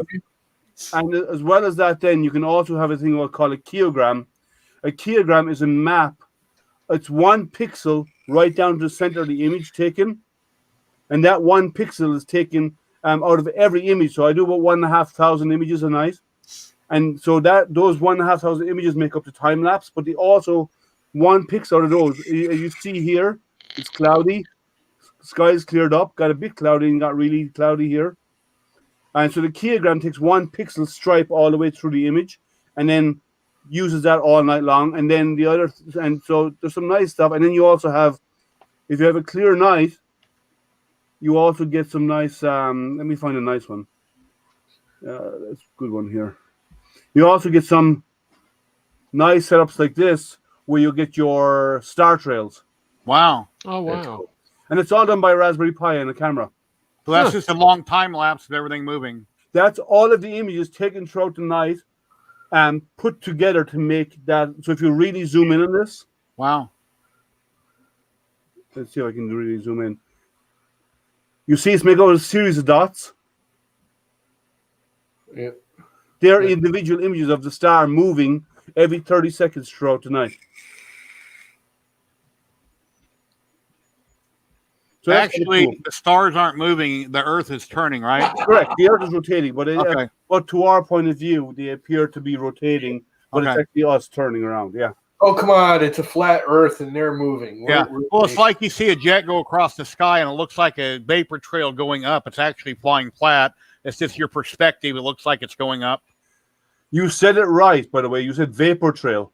A lot of people have this idea it's a chemical trail. And no, there are chemtrails. I live in Las Vegas, Nevada, and for many years, you'll see where jets are crisscrossing chemtrails, and they are chemtrails. No, they don't dissipate.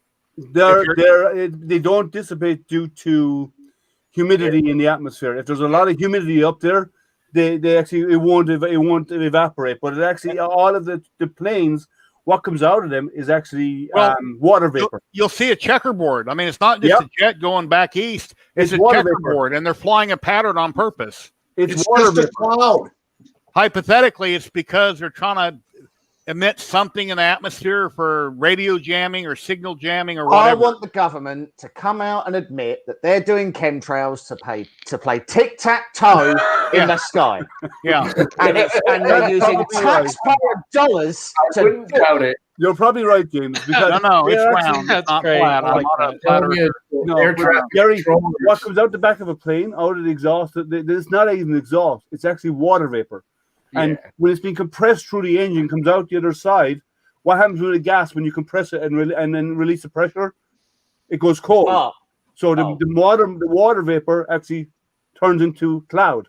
Yep. And that's what you're seeing actually behind it. And then when it's really humid in the atmosphere, it stays there for a very, very, very, very, very long time. But when it's dry air up there, it dissipates really fast. They're like the fighter jets, they can actually get the chemtrail, the vapor trail, off the tip of the wings because they're compressing the air so much that it vaporizes the moisture. If you ever go to an air show and you see these vapor trails over here dissipate right away and disappear, and these other planes over here they don't. Altitude because of moisture in the atmosphere. Yeah.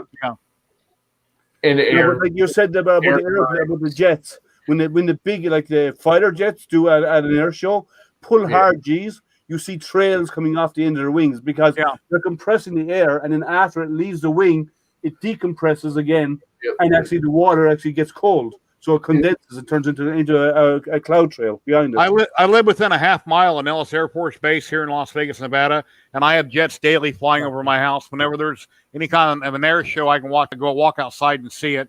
And if I go up the street to the top of my development here, which is like 4 or 5 blocks up.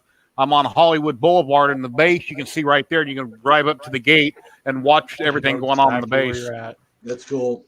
I actually lived in North Las Vegas until I met my wife and moved back to Ohio. I miss it so much. Oh, you're not far from me then. I live in Hollywood and Lake Mead, Chewy. I lived on Sand Dollar Court. I still have a house there. Like my buddy still has the house there, and I still have the keys, the code. And he's like, anytime you want to come, you know where the keys to my car is. He's a truck driver. He was my co-driver. You got the keys, you got the code, you know where my car is, you've got the car. Just all you got to do is just pay for a flight. So next time I come out there, I want to come see your setup, man. Awesome, you're very welcome to come by. Yeah, Chewy, I'm in Michigan. I just want to go anywhere. I said I'm in Michigan. I'm sorry.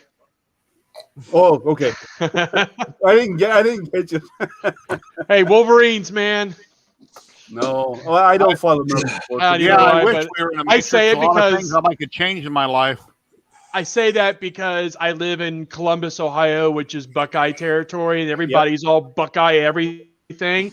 So I just like being that one asshole that's like Wolverines, because that's like the big rival, and people like egg my car and stuff like that, How about the Hawkeyes, man? Who? Huh? The Iowa Hawkeyes. Oh yeah, I didn't We're even know with that you. team existed. It's not in the Big Ten. I don't follow American sports, so I don't get Yeah, it. I don't blame you. Neither. I stopped watching sports years ago. Yeah, my Me wife's too. into college football. I watch a little bit of everything. Okay, I'm going to tell a joke, okay, and it may or may not be well You're appreciated. telling us in advance so we know we're supposed to laugh, right? Well, no, I'm telling All you in right. advance because it may I or may got not this. be I know. I'll appreciated. figure it out. Well, All see, I grew up playing rugby, right? Now, rugby, the rugby ball is almost a perfect oval, right, in its shape. But American football is not. American football is wide and center. It comes down to a point at both ends. So my view on American football is it's a game played by men with queer-shaped balls. Yeah.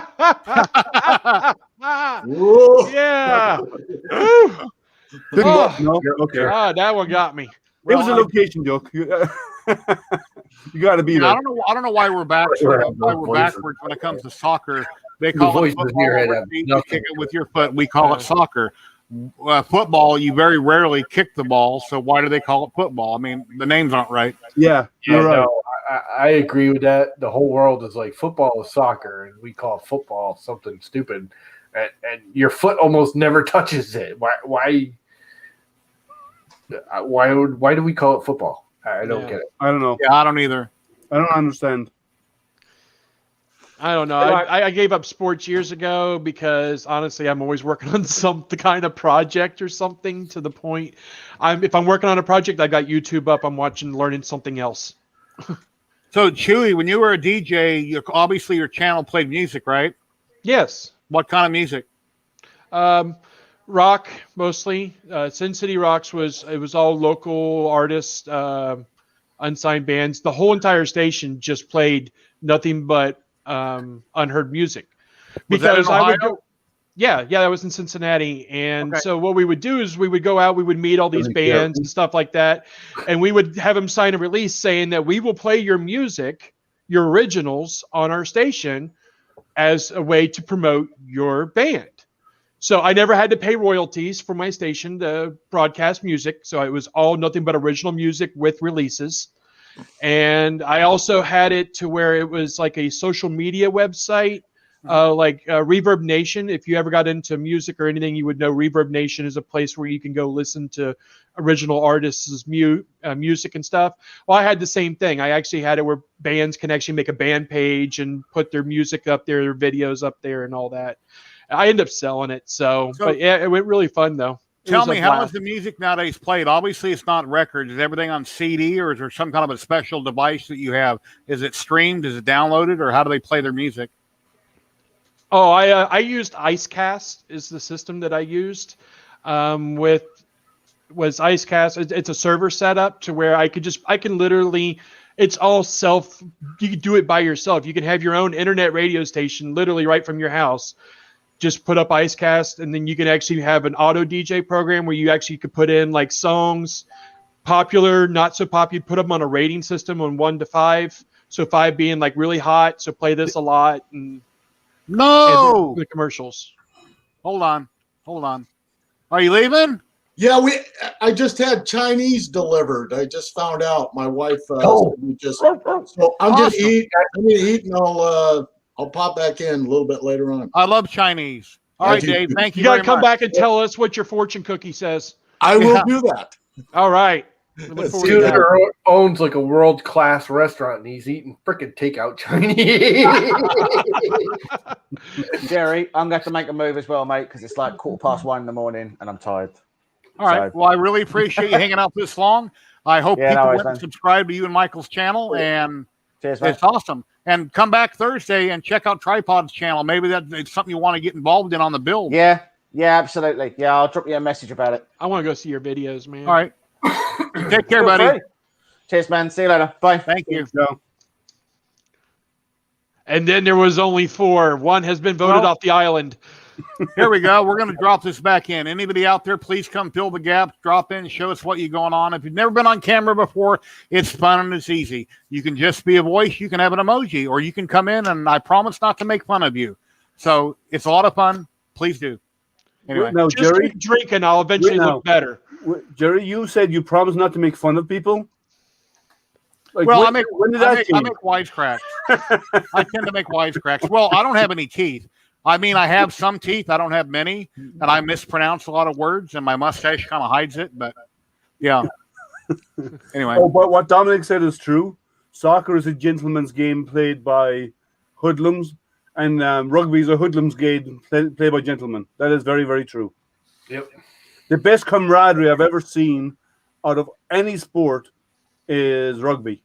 Because no matter how much you hammer it and beat the crap out of each other on the field, everybody goes drinking afterwards. Yep. And hang out together. And there's never trouble in comparison with soccer, where there's always trouble at soccer matches.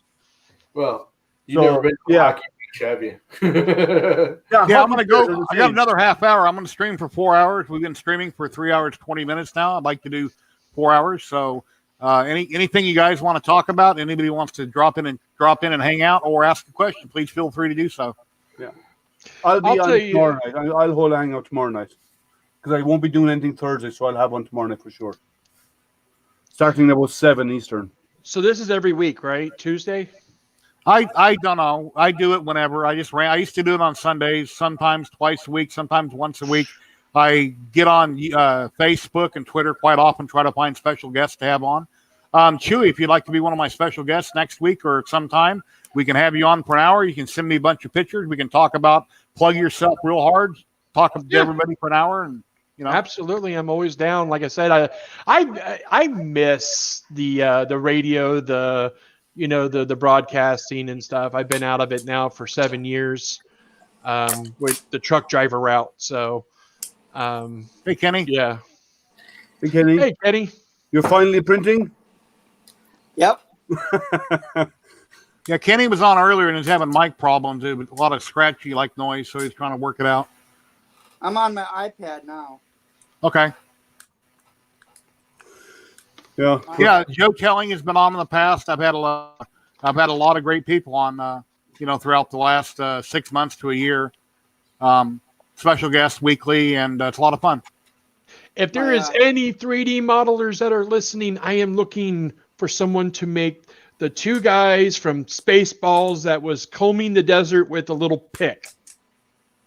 I want to 3D print those guys and put them on a little sand garden with a pick in their hand. I don't even remember what that is. From Spaceballs, the movie. Yeah. It's been so long since I've seen Spaceballs. We should watch it again, man. It's awesome. Remember when they were told him you need to comb the desert, so they're out there with big giant combs, combing the desert, and they're like, "Do you find anything?" They're like, "No." Then they go to the African guys, and they're like, "We ain't found shit." You have to Google it. So I would love to have those two guys with a pick in their hand, a giant, and on a little sand garden on my desk. I think that'd be a really awesome project. When you're on special STLs, just make a comment in the post, and maybe somebody might find it interesting. We'll design it. Oh, these guys. Of course, it goes to a freaking ad.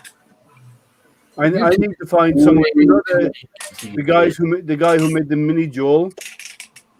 I'd like to get him to make one of those of me. Didn't Wexter do that? I think it was Wexter, but I know he's really busy though. Yeah, I've asked him about making a mini Jerry with 3D HP on my shirt, and he just said he's too backed up and he can't. You're a smart guy. 3D scan yourself. I don't have a scanner. You don't need a scanner. If you have an iPhone, you got an iPad. You can use. I don't Marcus' have that app. Apple. Ethan's dad, Marcus, you can use his app and you can scan yourself. It'll do a whole body scan if you can find somebody to scan your whole body. I know there's apps on Android, but I haven't bothered looking. There's ones on iPad, I know, or iPhones that you can walk around. It takes a bunch of pictures as you walk around, and it automatically pulls everything out. And there's ways to do it. There's actually apps that you can use that with. Yeah, maybe I'll get my wife or my daughter to do it. They got iPhones.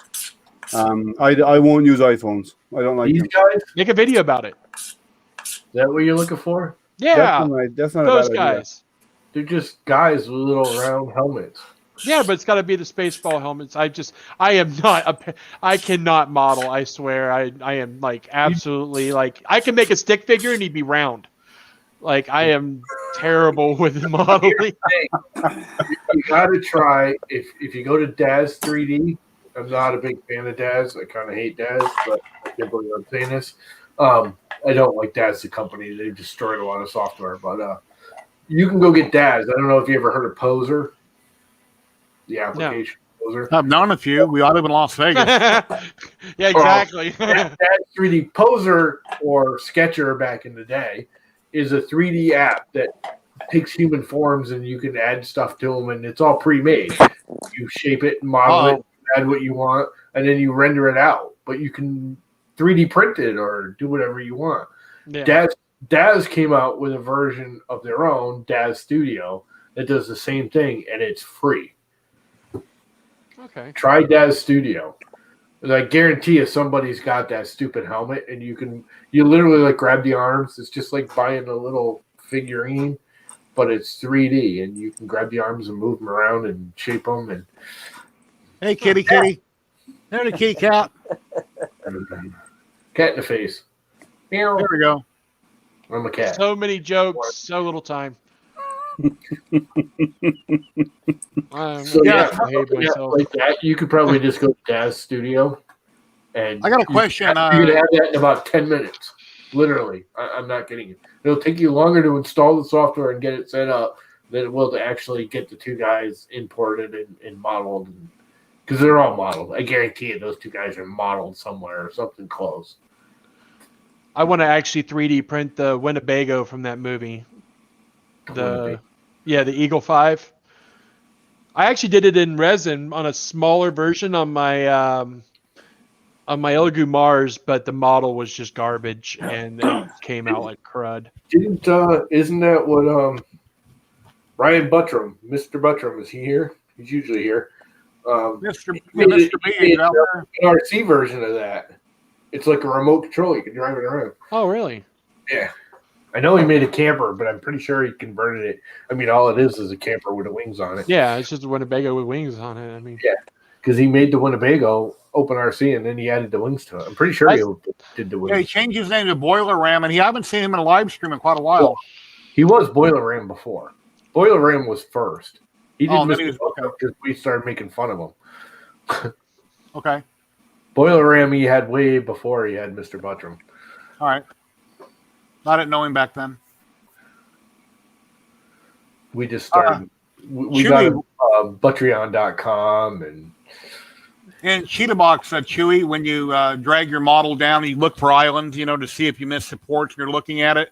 When I watched a couple of videos on Lychee, it seems to me, if I remember correctly, the model was pretty much invisible and it wasn't solid like it was in a Cheetahbox. Am I mistaken? Yeah, you're mistaken because I didn't have that problem at all with. I mean, when I pull it up, the beauty of it is the model fixing. You don't have to take the model out, put it into Mesh Mixer, make it solid, and go through all the steps looking for errors and all that. It's all built into the software. It's like taking Mesh Mixer's fixing part of it and the slicing part and putting them together as one. So I actually had a model that I bought off of a person off of Special STLs. It was the skull. I think it was this one right here that I made. It's right here. I got a hole right there that I put in. All right. Carved that out because I made an extra snowboarder. I got this tiny little snowboarder right here that's got a little skull on his head. And he's going to be going down the slope of this skull right here. Cool. And then I'm going to have this one. I'm going to trim his arms off right here, and I'm going to stick him in this hole, like he's stuck in the side of the hill. I think I've seen that printed and painted on Twitter. Yeah. So I got that one here, but the little tiny guys right here, believe it or not, are 150 meg file. Wow. And it had holes all through it. And so I actually fixed this for him and then sent it back to him like, here's a better version of your model that needed to be fixed, but it was fixed with Lychee software. So it actually detected the holes, patched in the holes, and then it had some errors inside of it. So it asked me if I wanted to use NetFab, and since I have Fusion 360, NetFab is part of that. So I put in all my credentials and everything. It uploaded the file. Took about maybe 15, 20 minutes, and then it re-downloaded it back with the title fixed, and it was completely fixed, and it printed perfectly. So, Wow. and that was the good part of the ZYLTECH software was it fixed. See, I didn't even know because I was half out of it, trying to, working late. Should have been in bed for work the next day, but I wasn't. And I was just tired and doing my thing, and I forgot to put it into Mesh Mixer to fix it. I would have never known. So, all right, because I would always do that anyways with any model I get. I always scan them for errors because. Hey, Chewy, Matt just found this, and here it is on screen. Where's that at? That's just a poster, though. It's not 3D. Oh, it's not the. Yeah, I'm gonna have that. I'm gonna get that.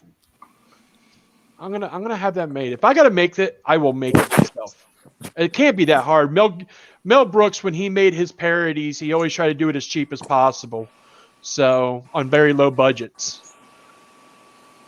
Made buttloads of money doing it. Yes, he did. What was the name of his producer? They're still friends today. Oh God. They hang out every day. They come over and have dinner with each other. They live down the street from each other. What was his name? He's a comedian as well. Yeah. I know you're talking about. I watched the documentary of the two of them. They did. Yeah, I can't remember his name, but these guys, they spent their whole careers working together. And it wasn't, was his manager or was his producer? I can't remember. But even to this Carl Reiner. Yeah, Carl, right? Yeah, and Carl Reiner. They actually still hang out with each other today. Every day. They meet up for dinner every day. They sit down and they almost daily they meet because they live down the street from each other. Literally down the street from each other. Tell me you wouldn't love to have 1 hour to sit down and just chat with them for like an hour. You would be on the rolling on the floor. I'd pay good money for that. But yeah, but you'd be spend half the time on the floor laughing at them because I know. They're naturally funny people, Yeah. It's only 8:30. Holy crap. Yeah, here in Vegas it's 5:30 now. Maybe we'll get a stimulus check soon. I hope. What's a stimulus check? Huh? You said you don't want one? I don't get them. Oh. Well, that sucks. Yeah. Oh, did he die? I didn't realize he died. Yeah, didn't Carl Reiner die? I'm not sure. Matt's saying he died in 2020. Yeah, I didn't realize June 30th, 2020, he died. 98 years old. Well, that was a good line. I thought he was still alive. I don't think that I'm intelligent. I literally got Google on this screen right here with it already pulled up and all the information right there in front of me. So, hey, Dave, that was fast. You whooped it down quick. I whooped it down, man. All right, we got to find out what his fortune is. But here's the thing: when you read it on at the end, you got to say on Jerry's show. Okay. You got to add the words on Jerry's show. Okay. So I haven't opened them up yet, so I just wanted to let you know that this is the real deal. Okay. Do we have a drum roll here? Here we go. Drum roll. Gonna do it the old-fashioned way. Okay, what do we got here? What do we got? We have.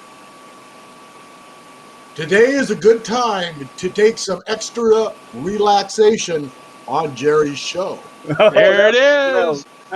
Thank you, Jerry. Yeah. Hey, what's your lotto numbers? What's your lotto numbers? You gotta look at your lotto numbers, man. You're not gonna be able to retire. Numbers are. Anybody want to guess? 3, 6, 9, 15, and 65. Oh, you got 1, 9, 6, 9, 18, That's 20 $20 right there. 48. I'm going to the casino after this. Not.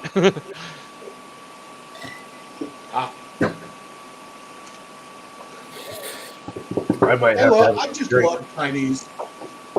Yeah, so do I. It's hard to find a good one. Who's hissing? It's hard to find a really good one. So all you guys are, well, some of you guys are young enough. But have any of you guys, I've got 50 employees, and the majority of the employees are young. They're under 30. Have any of you guys invested in Bitcoin or any of the cryptocurrency? Oh my God! I wish I almost did it and I didn't. But I was right there. I was thinking about, I was researching it, and I'm like, should I? And I was just like, nah. I wish I did, because that is insane. Okay, so I've got a server. I've got a server that has made $500,000 in the last 8 years. Wow. In Bitcoin. Wow. So my wife invested in Bitcoin 6 days ago. She just bought $5,000 worth of Bitcoin. That was 5 days before Elon Musk came out and said you can buy his Teslas with Bitcoin now, and the price went up 30%. Wow. Yeah, I heard that. It's crazy. I heard of a guy that had like $1 billion on some kind of a flash drive for 10 years, and he forgot the password. And he said, you can't get it off. Yeah. I would think, well, does somebody out there want to buy it? I'll give you a great discount, but you only got 2 tries. I do it. I'll crack it. Tell them to send it to me. I'll take a night. I'll take 10%. Yeah. Yeah, I don't know whatever happened, but it was on the news here a couple months ago. Give it to me. I'll take care of it. That's the problem with cryptocurrencies is it's all based. There's no other way to gain access to it other than your password. And if you lose the password, you can never access the money. Oh, that's. Well, why would you lose the password in this day and age? Because people forget stuff.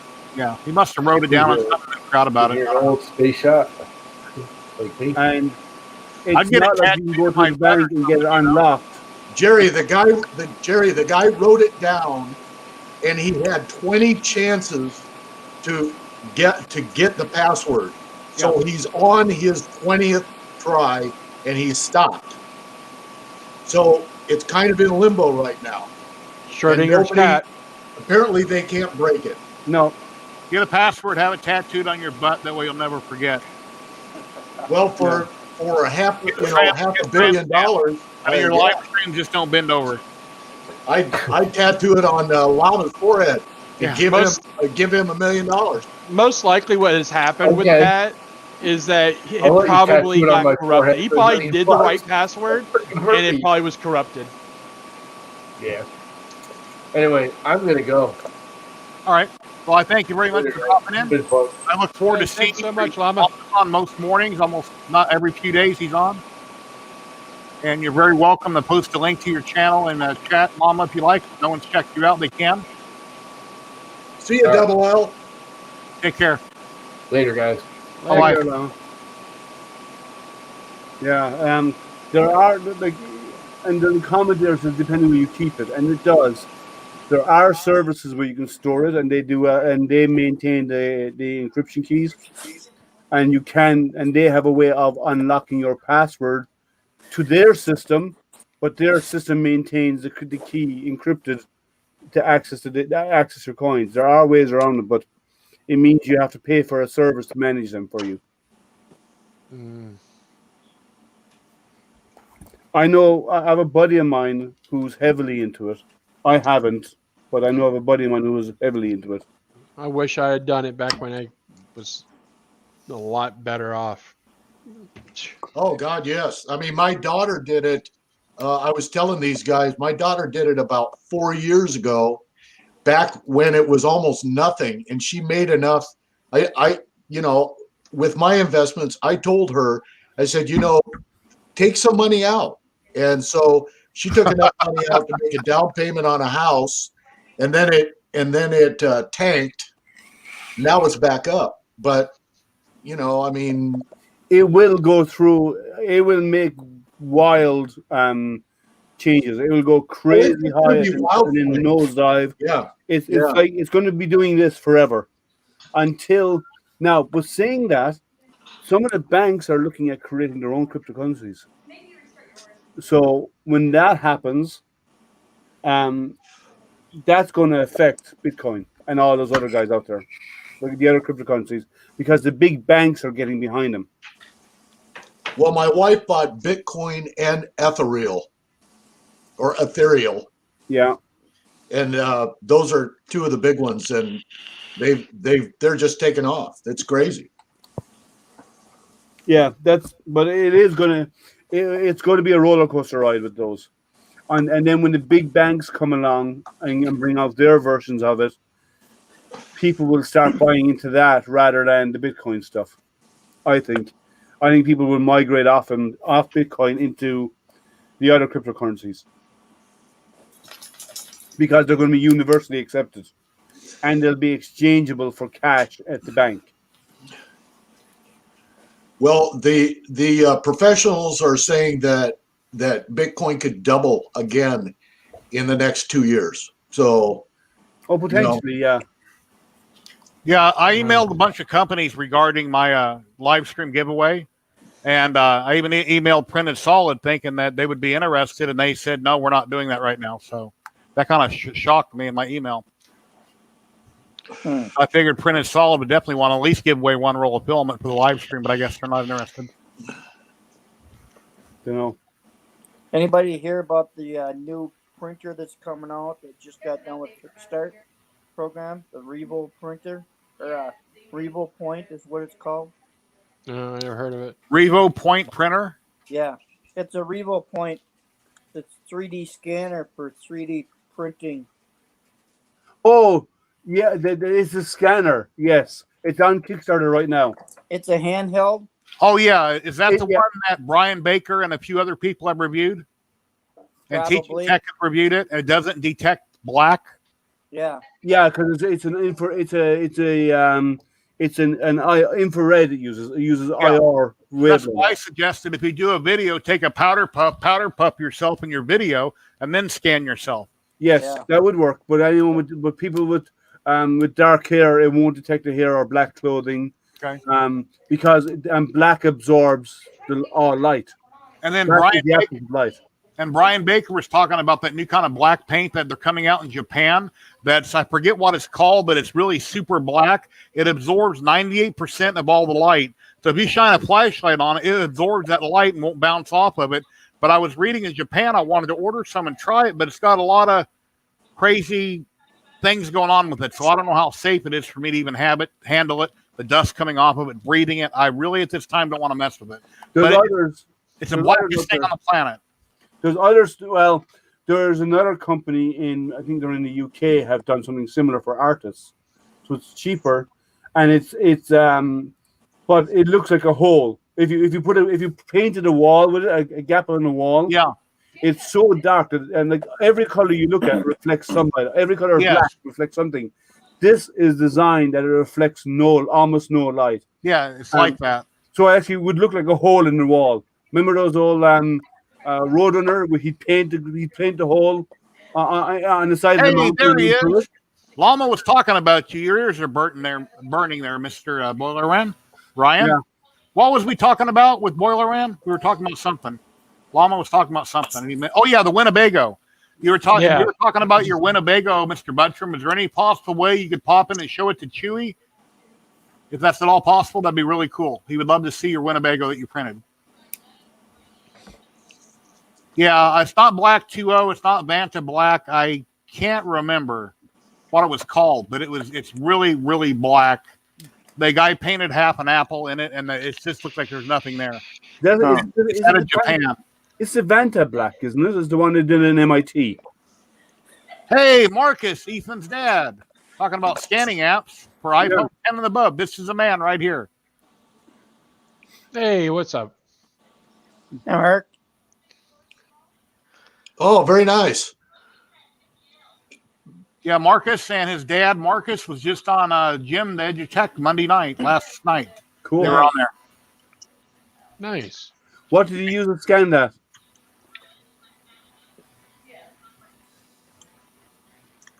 Hey, do you hear us, Marcus?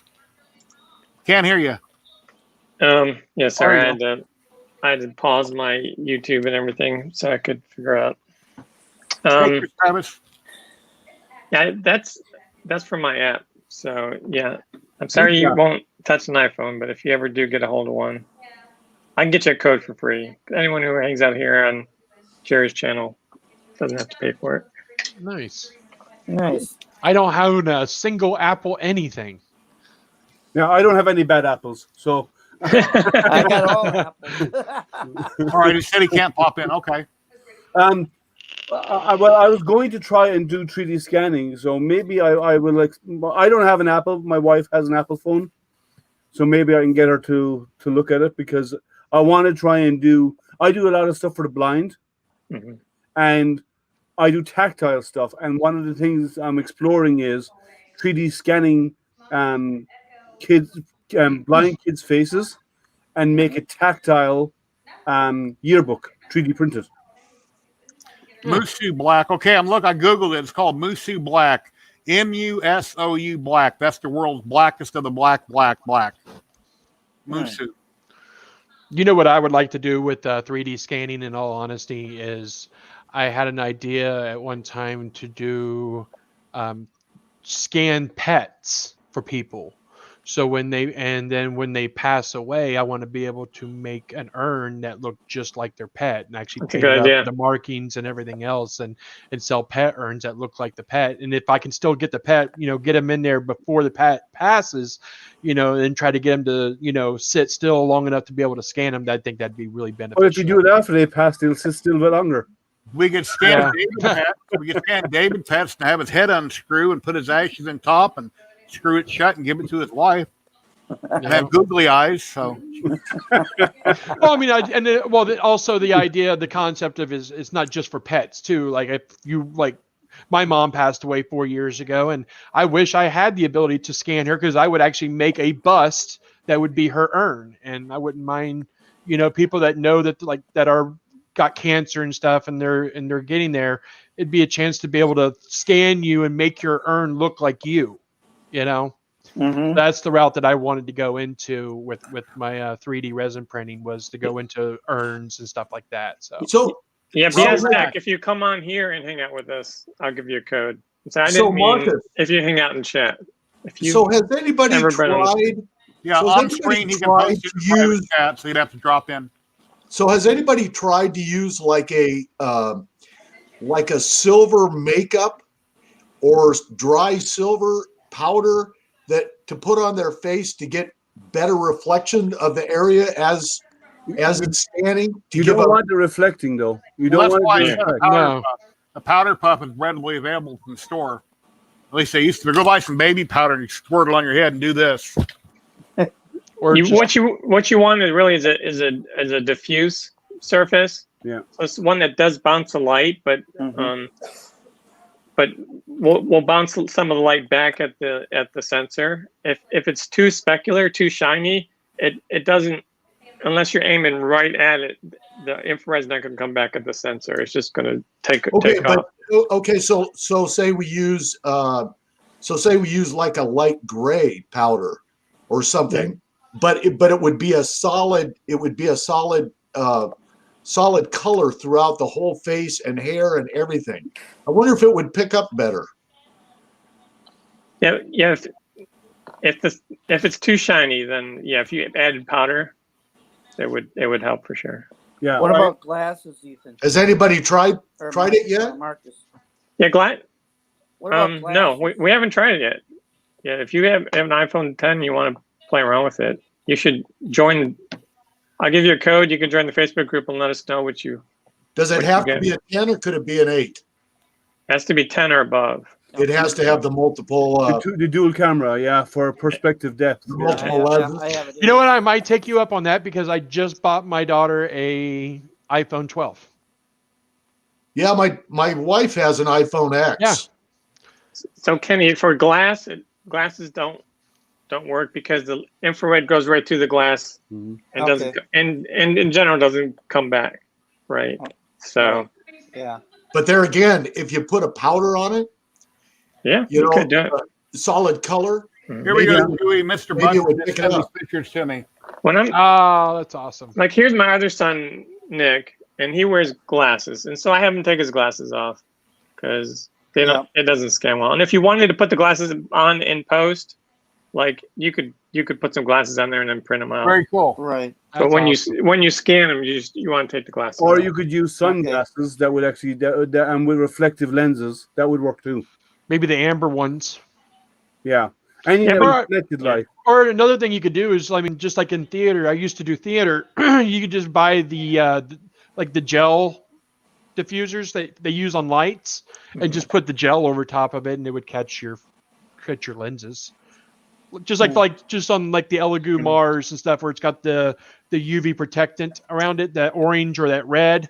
You can just put that over your glasses. It would be able to make the lenses pop then and be able to pick it up. But would you really want to do that, though? And in all honesty, if I'm going to scan my head, I don't want my glasses on my face. I want my glasses off, scan the head, and if I want to add the glasses, I can always just get glasses and just model them in. Yeah, that's what I was saying. I agree with you. Marcus, thank you, Mr. Muntrum, for sending those over. I appreciate it. And Marcus, what do you need? What do you need from me for me to get the app to do that? Are you on Twitter at all? I am not. I am. Could you email it to me? Yeah. So put it in private chat, David. Yeah, that's a good idea. Private chat. I'm on Twitter, Astroprinter. We up as Astroprinter on Twitter. I'm sorry. I'm Ethan's dad 3D on Twitter. So if you just hit me up with a DM, Liam. Sure. And I can get you a code. Cool. Yeah, because I want to do some testing to see if it'll do what I want. Because I want to create like a bus from here up, and then print them, and then put them in like a presentation block. So like most schools for blind are small groups. And anyone in chat, it's free to scan. It's scanned. Yeah, so you can download the app and try it out. Marcus, I put my email address in the private chat. Very cool. Yeah, I put mine in there too. If you want to shoot me over a code, I'll install it on my daughter's phone when she's over, and I'll give that a try. I'd love to, because I want to get a 3D model of myself. So, because I want to start making armor for myself, because I'm a nerd, and but I got a fat head, so I want to be able to know I got things working right. My goal is to make the Bane mask that the one guy has on there, where you can put the coffee filters in. Because I'm tired of wearing my gator. I want to be able to walk around looking like Bane, because I'm already bald. So people's like, that's cool. That just gives you power over me. Now here's the question, right? And I'm going to make fun of at least two people on here. Okay. But how does it do with bald people? Do you have to powder their heads so it's not reflective? No, as long as it's not too shiny. Well, I mean, I buffed this before the video, so. Sorry, I had to take a shot, right? There's two of them on here. I had to take a shot. Because I got a little shininess going there. I just fresh shaved, so. Yeah. Yeah, if you could maybe take a towel and wipe off the oils or whatever, it probably would help. But since you're not scanning in just one spot, you're actually moving the sensor around.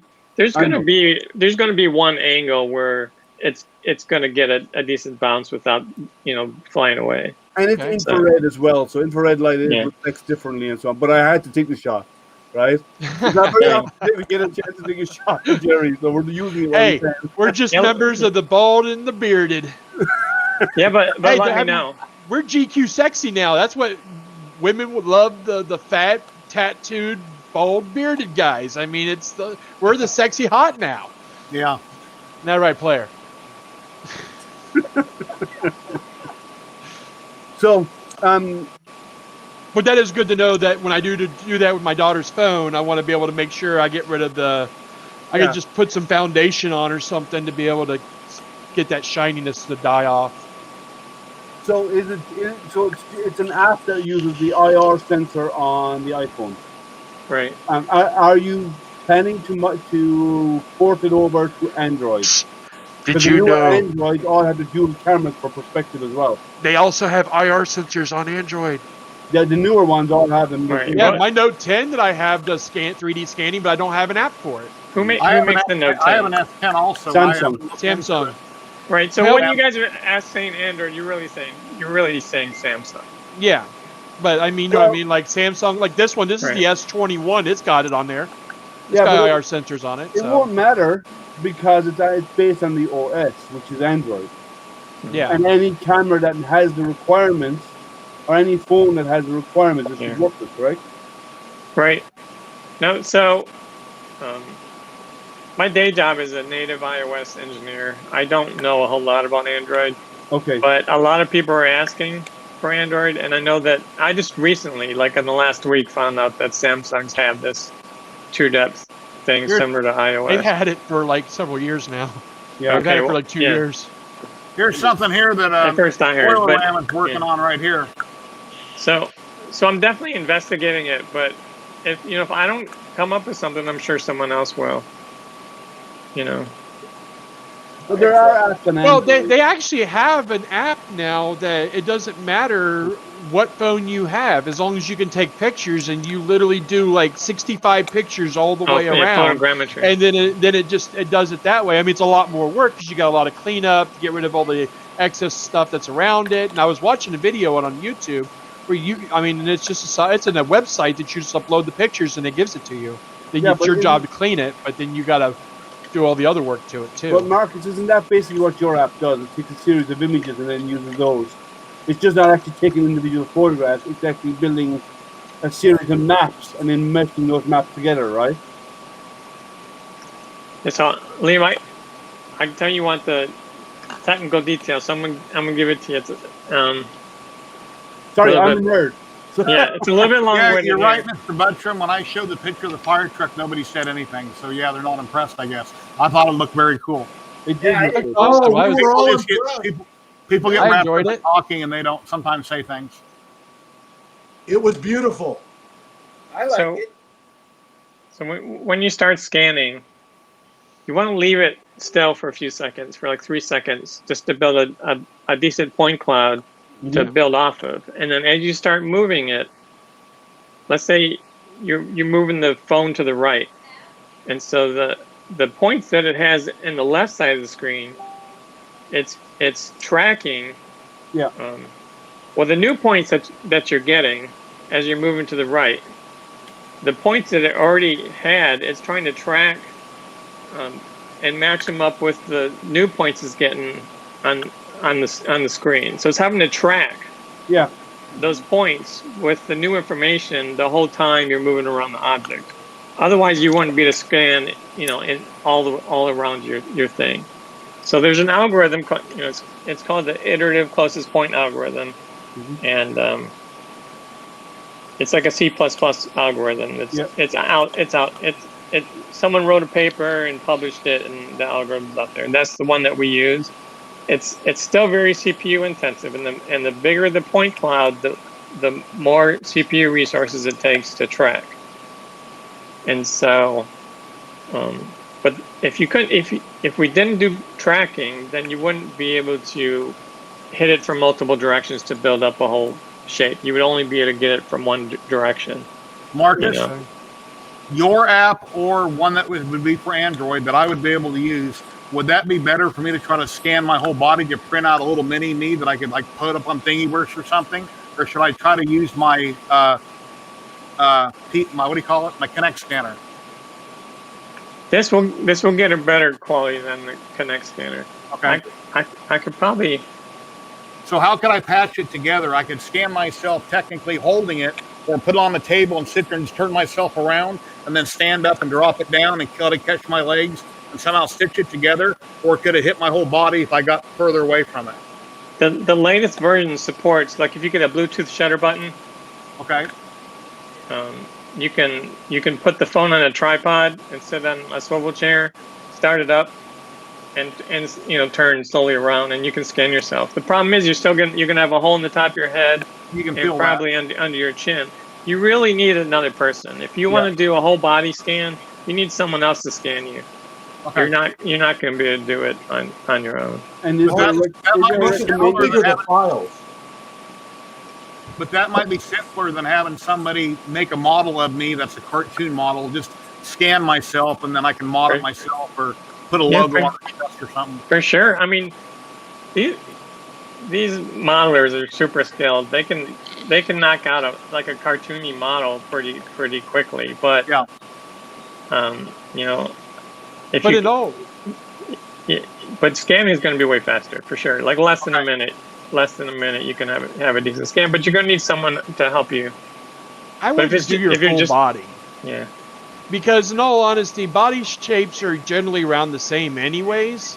So you could find a body shape and just put your head on it. And it'd be a lot easier just to scan your head than trying to do your whole entire body, especially with like a phone.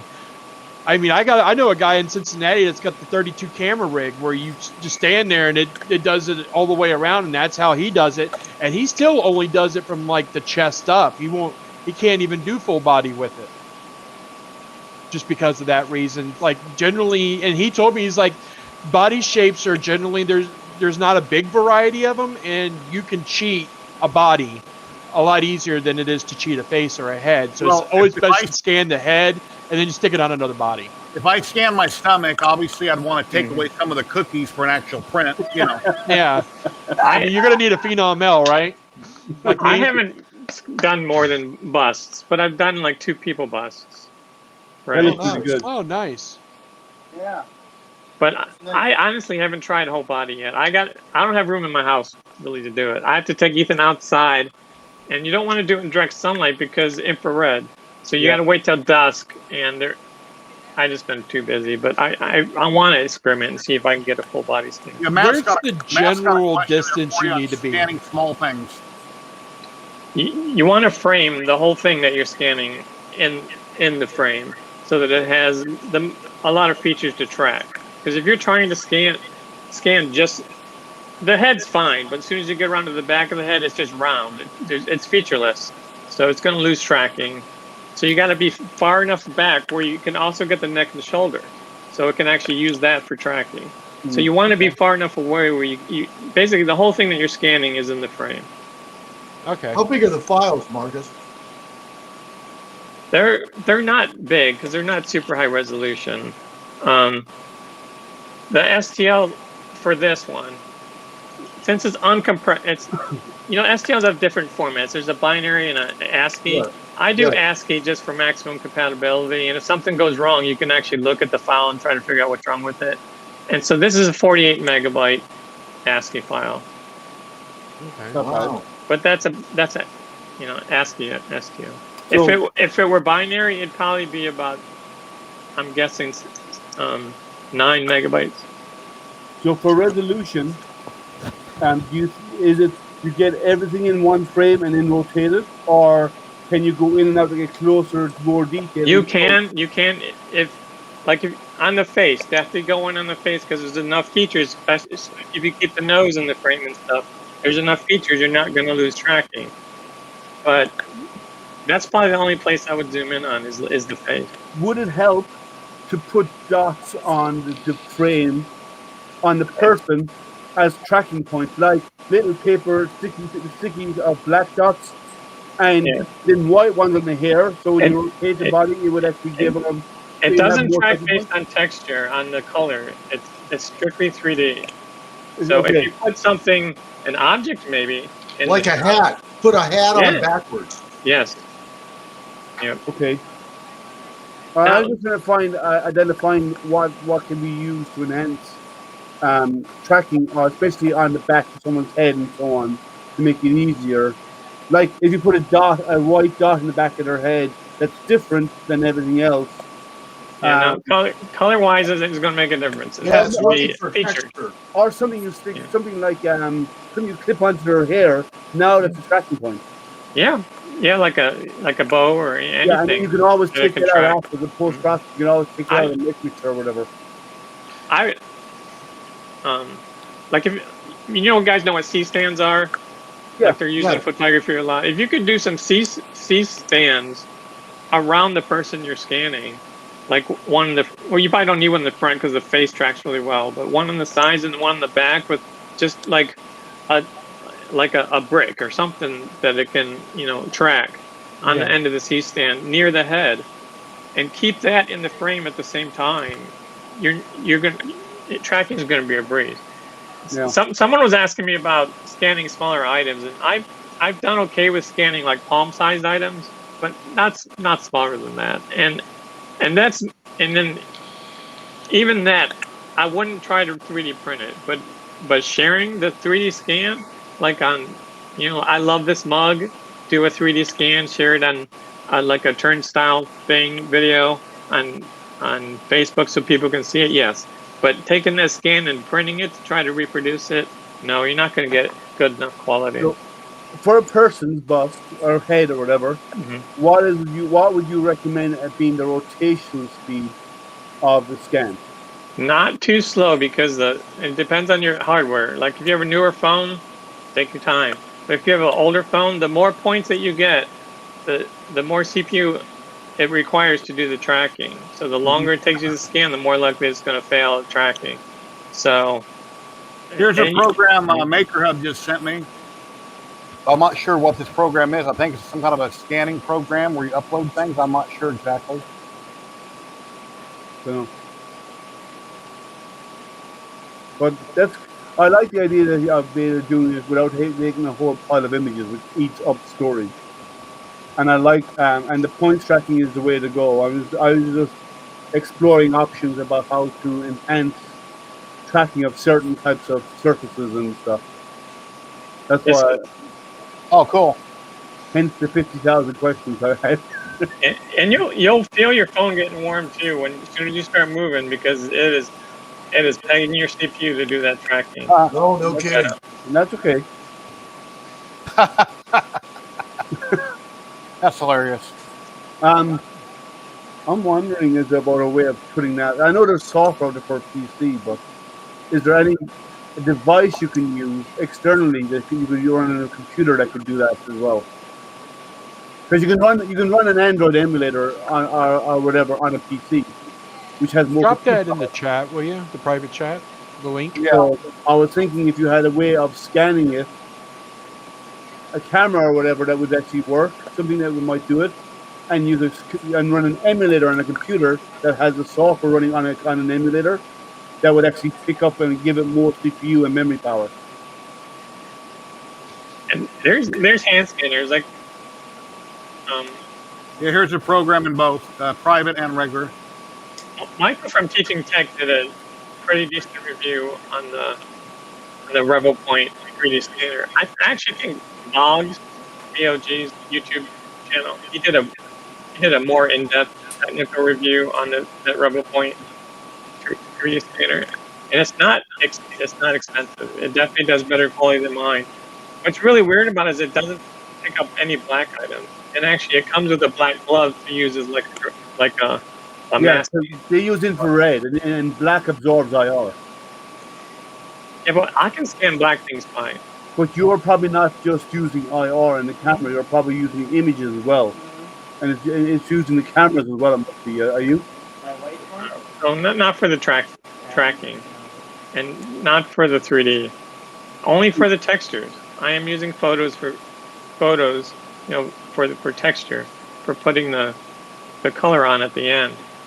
But so now the wavelength is probably different. They advertise that it's like some new IR that's safe, that's not going to blind you or something. The IR doesn't blind you unless you're exposed to high levels for a long duration period. Because if that was the case, when you stepped outside, you go blind, because the sun is IR. Right. The radiators in your house is IR. Your furnace is IR. So that means we're irradiating ourselves and damaging ourselves continuously. So that's not maybe it's their software that's intentional. Maybe it's just their wavelength. I have no idea really. Yeah, IR is just heat.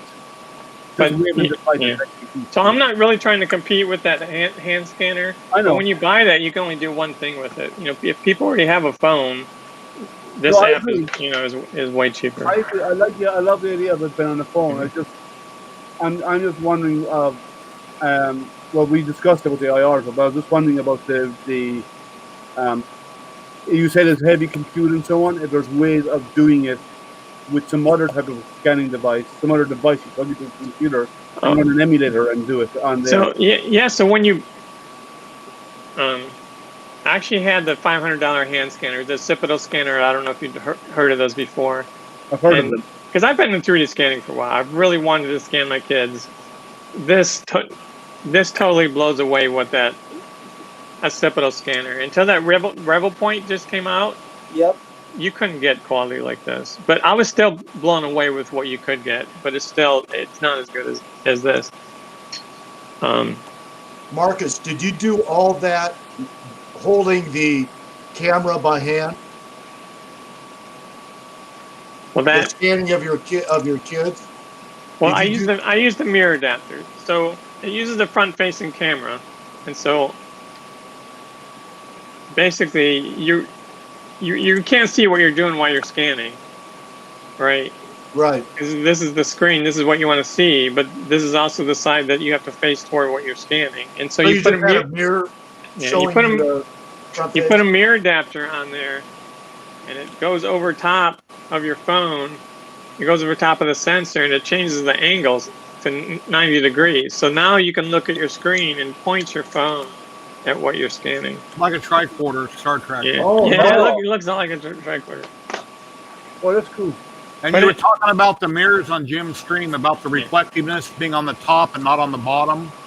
Yeah, so there's a great Kickstarter out now for first surface mirrors. These are just cheap craft mirrors where actually the infrared goes through glass, hits a shiny reflective surface, comes back through the glass. So going through the glass twice, you're losing, light. You're using intensity.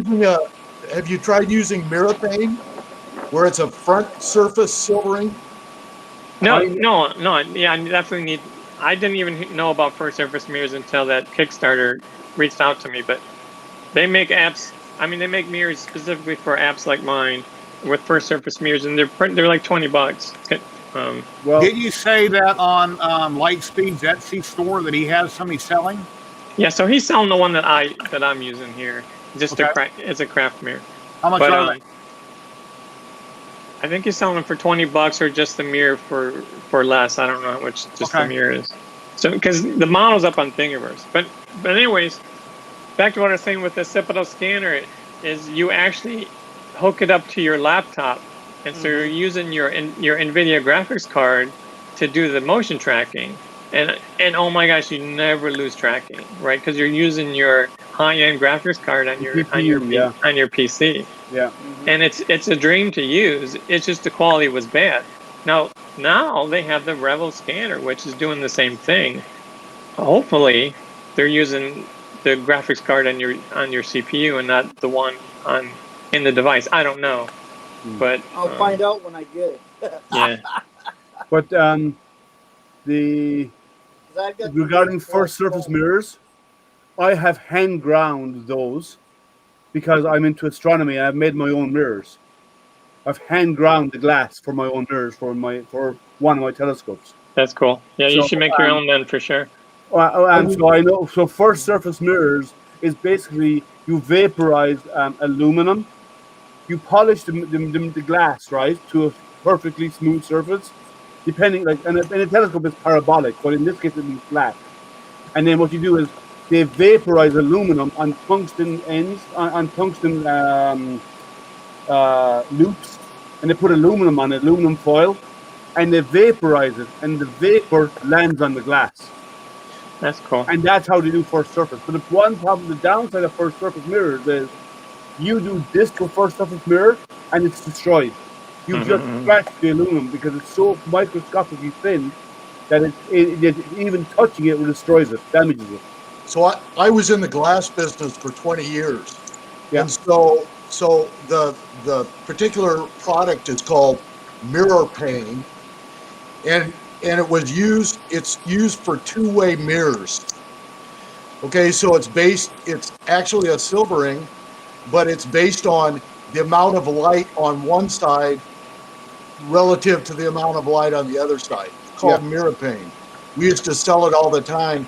They started using it back in the 70s to reflect lasers when they were doing alignments on Indy 500 vehicles and that type of thing. Because it reflects the laser, it doesn't have the deflection of the glass surface. And it's all done with silvering. you can go to your glass shop and ask for Miro pane, and that will be, or two-way mirror, and that actually has the silvering on one surface without any other surface on it, and it's not very, back then it was about 3 times as much as a standard mirror. Is it acrylic though? Right? It's not No, glass. it's glass. Okay. It's on a glass surface. Yeah. So it's called mirror pane. That's what Libby Owens Ford called But it. the light still passes through the glass because the coating's put on the back of the glass. That is correct. Yeah, whereas a first surface mirror, the silvering, which is a vaporized aluminum, is actually laid on the front surface of the glass. So when the light hits the silvering, and it doesn't never ever penetrate the glass. But 99.9% of the reflection comes back. That's why mirror pane was so. Yep. And you also have to consider one other thing. When light passes through glass, you get diffraction of the light, right? So the light bends going in. This is not going through glass. No, it does. It has to go through the glass because the mirror's in the back. And No. Well, not with mirror pane. Mirror pane is on. It's on a single surface. It's on a single surface, and it doesn't have the coating that a standard mirror has. So you're actually reflecting directly off the mirrored surface. But some of the light goes through it. Some of the light goes through it, but not enough to. Yeah, it has to be tested. It was not enough to change the reflection of a laser. Yeah, well, I suppose it all depends on the frequency of light that is reflecting, because maybe it allows visible light through, but it won't allow IR and UV and all these other colors through. So you might look into that. It's called mirror pane. MIRROPANE. That was the trade name from Libby Owens Ford back when I was in the glass business. And right. We kept very large stock sheets of it, but we didn't sell it that often because it was such a specialized piece of glass, kind of like Pyrex or borosilicate. It's a very specialized piece of glass and wasn't sold that often, but we sold it a lot for two-way mirrors, or lasers, or at engineering schools, that type of thing. So you should also, Marcus, you should also look in, as I said, first surface mirrors have been used in astronomy since Moses was a baby. Right. Yeah, and microscopes. Yeah, in telescopes we use them because in telescopes you don't want the light passing through any glass. You want to do reflecting it as much light as possible. That's a cool. Nice. Oh, hold on. Yeah, but I got a question for David in a minute. Yeah. Cool. Nice Sanix. Yeah, I have that model. I was going to print it real big, and I had a failure, and I never did. I printed it in resin, real tiny. Well, is that done in resin? Yeah, it's all resin. Very nice. It's all one piece. So, RoboDeath. Yeah, it was the Sanix Halloween one from 2020. Excellent. I also got the Deadpool one too. Chewy, how much post-processing did you have to do on that? Any? Pull off the 20 minutes worth. Yeah. Take off the supports and clean it and prime it. And I do my supports wet. I don't do my supports cured because then they become really brittle and it will snap and leave nubs. Yeah. I do mine wet, so when I just pop them off, if I see anything, I just take my little flush cuts and I'll just kind of scrape it where that little nub is. It comes right off real soft. Just stick it right in my ultrasonic cleaner, pull it out, spray it down with alcohol, rinse it, dry it. Always dry your prints before you cure. Do not cure your prints wet at all. And then dry it off, stick it in the cabinet. I have a cabinet that I took Mylar, lined it all inside the cabinet, and I bought these 200-watt UV Halloween bulbs for outside to make like parts of like Halloween displays glow. It's 200 watt LED UVs, and I got them in this cabinet, and it just bounces off all the sides. Are you using the gold side of the Mylar or the silver side? The silver side. Okay, gold is better for reflection. Oh, well. Consider I'm going to rebuild a new cabinet here soon anyways. I was actually thinking about doing mirrors, but... If you notice, all the NASA spacecraft are wrapped with the gold colored foil. Yeah. Gold has a higher reflective index than silver. Even though silver looks brighter, gold actually reflects infrared and everything. So it actually has a higher reflective index than the silvering side. Good to know. I'm gonna have to remember that. It's also why the James Webb telescope has actually got a gold mirror, because it's an IR telescope. Okay. Yeah, I use those flexible nail files. They're black. You can buy them on Amazon, and that's what I sand my resin prints with. Any little nubs or bad spots or anything, I use those to sand them down real easy. And then just wipe them off and then prime them. But what I wanted to say, David, about that flex bed that I got from you, yes, I've got 99.9% of the metal clean, but the plastic is shot. I can't use the plastic. It has a couple burns into it where it ate the acetone kind of ate through it and chewed it up, so I can't reuse this. But a long time ago when I was building my Hypercube, I bought this other Lexan. Unfortunately, it's not very flexible. They don't have that much flex to it. So I thought about gluing that to it, but there's not. I have that 3M, I bought the 3M adhesive off Amazon you talked about, but this is very thick. This here is probably like 3 or 4 of yours put together. I want the ones for the resin printers. They got. I can't. That's what I have on this one. It's thick. I can't bend it much. Oh yeah, but it will work, Gary. It'll have a little bit of a pop, so maybe I'll put that on it then. Okay. Yeah. Because Llama was talking about even the bare metal, you could print on the bare metal, which I've never tried.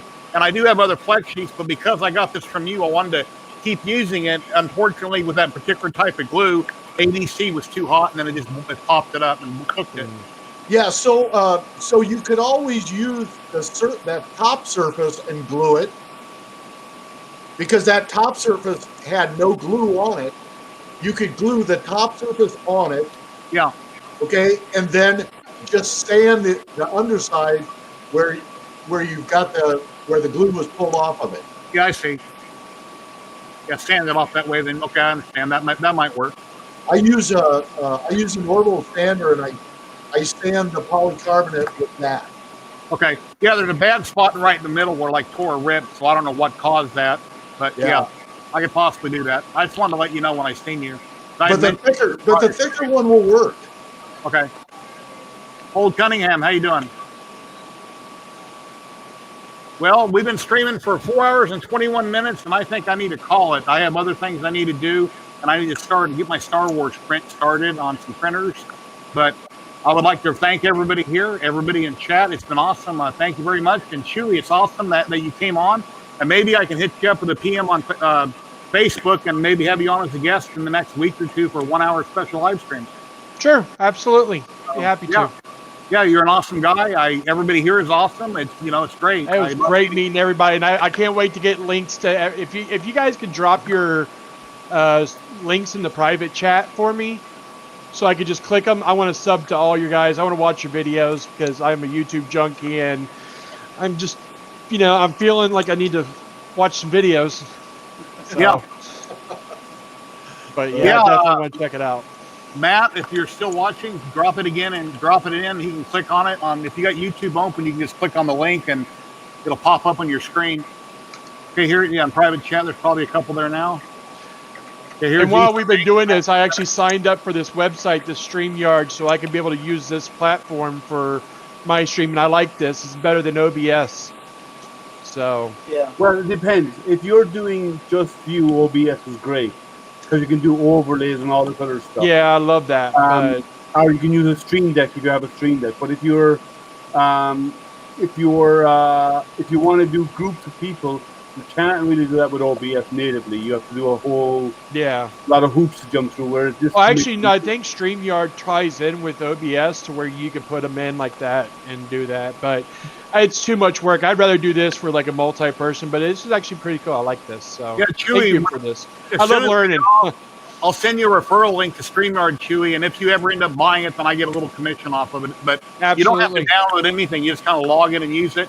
If you go to their Facebook group, it explains how to use it in detail. And they're on every Sunday night for a half hour. StreamYard comes on explaining new features at 6 p.m. And they also have videos on YouTube that explain how to use everything. And it's really cool. And I pay $25 a month for it. I'm on a monthly plan because I don't want their logo up there. And I want to be able to stream for more hours a month than what they allow you on the free plan. But if you just want to use it occasionally, the free plan is great for people. And if you just want to hang out and not go online and just talk to somebody about a project, or you don't even have to go online. You just send them the link. You guys chat in the window, share your information, and never even go public. So it's really cool. Yeah. I like this. This is nice. So. And there's Matt's channel right there. Let's see. I got some new videos. I also like to stream. I'm a gamer too that streams gaming too. So I do Twitch as well. But I do that under my Chewy Demands name. So here's David Petzel, the creator of the Pets Fang over on Thingiverse. There's a link to his channel right there. I play Star Citizen. I love Elite Dangerous, but I haven't played in a long time. I'm into VR. I've always been a gamer, but I haven't played since I got into 3D printing. It's kind of taken over my life, but I love VR. It is so awesome to be out in space, and you roll up on a space station or a planet. You look out the windows of your spaceship. You feel like you're there. It's unbelievable. Oh, I can't do VR. I can't do VR. I absolutely cannot do VR. There's a cool app. Hey, you do it? How you doing? I can't do VR because I'm an asshole. I fuck with my wife all the damn time. I'm always pulling pranks on her and everything else, and I fuck with her a lot. And I tried VR at Micro Center in the middle of the store, and yeah, the second I even put those goggles on, my niece was like playing with my leg, and my wife is messing with me and everything else, and I'm like, nope. I cannot give up my eyesight. If I go blind, I can't, because my wife would just mess with me for the rest of my life. She would put things in my path to make me fall over them and just laugh at me because I messed with her so much. My daughters, my niece, all of them, they would all mess with me if I put goggles on. So guys, it's the price you pay for being me, right? So if you like VR, and I don't mean as wearing goggles. There's a cool app called Spacecraft AR. I think it's on both Android and Apple. I know it's on Android because I use it. Spacecraft AR, and it allows you to use your phone, and it will superimpose a spacecraft, and you can take pictures of your kids or family members or whatever standing around beside Curiosity rover and all this kind of stuff, or standing beside a rocket, or standing beside. Well, let's see what else. I think Snapchat does that too. You have Curiosity rover, and you have some other. This is Mars Insight. There's others that I haven't downloaded yet. Like you can actually put your family members standing beside it in an image, and you can share it around. So you can have pictures of your kids or your friends or family or whatever, standing beside, leaning up against, making it look like they're leaning on the Curiosity rover, which is the size of a household car. What's the name of that app, Liam? It's called Spacecraft AR. Spacecraft AR. I'm going to it's made by NASA. It's made by NASA JPL. That's why you always do it. But it's a free app. So nice. You should check it out. Spacecraft AR. It runs on your cell phone. It's really cool. All right. Well, thank all you guys, and I'll be back in 3 or 4 days to do another hangout. And next week I'll try to have a special guest on, and I really appreciate it. And be sure to check out Tripod's channel Wednesday night. Sam? Huh? Ethan? Thursday. The real Sam Prentice will be on, and I'll probably be popping in, and we're going to start the project where we're going to be making a droid, and other people in the community, maybe you guys watching will want to get involved. So please check it out. I believe it's 6 p.m. Central, Thursday night. So, yeah, Tripod's Garage, and he's posted it in chat. It'll be a lot of fun. But thank you very much, everybody, and you have a wonderful night. Thanks, we bleep everybody out. Take care, Marcus. Take care, guys. Thank you. Take care. Take care, Kenny. Thank you very much, Chewy. I'll get back with you. Thank you. Absolutely. Astro Printer, thank you. Here we go. Let's see. Is everybody out? Everybody's out. Yeah, thanks, guys. It's been a great stream. I've been streaming for 4 hours and 28 minutes.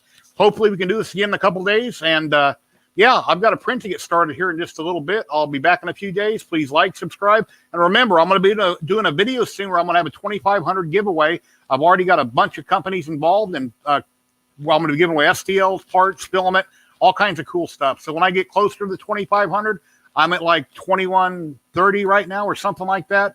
When I get closer to it, I'll do a video about it. But yeah, take care, everybody. Happy resin printing. Happy 3D printing. Take care. Goodbye. Boom. Let's see.